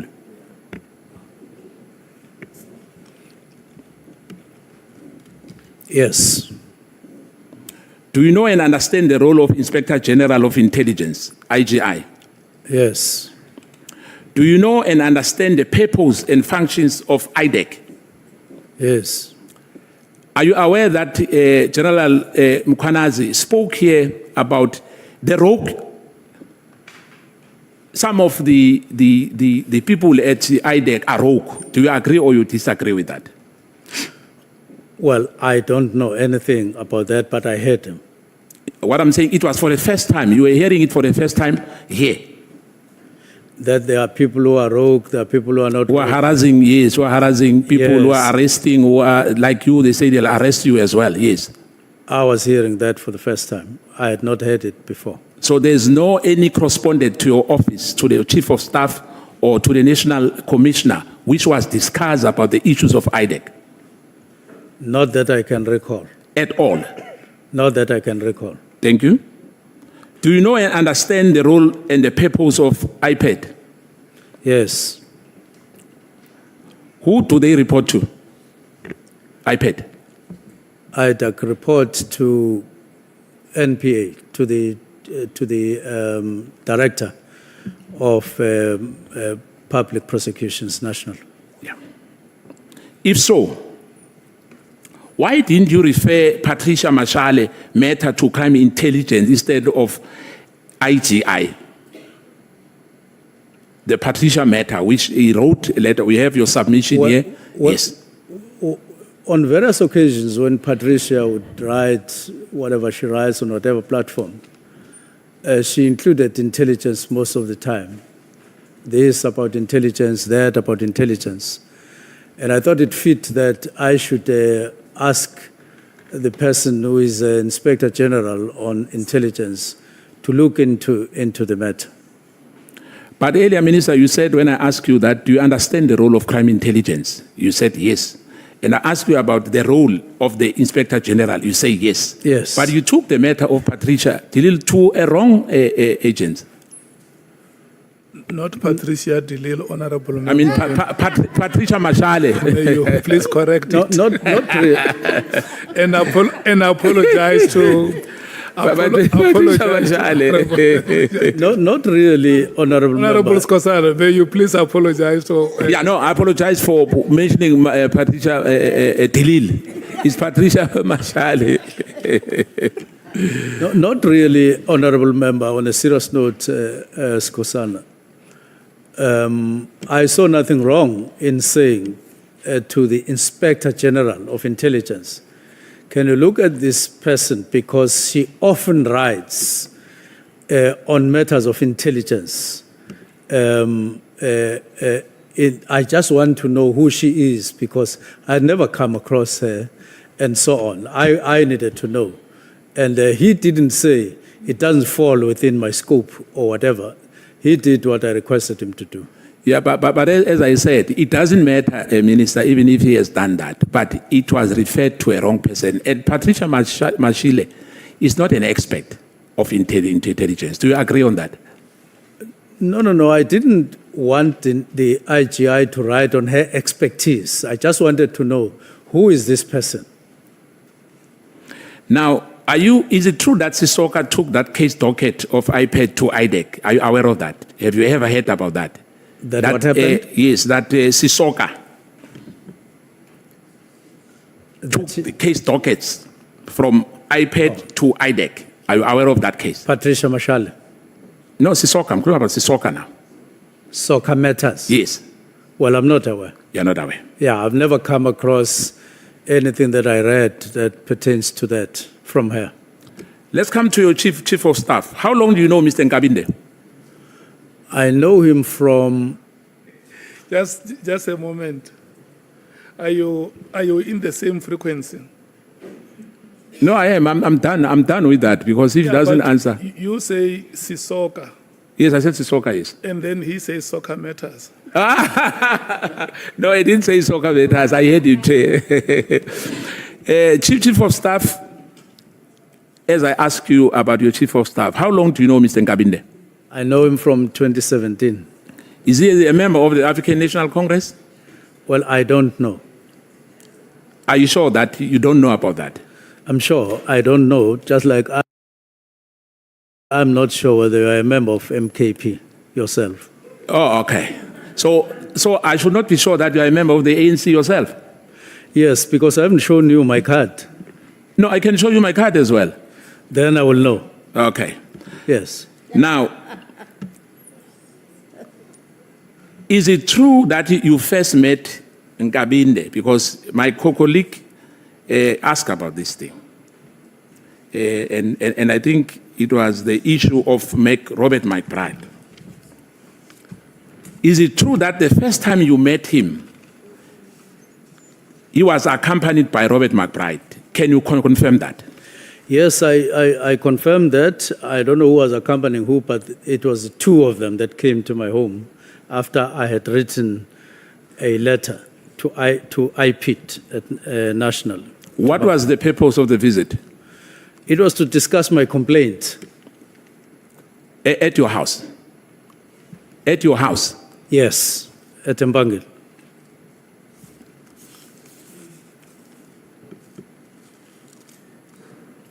Is it true that you were implicated in a murder case which involved one of your bodyguards that IPAD were investigating? No, IPAD was not investigating that matter. You and I would know that they only deal with complaints on police behavior, so they were not investigating that.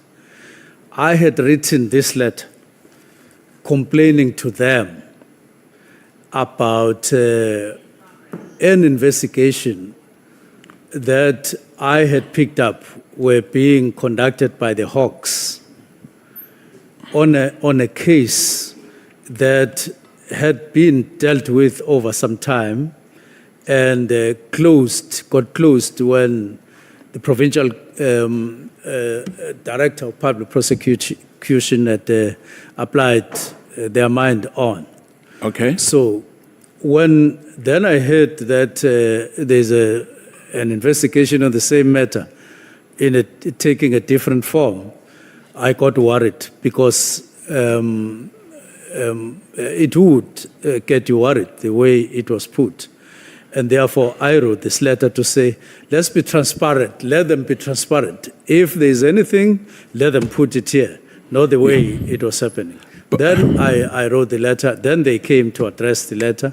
That is how we met. So was that appropriate for them to come to your house, Robert McBride and him? Was that appropriate to discuss that matter with you at your house? Well, in what context are you saying? Was it appropriate? No. I can't answer for you, Minister. I'm just asking, was it appropriate for you to have that matter discussed with you at your house if you were concerned? Because we have institutions when we are not happy, like every citizen, because we are all equal before the law. That if there's a matter that I can really do like what you did. I wrote this letter. They responded, and they said, we will meet at your house on such and such a day, such a time. Okay. And it happened. Is it a common practice, Minister, or the job description of the Chief of Staff to get involved in making inputs on departmental matters? Chair. Now, Sorry. I think he's asking a very important question, which I will want to just get a clarity of the Minister. Is it a practice that when people have returned to IPIT take cars and goes to people's houses that have complained to the IPIT? Is that a practice? I'm hearing you saying they said they are coming to your house and all of that. In line with what he said, we're all equal before the law. Is it a practice that when you complain to IPIT, they drive to your house to come and ask you about your complaint, or they invite you to the offices to come and take the matters forward, as it were, Minister? I would say, as a response, they are the ones who are best placed to answer that question, because I might respond in a particular way and be wrong and say it is not their practice, only to find that they have examples where they would have done that. Or I would say it's not the practice, it was only an exception with me. And they would say, no, but we have done the same. So I would want to play it safe and say we rather direct the question to them in terms of their own practice. So it's correct to say the Minister of Police doesn't know how IPIT operates? On this particular issue, I haven't looked at their matter, but not to say the Minister doesn't know how IPIT operates. Minister, you are sitting there. People want to know. We are talking to a minister. Part of your responsibility when you are sitting there is to educate society. We are asking about the practice of IPIT. Take the opportunity as a minister of police to educate people about how IPIT operate. You can't say it becomes subjective all of a sudden because somehow you're involved. I'm asking about general practice so we can be able to distinguish between what happened to you and what happens to the rest of us. Now, I am saying in response, the best people to answer that question is them. Now, this particular specific matter, because I haven't checked it with them. Thank you so much. We can allocate extra time later if you still want to pursue the matter.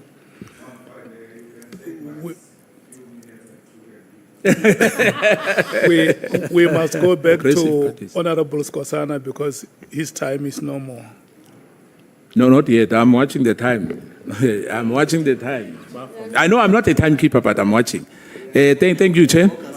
The following up question on that, Minister. Pala was classified, but it looks like you are saying the IPIT. How was Pala classified? I don't know. It was classified by IPIT. The only time I got to know that it was classified was when one of the members of Parliament asked me a question, whether it is classified. I can't remember the actual question. And then I went to IPIT to say, can you brief me about this matter, advise me about the response here? And they said, no, Minister. This was classified by us for the following reasons. They outlined the reasons. And then I answered accordingly. It was not classified by Minister. And I see out there's a wrong impression that Minister Mchunu classified IPIT. There can't be any matter far from the truth than that one. This was classified by IPIT, and as per their competence, Minister can't classify, doesn't have power to do so. Now, the last part, two quick questions to you, and my last remark will be, did you receive any email from Honorable Adams complaining about the possible interference of SAPS, Western Cape, GP Provincial Commissioners on the cases that were registered on the 29th and the 31st of October 2024, respectively? And did you receive a response letter from the National Commissioner about Mr. Adams' complaint early in November 2024? Yes. You did? Yes. Now, let me put this to you, Minister. That we have interfered with the prescript of the law by getting involved in the structural design of the South African Police Service by undermining 207(2) and 4 of the Constitution and Section 11 and Section 12 of SAPS Act, which empowers both the national and the provincial commissioner to manage and control the police service. Do you agree? I don't agree because... so you see nothing wrong which you have done on this matter? Provided we are one in what you understand me to have done, and I need to explain it. We received, not even myself personally, but it was received by my office through Chief of Staff.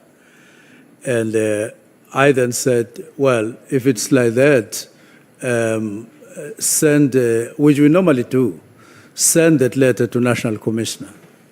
And he sent the letter to the National Commissioner who responded. But then there was another letter which was expressing his frustration, if I could call it that, about some matters he had complained about, and wanting somebody else to look at his matters, and that letter was sent to IDAC. That's the only thing that happened. My last one, Chair, is that what you told us earlier.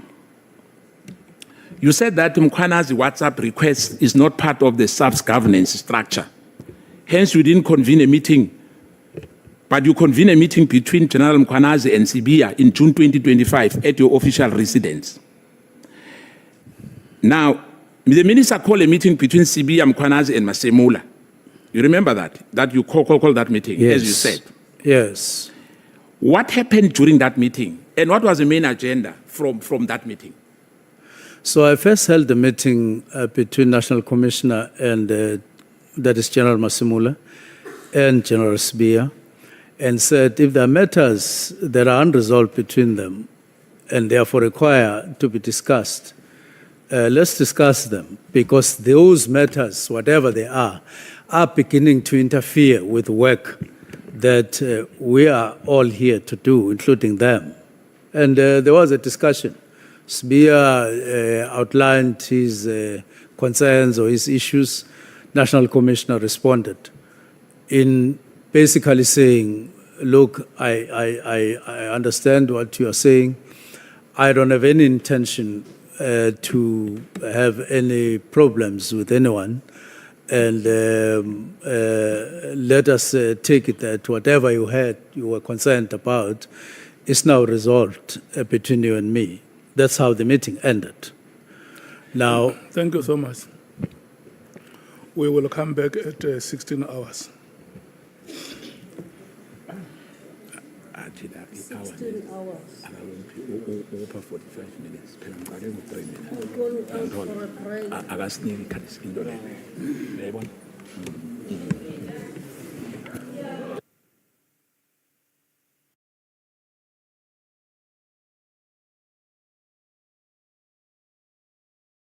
Mamela mntasekhaya andizobuza nempilo. Mamela le application yakho ne ndicela ubakhuphe o-chairperson nokhumbaca because akho nto mosidibanisa bona as-such, no? Bebekula application yokuqala. So ngoku into abantu endifuna ubabona ngabe batshintshayo only ucheti kubela, ne? And then ubonise into yabo ngoba uyenze i-extra for bona accommodation utsho yeyabo leya imali ethile then ke ngoku ubhale ne-SNT zabo and then include ke ngoku laa venue uyifunayo la external venue ye-300,000 kungabikho nento ebonisa ulanti kwi-chairperson nokhumbaca kule nto ukwenzela uba kungazobakho confusion yabo. Yeah, okay, yeah.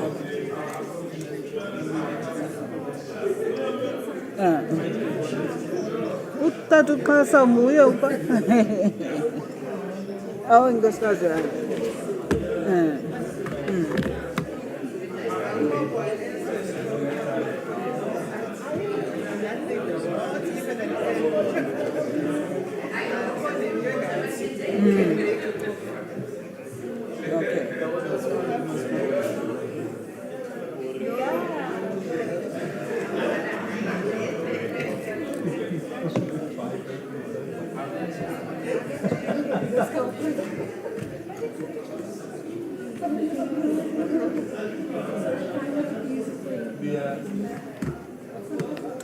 I think wenza kakhulu because abo bantu bathatha imali uqalele problem ininzi xa bebuya uyabona ungenayo nesa yeah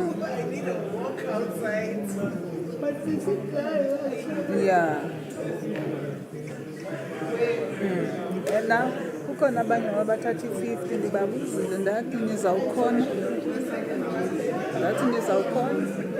bathi hayi sizayibuyisa ndathi hayi bofayindile nasesendibuza nje ke kuba ke umntu ngenye ixesha funeka umbuzile otherwise akhona.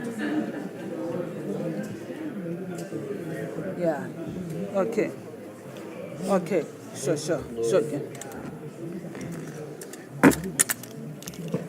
yeah. Yeah. Hey, Mr. Simon.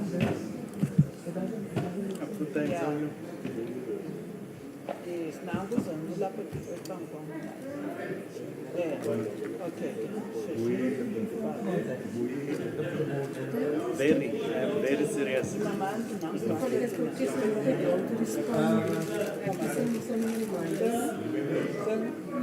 Oh, okay. I see you call him but this is talking to me. No, this is not working. I am very serious. What is it? I could move next week.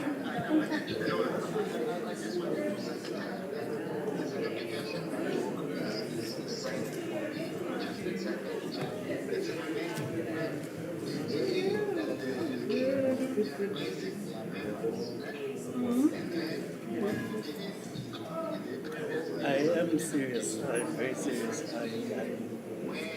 I've made that consideration, but I am serious about it. Okay, is that for the Tuesday meeting? Okay. All right. Thanks. No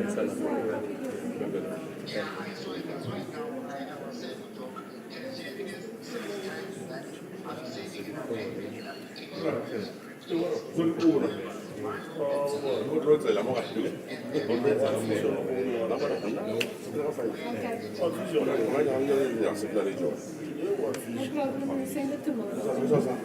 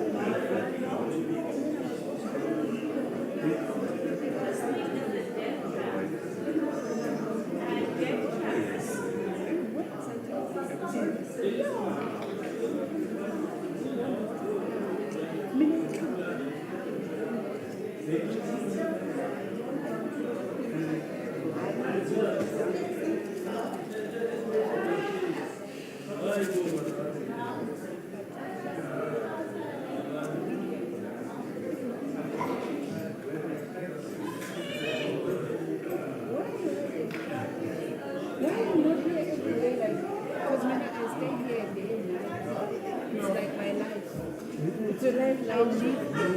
And I was the only people like you are so nice. Focus is like there's a lot of problems with like you and all that. But like guys have quite it's kind of a bad day. It's not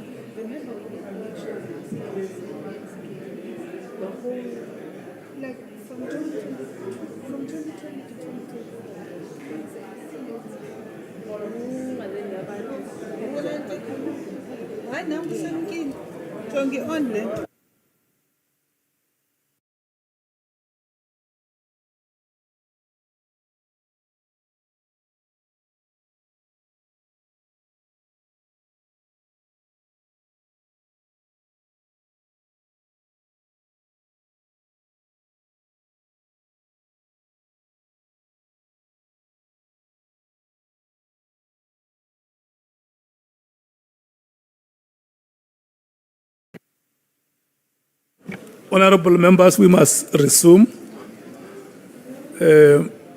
Thank you so much once again. I must announce here that we have been joined by Honorable Masina, who is the chairperson of the Portfolio Committee playing oversight on trade and industry. Honorable members might have noticed in the morning we were also visited by the chairperson of the Standing Committee on Appropriations, Honorable Maimane, Honorable Tambo and Honorable Ndamase were also here. Honorable Shongwe, I have also seen Honorable Mtaung, who came here during the earlier half of the day. We are going to proceed this way now, or maybe let me just make this further announcements that we have granted Honorable Cameron permission to leave due to a pressing matter, and one of your colleagues, senior counsel, Advocate Lerato Zikalala, we have also released to finalize matters with General Beki Cele, who is joining us on Thursday. Honorable Sauls is going to be released later, and Honorable Mwango has also requested to engage with the Honorable Minister tonight because he has other parliamentary commitments tomorrow. So we are going to have a bit longer day, but we will be reasonable so that we don't go until midnight. I saw your hand is up, Honorable Skosana. Thank you, Chair. I'm sorry to that to whoever is going to speak now. When I went outside, now as I'm coming from outside, I just checked, when the minister, my question which I've asked, that who classified the Pala report? I got the answer and I knew the answer. The minister said that in Parliament that it was classified by him. And the Hansard will provide that to you. I thank you, Chair. Yeah. It is not a matter for now. Just keep it on your sleeve. At the right time, you can put it on the table. Honorable Breitenbach and Honorable Klopper, can I get your signal? Who is starting? Thank you so much.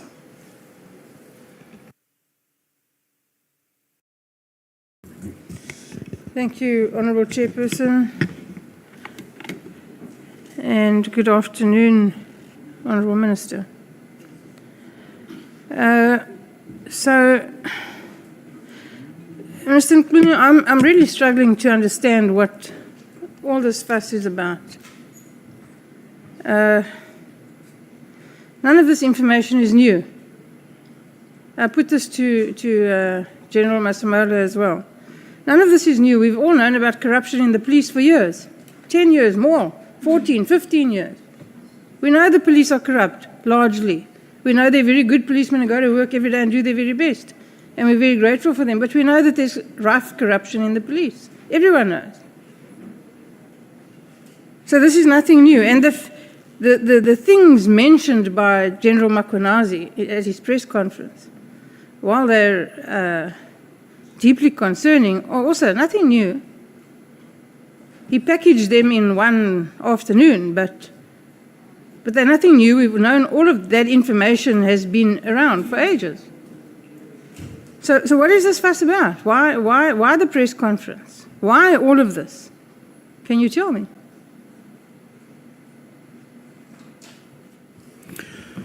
That's, thank you very much. That's exactly one of the intriguing questions that we have to grapple with, both internally in SAPS, but also in Parliament in general, in the whole public. That there are things that are refusing or resisting to change. For instance, there is a perception out there, I don't want to lie, that SAPS is corrupt. There is corruption in SAPS. That is persisting. There's corruption in SAPS. the perception that says crime is not under control. And I've always said, yes, crime may not be under control or is not under control, neither is it out of control. But there's a concern there, running general. And I did, in my interactions with police, say there are the character of crime in the country is also featuring certain specific geographical areas in each province, known people or groupings of people, as an ongoing characterization of criminality in South Africa. And that I'm worried about that, and I don't think that we can't overcome that. But I would say it in response directly. On the side of crime and corruption, maybe pointed at, but within subs, let us wait until this ad hoc committee finishes its work or completes its work, until Nhlanhla also completes their work, to have a full spectrum or a fuller spectrum of the extent of what we see now in reality. And I believe that we'll see a particular extent, and we'll then be able to say, let's then apply our mind to say, what do we do with all of this in terms of extent and depth? But it's a concern. It's concerning. There's hardly a day you hear when there's hardly a day that passes without you hearing of this corruption or not corruption, that omission or not, and so on. So if you are sharing a concern with me, I'm sharing also, I'm saying that I share that concern. And at some point, maybe this time around, we need to bring or minimize these concerns substantially. Otherwise, it can't be a permanent perception and a permanent feature that people have these problems and concerns around South African Police Service. Thank you, Minister. Well, you see, that's part of the problem. Part of what I'm asking you is really, why now? We've known about this for more than 10 years. I've known about it, you've known about it, everybody in this room has known about it. And the only people who don't know about it are people who clearly live under a rock. And so it can't be the job of South Africans, it can't be the job of this committee, it can't be the job of the Nhlanhla Commission to tell you, and in fairness, you're a new appointment, but you're the minister, you must take the heat, to tell you and the senior management of the South African Police how to deal with crime or what the problems are. Why don't you know it? Why does your management not know it? Why is there no discipline in the South African Police Service? Why is crime intelligence such an inordinate, absolute mess? And why hasn't it been fixed? We wouldn't be here if this had been addressed when it should have been addressed. And why hasn't it been? That's really my question. Well, I believe that everything has its own time. Maybe we must agree as a country that it is time we all set about correcting the wrongs, because the problem with asking an open question like that is that not only are we adults here, but we are leadership of the country or part of leadership of the country. If people get to know that we are asking what they are asking, they will lose confidence in us, and we shouldn't make it easy, and we should make it possible for people to lose confidence in us. This is Parliament, and there are other institutions. We may seemingly look like we are fighting here because there are questions and answers, but I want to believe that above it all, in the upper part of our brains, all of us here, we're concerned about our country. We want these wrongs to be corrected. in a manner that is correct, so that at the end of the day, we have South African police that all of us are proud of. All of us are proud of, and I believe that it is possible. It can be done. We just need inner resolve. We need to do things differently, and I believe that part of what I tried to do up until getting to leave, we're trying to grapple with some of the root causes and the root problems in SAPS instead of just accepting what is there.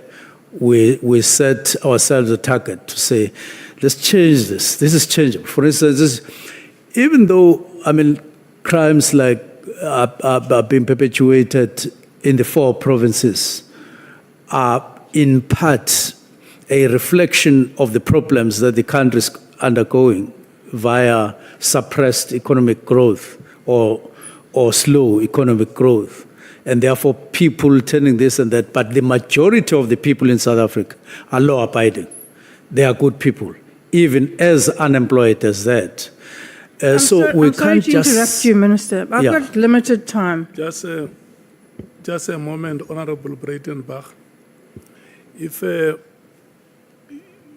when you speak, on the screen we see there is a tag behind you which is giving you a spirited competition.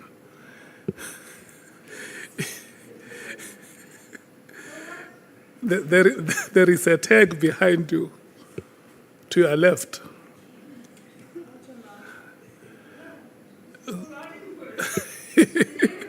Everybody knows what party I'm from.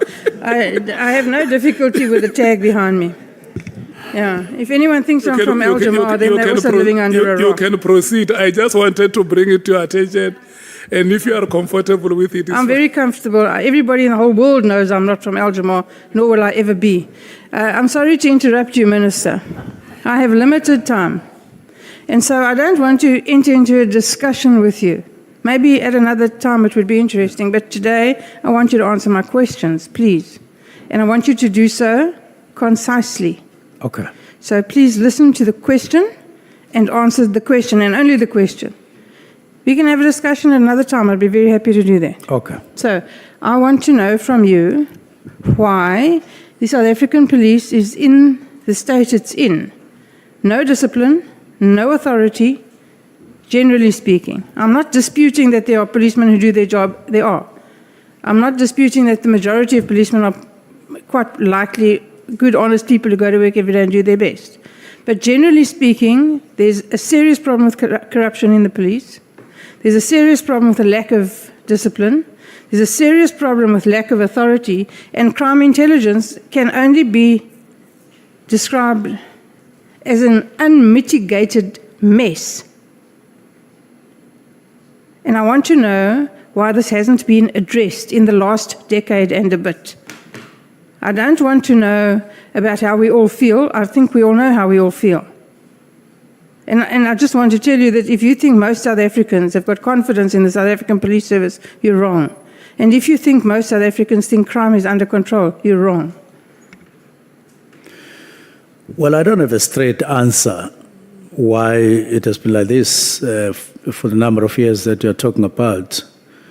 What I know and what I'm determined to do is to play my role in what I share in part or wholly with you, that there are concerning matters within SAPS and they need to be addressed, and they need to be addressed soonest without any delay. That I regard as my answer, and that it requires a lot of determination to do that. What have you done since your appointment to do it? Pardon? What have you done since your appointment to achieve that? We have done is to insist that this is an organization, and it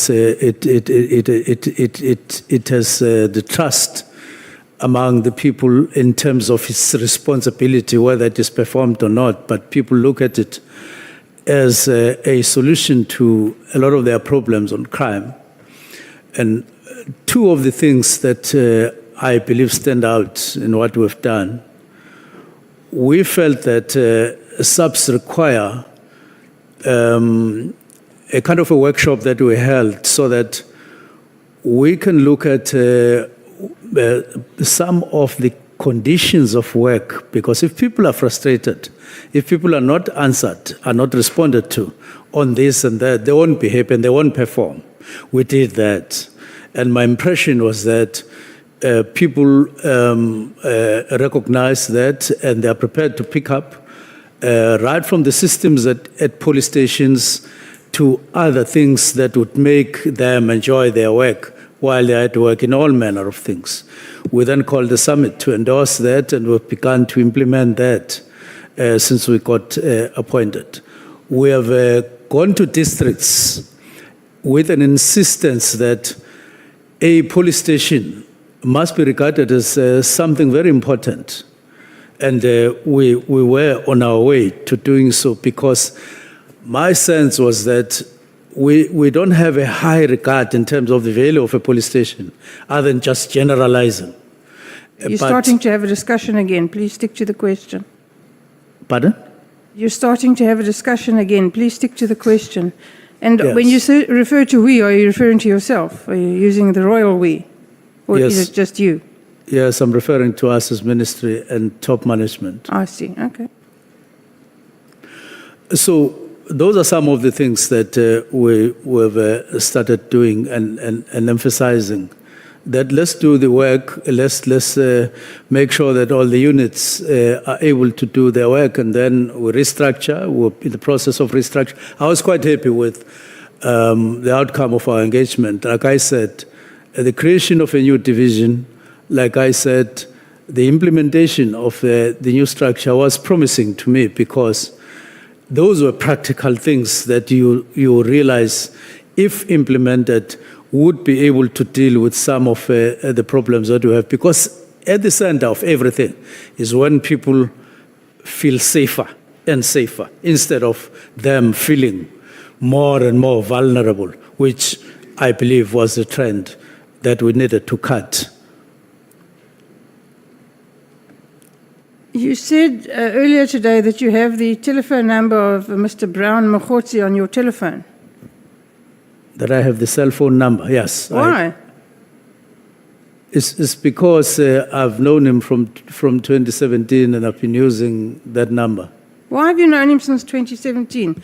And what do you use the number for? Why didn't I? Why have you known him since 2017, and what do you use the number for? No, we're just talking... About what?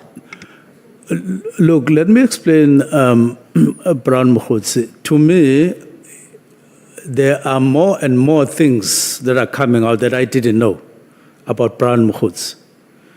I knew him just like I got to know you.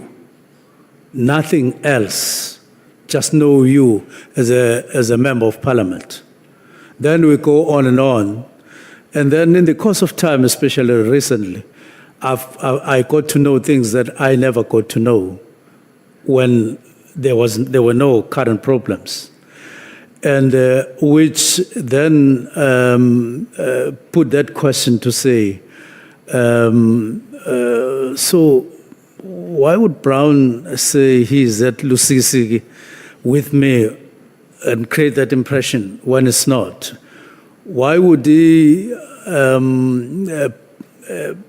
take a posture that whatever he says to other third parties, it is because he has had a discussion with me and so on? No, Minister, that's not what I asked you. You must please listen more carefully to the questions, and then we'll get done so much more quickly.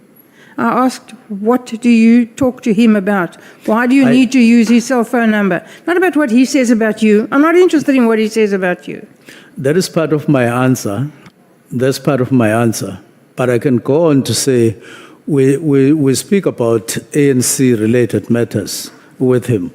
But I know he likes throwing a lot of other things that have nothing to do with the ANC. That's when I normally don't answer him, or all the time don't answer him. Okay. And you communicate with him on Signal, you said, amongst other things. WhatsApp and Signal. That I do what? You communicate with him on WhatsApp and Signal, you said. Yes, because he said he has it and I have it. Yes. So normally people communicate on Signal when they want to be sure that nobody else can read their correspondence. So what are you talking to him about that you're trying to hide? Same matters, there's nothing more. So this issue between General Mkhwanazi and yourself and Masemola and Sabia, this is just a factional battle in the South African Police Service. Is that what we must accept? It's a battle for power. The head of the Hawks position is becoming available, or is available. Masemola is due to retire soon. Is this a factional battle? Have we been called here to sit here for days and hours on end to deal with a factional battle in the South African police? Well, what has happened, which I know, is that when I issued directives, my view is that General Mkhwanazi took a personal stand against what I did for his own reasons. That's why, among other things, even when General Kumal and others got arrested, Chief of Staff told me that he sent a message that gloves are off. As far as I'm concerned, the earlier response to what I'd done was personal, very, very personal. He took matters personal rather than as a police officer who would then engage openly. That's why there would be things like if he is clean and so on and all of those things. And when General Kumalo gets arrested, he then say, Chief of Staff must inform me that that gloves are off now. So in my view, all that has happened, the trigger on these matters that we find ourselves on here, the trigger is the directives. That's the first trigger. The second trigger is the arrest, where General Mkhwanazi kind of take a personal posture into matters of subs, which are not necessarily his personal, is part of that. Yes, of course, he's got a job to do. Do you think that you are entitled, in terms of the prevailing legislation, to give the directive that you gave? Do you think that as minister you have that authority? Or do you think that you've overstepped the mark? I have not exceeded the mark. I would not have done that if I ever thought that I would be operating or may be operating outside legislation. I have never done so in the past. All my portfolios that I got deployed to. It's I've fine, never you've done answered so. the question. Yes. Thank you. Did you discuss issuing this directive with Advocate Pikoli?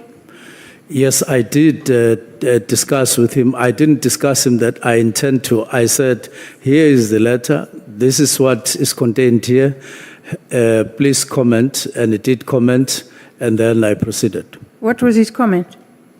Well, his response was to correct certain matters. I can't remember this and that, but generally part of the comment was that you are within the law, you are within the Constitution. It did make that comment. Fine.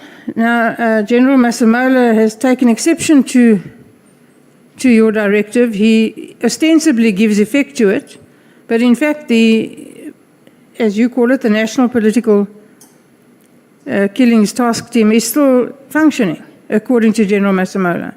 So he has, in fact, disobeyed you. I can't get your question clearly.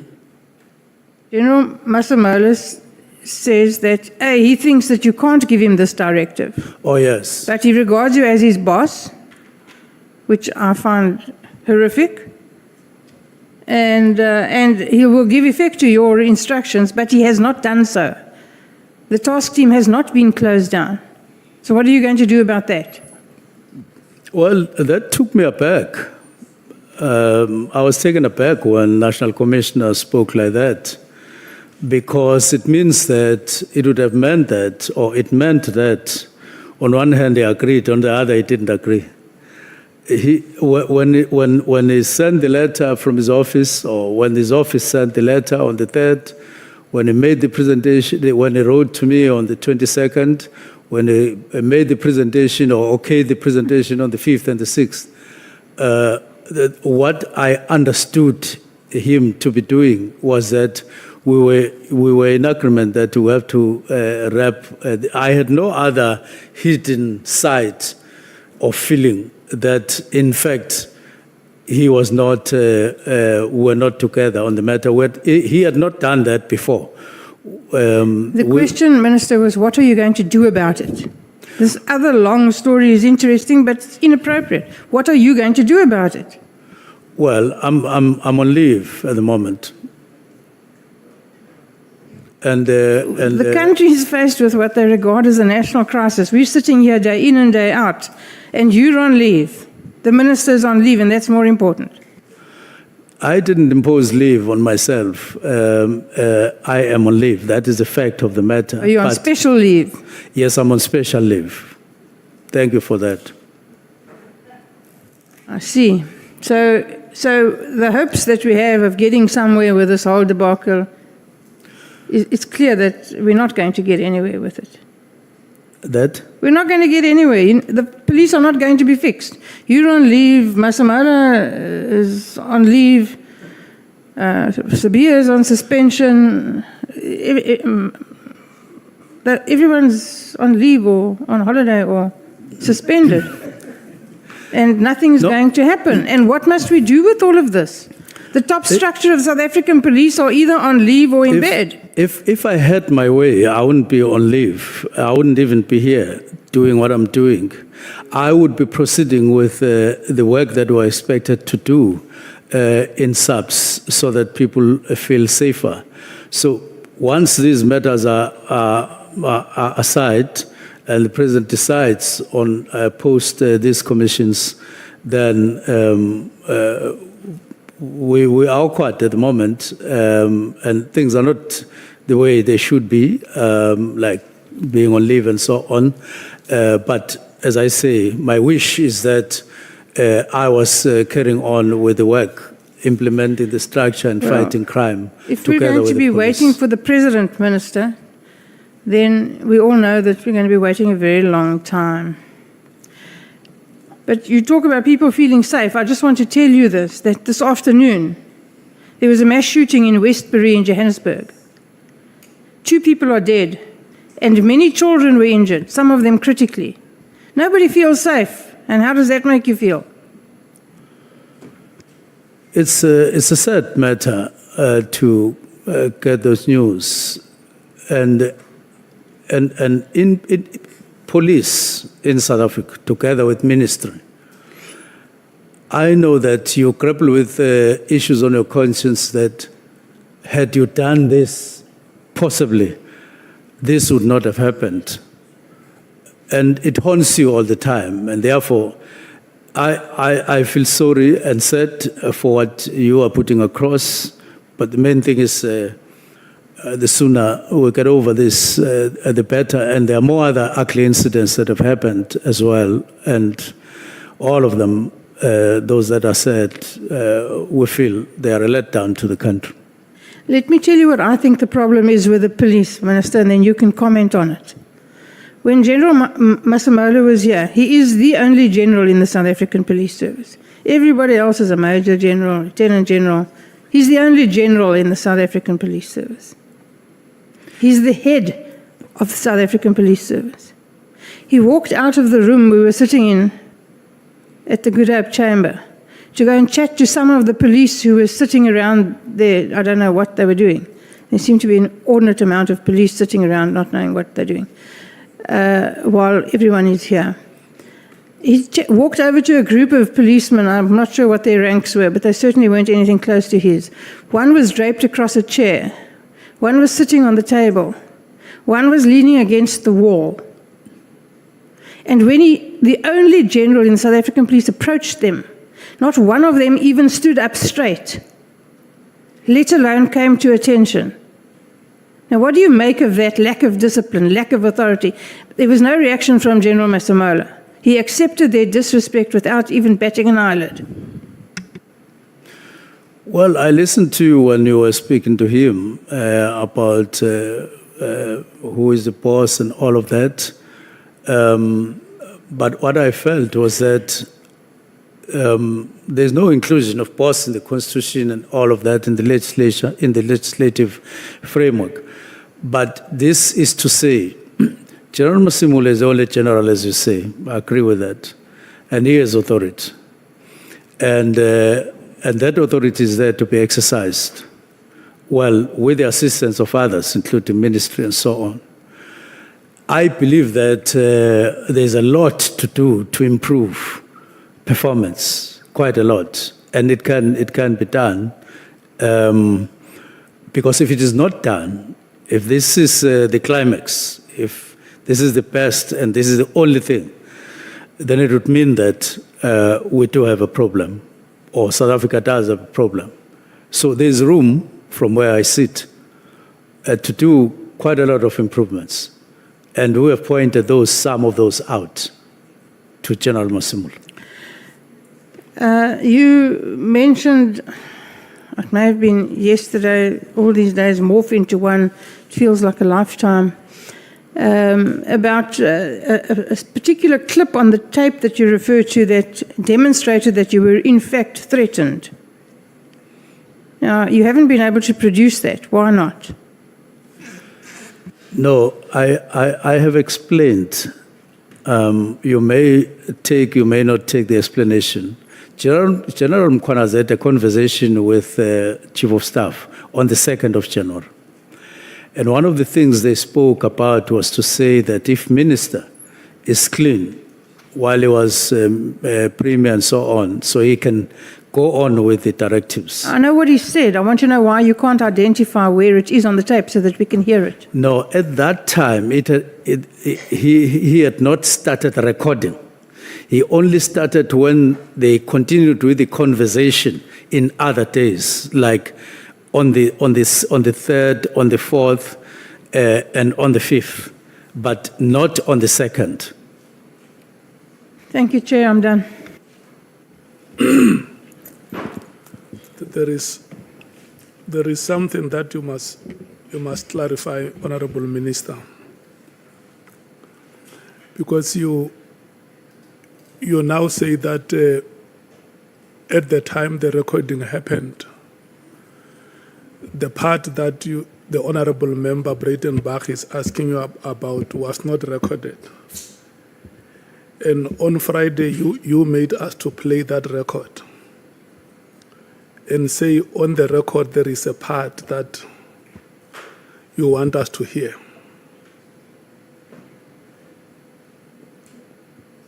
Which statement do we take?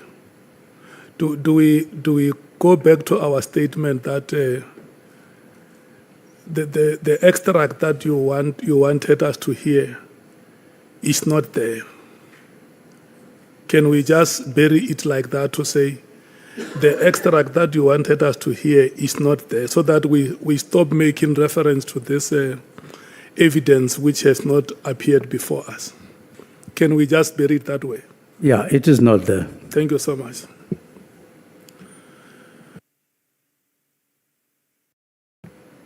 Honourable Nomvalo.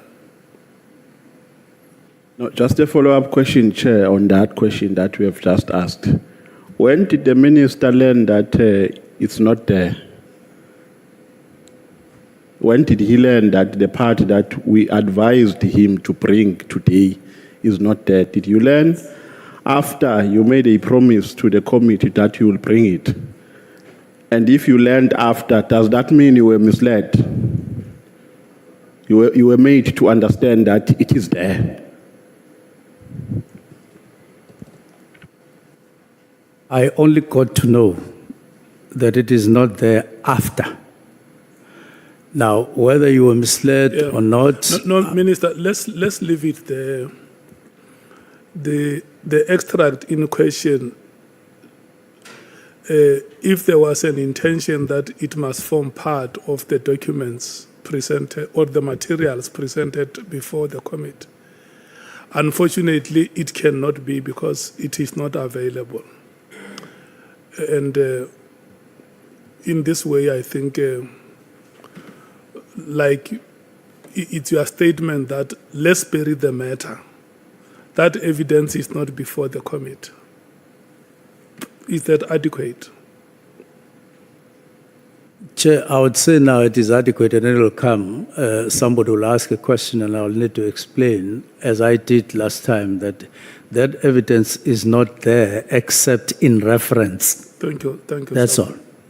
Yeah. I see Honorable Malema, Honorable Samkwena, do you still want to speak? Let me take Honorable Malema and then you will be the last Honorable Samkwena. No, Chair. We have to close it properly if you are saying we're going to close this part. The minister either must accept that he was misleading the House or he honestly thought that thing was there. That's why he committed that in the next, I'm the one who said, in the next meeting, just come with that part. And he said, no problem, we'll come with it. But how do you say you will come with a part you never had? Because he was making us to play something he never had. So had we not insisted on that part being brought, this House would have been misled.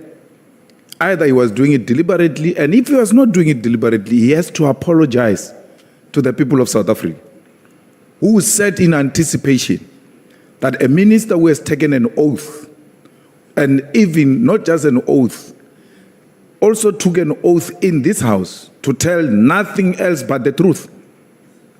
If he made a mistake, he must say to the people of South Africa, I apologize, I made an error of judgment, it's not there, this issue is not there. Unless he was deliberately misleading us. But if you have made an honest mistake, you have to apologize. And I insist that he has to apologize if he made an honest mistake. People have left what they were doing, waiting to come and hear a part where a general is threatening a minister. That's not a serious, it's not a simple allegation to be made and just leave it like that. That allegation was made, now there is an acceptance, there is no evidence to that effect. I was actually misled and I therefore apologize. That is what we insist on, Honorable Chair, for this matter to be closed. Thank you, Honorable Sangweni. Thank you very much, Chairperson. I think mine was going to be to seek clarity from the Minister on what is not there. So is it the recording that the Minister says is not there, or is it the threat that the Minister says is not there? And Chair, I'm asking this because I don't want us to leave here with an impression that the Minister has withdrawn his testimony that General Mkhwanazi threatened him, if that is not what the Minister is doing. So if we can just separate the two things. And then secondly, I also want us to be consistent, Chair. There's a lot of things that people came here and they have said, and we did not demand evidence of it in recordings or any other format. Now, the unfortunate part is that the Minister volunteered a recording, which is now the issue. We've been listening to people talking about Tupac songs and sending this and sending that, and we never demanded recordings of those issues. So I want us to be fair to the Minister. Now, if we can get clarity that is the Minister withdrawing his testimony that he was threatened by General Mkhwanazi, which is different from the recording is not there. And that's a different matter that I think we can close. Thank you very much, Chair. Honorable Shongwe. No, Chair. Partially, I disagree, Chair. I think, Chair, borrowing from the words of Ubabu General Usbeya, ukuthi Mkhwanazi ukhuluma into angayazi, is the chance ukuthi uMinister ukhuluma into angayazi makathi kukhona i-voice note. And when you say kukhona i-voice note, ukhuluma ngento elalelile wayizwa ukuthi ngiyizwile i-voice note. So I don't think it will be acceptable kimi for Minister to say, I withdraw, I wasn't sure ukuthi ikhona or ayikho. He must speak into iqiniso la ukuthi ube izwile yini or ukhuluma into engekho ayicabangile. And number two, what does it say ngecredibility yakababa uNkabindo? What if uNkabindo umtafulile umshayile lapho, Chair? So I think asingayenzi ibe lula, Chair, and sisebenze ngo-withdraw, I withdraw that. No. Akavuma uthi ngiqamba amanga la. So, Chair, what's the right word for amanga, parliamentary word? For what? lying, misleading. Inaccurate.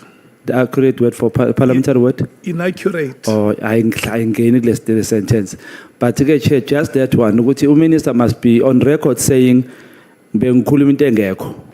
Because if we on record, we allow Zuluzwile, Chair. Thank you. Okay. On a point of Honorable order, Malim. Chair. We're not asking you questions. We're sitting on the topic you are talking about. And the topic is the recording. It's not whether the minister is withdrawing the threat or not. So once you are on this point of recording and then you say, you minister must, you're introducing a new subject. We are saying minister committed to bring a recording. Minister didn't commit to bring whether he's being threatened or not. He promised to bring a recording and the recording is not there. That's what that's what Honorable Dlinis was asking about, and that's what we're following up on the recording. No, let me remind you, honorable members, this is what happened on Friday. When the recording was played, the Honorable Minister placed a statement that there is a part that is missing in the recording. And so he would have wanted us to hear that part. And so the minister made a commitment that the part will be made available. And when we resumed this morning, we gave a report that we have made a follow-up through our secretariat with the minister and his team. And the extract that he himself would have wanted us to hear is not there on that recording. And during the proceedings, the minister have admitted that that part is not there. And that is why my view is that we must desist from asking him questions on that evidence because we will not get it. It is not there. He has confirmed before this committee. And the part that Honorable Member Malema is saying is that, Honorable Minister, because you made a commitment, you might have made an honest mistake that you committed to bring that extract, hoping that you will have it readily available. And it's not something that you can be crucified for. If that thing is not available, you just say, look, I was under impression that it is available, and it is not available, and for that I want to apologize. Then we bury the matter. You don't appear before this committee as a suspect. You appear before this committee as a citizen who will help us to deal with whatever difficulties we are facing in the South African police services. And I think that is how we should proceed. If that extract is not available and you honestly believe that it will be there, it is not there. Where I come from, Baro Posho, it's a Mayalamakatish, you know, when you operate a machine, you may end up making a mistake because the machine is not a human being. Once you press on, the machine will run. It will not say to you, but you want me to make a mistake. Point of order, Chair. Kahle, Chair. Please, Chair, siyacela. Mo utswang teng, ba o botsa straight hore ntho e bolelang ha eyo. Minister Uitse, ikhona i-voice note. There's a part I want you to hear, which I don't get now. If it was a song, you would say this song, iqala la, khona la imnandi khona, told that part. He said it that way, sir. He didn't say, I'm not sure whether it was a voice note or they told me. Said in this voice note, there's a part I want you to hear. So, and Chair, again, under oath, he said that, under oath. It's not a soft thing that you can just downplay as if, no, here, you're not coming as a victim or suspect or what. Chair, whatever he says here is under oath. La Chair, ama South Africans alalela, exil amanunu abono babu pekicela, ama South Africans. So let's not downplay it, Chair. Uthe ubaba ikhona, sicela leyo voice note or asitshela ukuthi kanqamba manga, sidlule. Simple as that. Honorable Skhosana. Ngithokoze mgcini isihlalo. Ngibawa ukuthi nami ngifake lami lokuthi ungqongqotshe uye watsho ukuthi kunento nasiya ngaphakathi inunu le ebefanele silalele mara into le ingaphela lula njengoba umlingani ayithomile ngapha honorable Malema he ask a simple question ukuthi indaba le ayikwazi ukuthi ingafelela angakavuma ukuthi bekaleya mhlambe bekaSmith axolise ngokomthetho ngoba is under oath as I said earlier ukuthi akhumbule ukuthi under oath mara singaphumi la singanagama elazekelayo ukuthi uyasalaranisa nje asazi ukuthi sikuphi akafuna ukuvuma mara ke ukuxolisa ngicabanga ukuthi kungaba into ekarako ingasikari into leyo ukuthi uthi Mathela Bambalala ngiyabawa ukuthi mani ngenza iphoso kukuleya indaba yokuthi into le ikhona yokuthi ngithuselwe ngoba indaba yokuthuselwa silalele sonke la ayikho. Yeah, no, honorable member. We may be saying one thing in many ways. It's for the minister. You know, the request that has been made by the honorable member is for the minister to say if he made an honest mistake or he has not made a mistake. It's not a matter for us to debate. If he made a mistake, he will say it here to say, look, that was a mistake. I apologize. Or it was not a mistake. It's just that I can't find the evidence, but I have it and I won't apologize for that. So let's give him a chance so that we deal with the matter once and for all. Honorable Minister. Thank you very much, Chair. I believe I made an honest mistake. I was under the impression that that part that I spoke about was actually there, and it was part of what was sent here. Then I make follow-up after making an undertaking, and it becomes clear that no, recording had not started when this part was discussed among them. And therefore, I made that mistake and I apologize. Thank you so much. That is acceptable, Minister, and there is nothing that will take any quality away from you. Thank you so much. You haven't addressed my question. Oh, yes. The question that I had the second question that yes. you I understand the raised, mistake about the member. recording, Chair. Yeah, let right? me allow you to restate it. Thank you. I understand the mistake about the recording, which I think the apology from the minister is accepted. But I just want to confirm whether the minister is therefore withdrawing the fact that there were threats that were made to him. On a point of order, Chair. On a point my of order. question, why would there be a point No, of order? on a point of order. No, it's fine. Let's take the point Chair, of order. we are taking rotation here. The ANC will have its own chance. All of us, we spoke on a point that was raised by honorable member. As a follow-up, or we're seeking clarity on that point, which was raised during the DA's 10 is still the DA's turn. So when you now leave the DA's question and come up with something else, you are allocating ANC an extra time on this question. They are still going to have a chance to ask questions.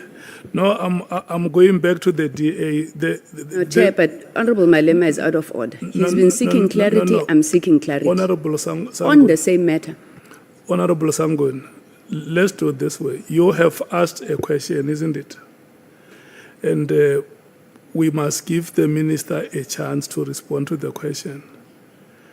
That point of order, honorable member, is not sustained. Minister, did you hear the question? The two questions are based on the recording. Very clear. Yeah, the first question you answered, you apologize, that is accepted. And then the second question is whether you withdraw the statement that there were threats. No, what I'm withdrawing is that I have not been able to provide the recording, but the threat, no, the threat remains. Okay. As told to me by Chief of Staff. Thank you. Thank you, Honorable Klopper. Let me start by apologizing to you for the delays.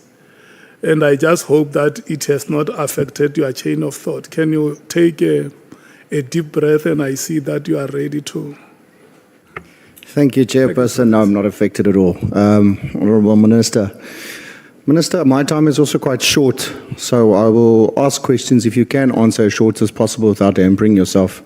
Minister, in December, specifically the 31st, I want to know, did you have any contact, direct or indirect, via staff or via any other person, via any platform, call or messages with Brian Mkhwanazi?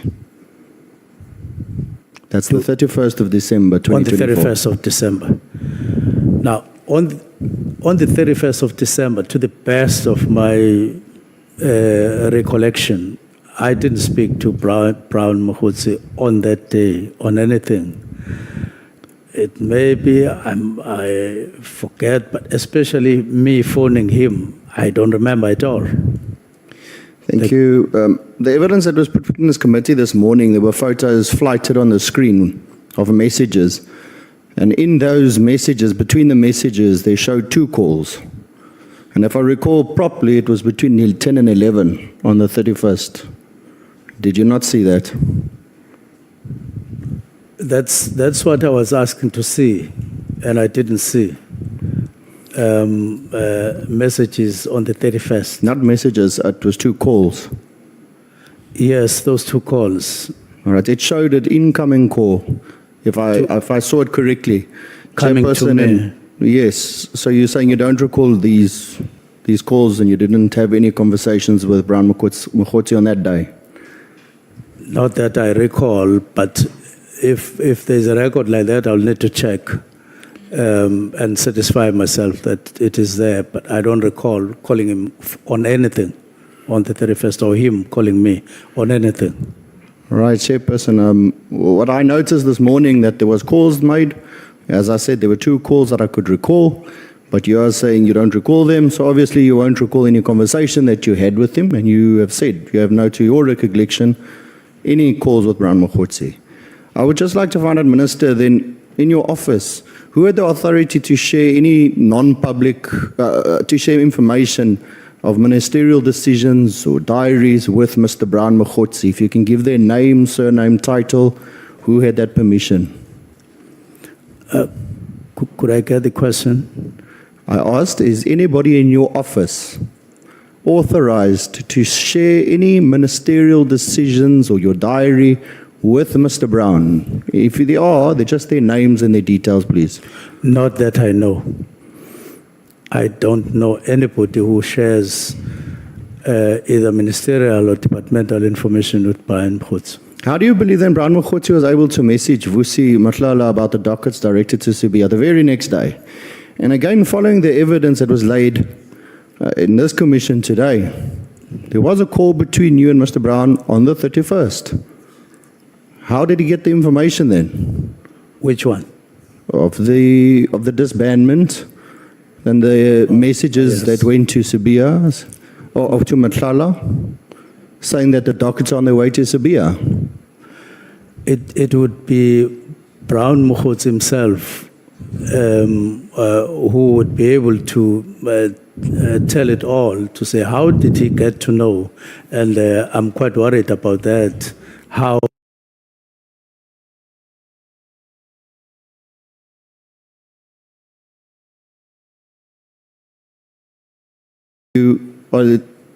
having the South African citizens must believe that someone was able to predict the time and the content of your directive just by coincidence, as what you say at the moment.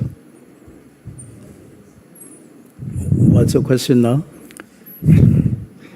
Are you putting it to the House at this point, as far as your knowledge is pertained, that someone in the private sector was able to predict the timing and content of your directive by coincidence?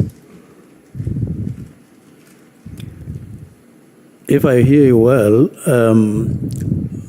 my directive went to Chief of Staff and to Special Advisor and back, and that is how. I don't believe that there was anyone else who was given this by any one of the three of us until it leaked but I did say that when I sat down with the Chief of Staff, he did speak about him sending the letter to the PAs of their principals in the management. So I wouldn't know what then actually happened, but what I know is that at the time of writing, correcting, confirmation, I'm pretty sure that there was no one involved at that stage. Thank you, Minister. Until after the letter went out. Thank you, Minister. So either your office, that of the NC, or the PAs leaked this ministerial decision. Maybe South Africa now has a Cleveran comrade. Which reality should this committee accept, Minister? I'm trying to get your question. Chairperson, I said either the office of the minister or the office of the NC or that of the PAs leaked a ministerial decision. Are South Africans expected to accept that they have a clairvoyant comrade? And I'm asking, which reality should this committee accept then, Minister? No, I would count down or discount the ANC office because it has nothing to do with the letter. And the NC, not the ANC, the NC, the National Commissioner. Oh, sorry, Minister, not ANC. Oh, the NC. Yes, somewhere there was an error or there was a leak somewhere. It would be interesting to find out exactly where. It would be very interesting. Minister, before anyone closes a task team of this nature, I'm sure that, especially of this magnitude, as it was mandated by the President, I'm sure one applies one's mind very thoroughly. You consider work studies, mandates, financials, spread of dockets and provinces, and whether the structures as named is performing its intended function, which I'm sure you did extensively. Am I correct? Yes. Minister, you referred to the PFMA saying that it had no budget of its own and no valid funding authority post-2022. It is one of the reasons that prompted you to disband it. Is that correct? That is correct. It went further on the 17th of October. Correct that you wouldn't, in my view, go on like that, keep a structure with all its expenses. Correct. Outside the structure and even personnel, not dedicated personnel. You have to take people from where they are ordinarily deployed and you put them here, and then the actual expenses thereof for the kind of work that they were doing, especially after 2023.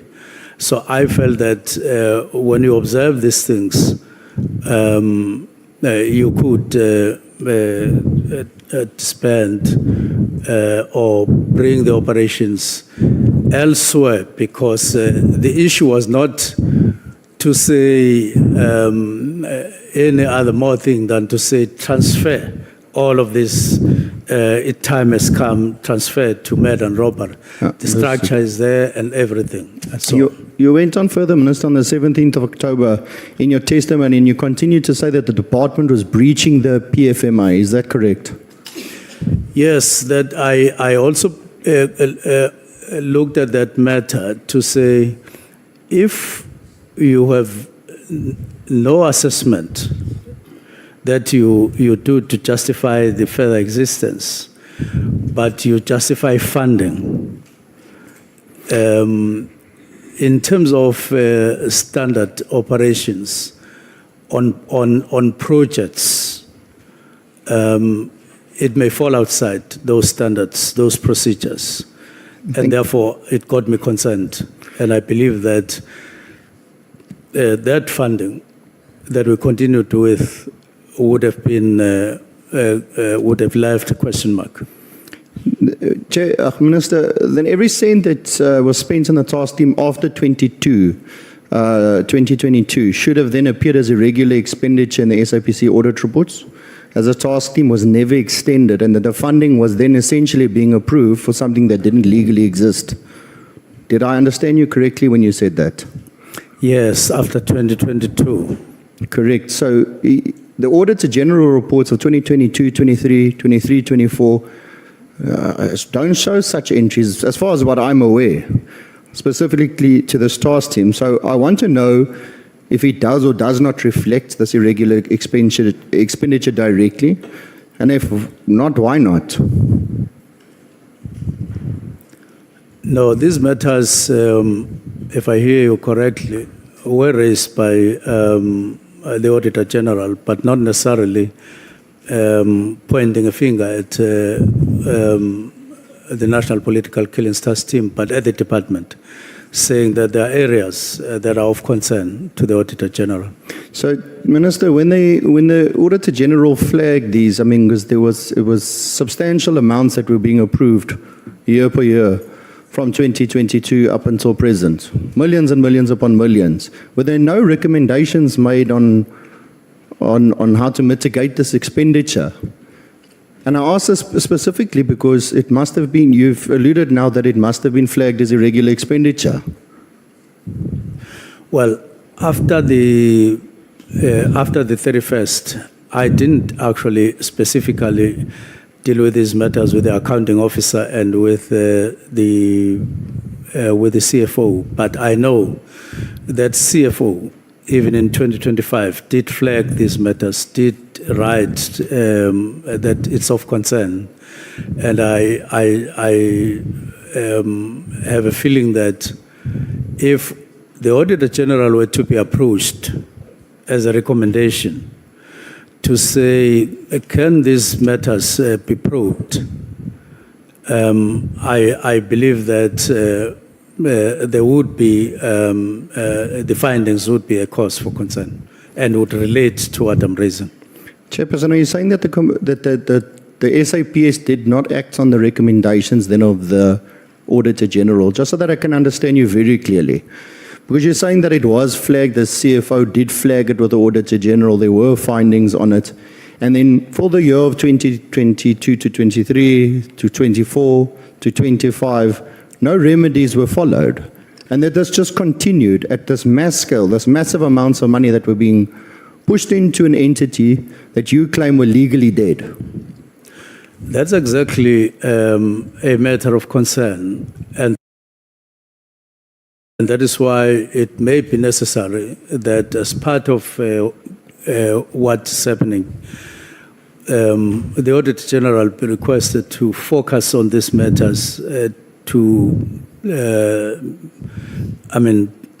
see if there were recommendations and that they were not dealt with, and why were they not dealt with, and get to the bottom of the whole situation. Minister, then I put it to you that I think it's because of this, then ignoring the Auditor General's recommendations and remedies, that the country is sitting where it is sitting today.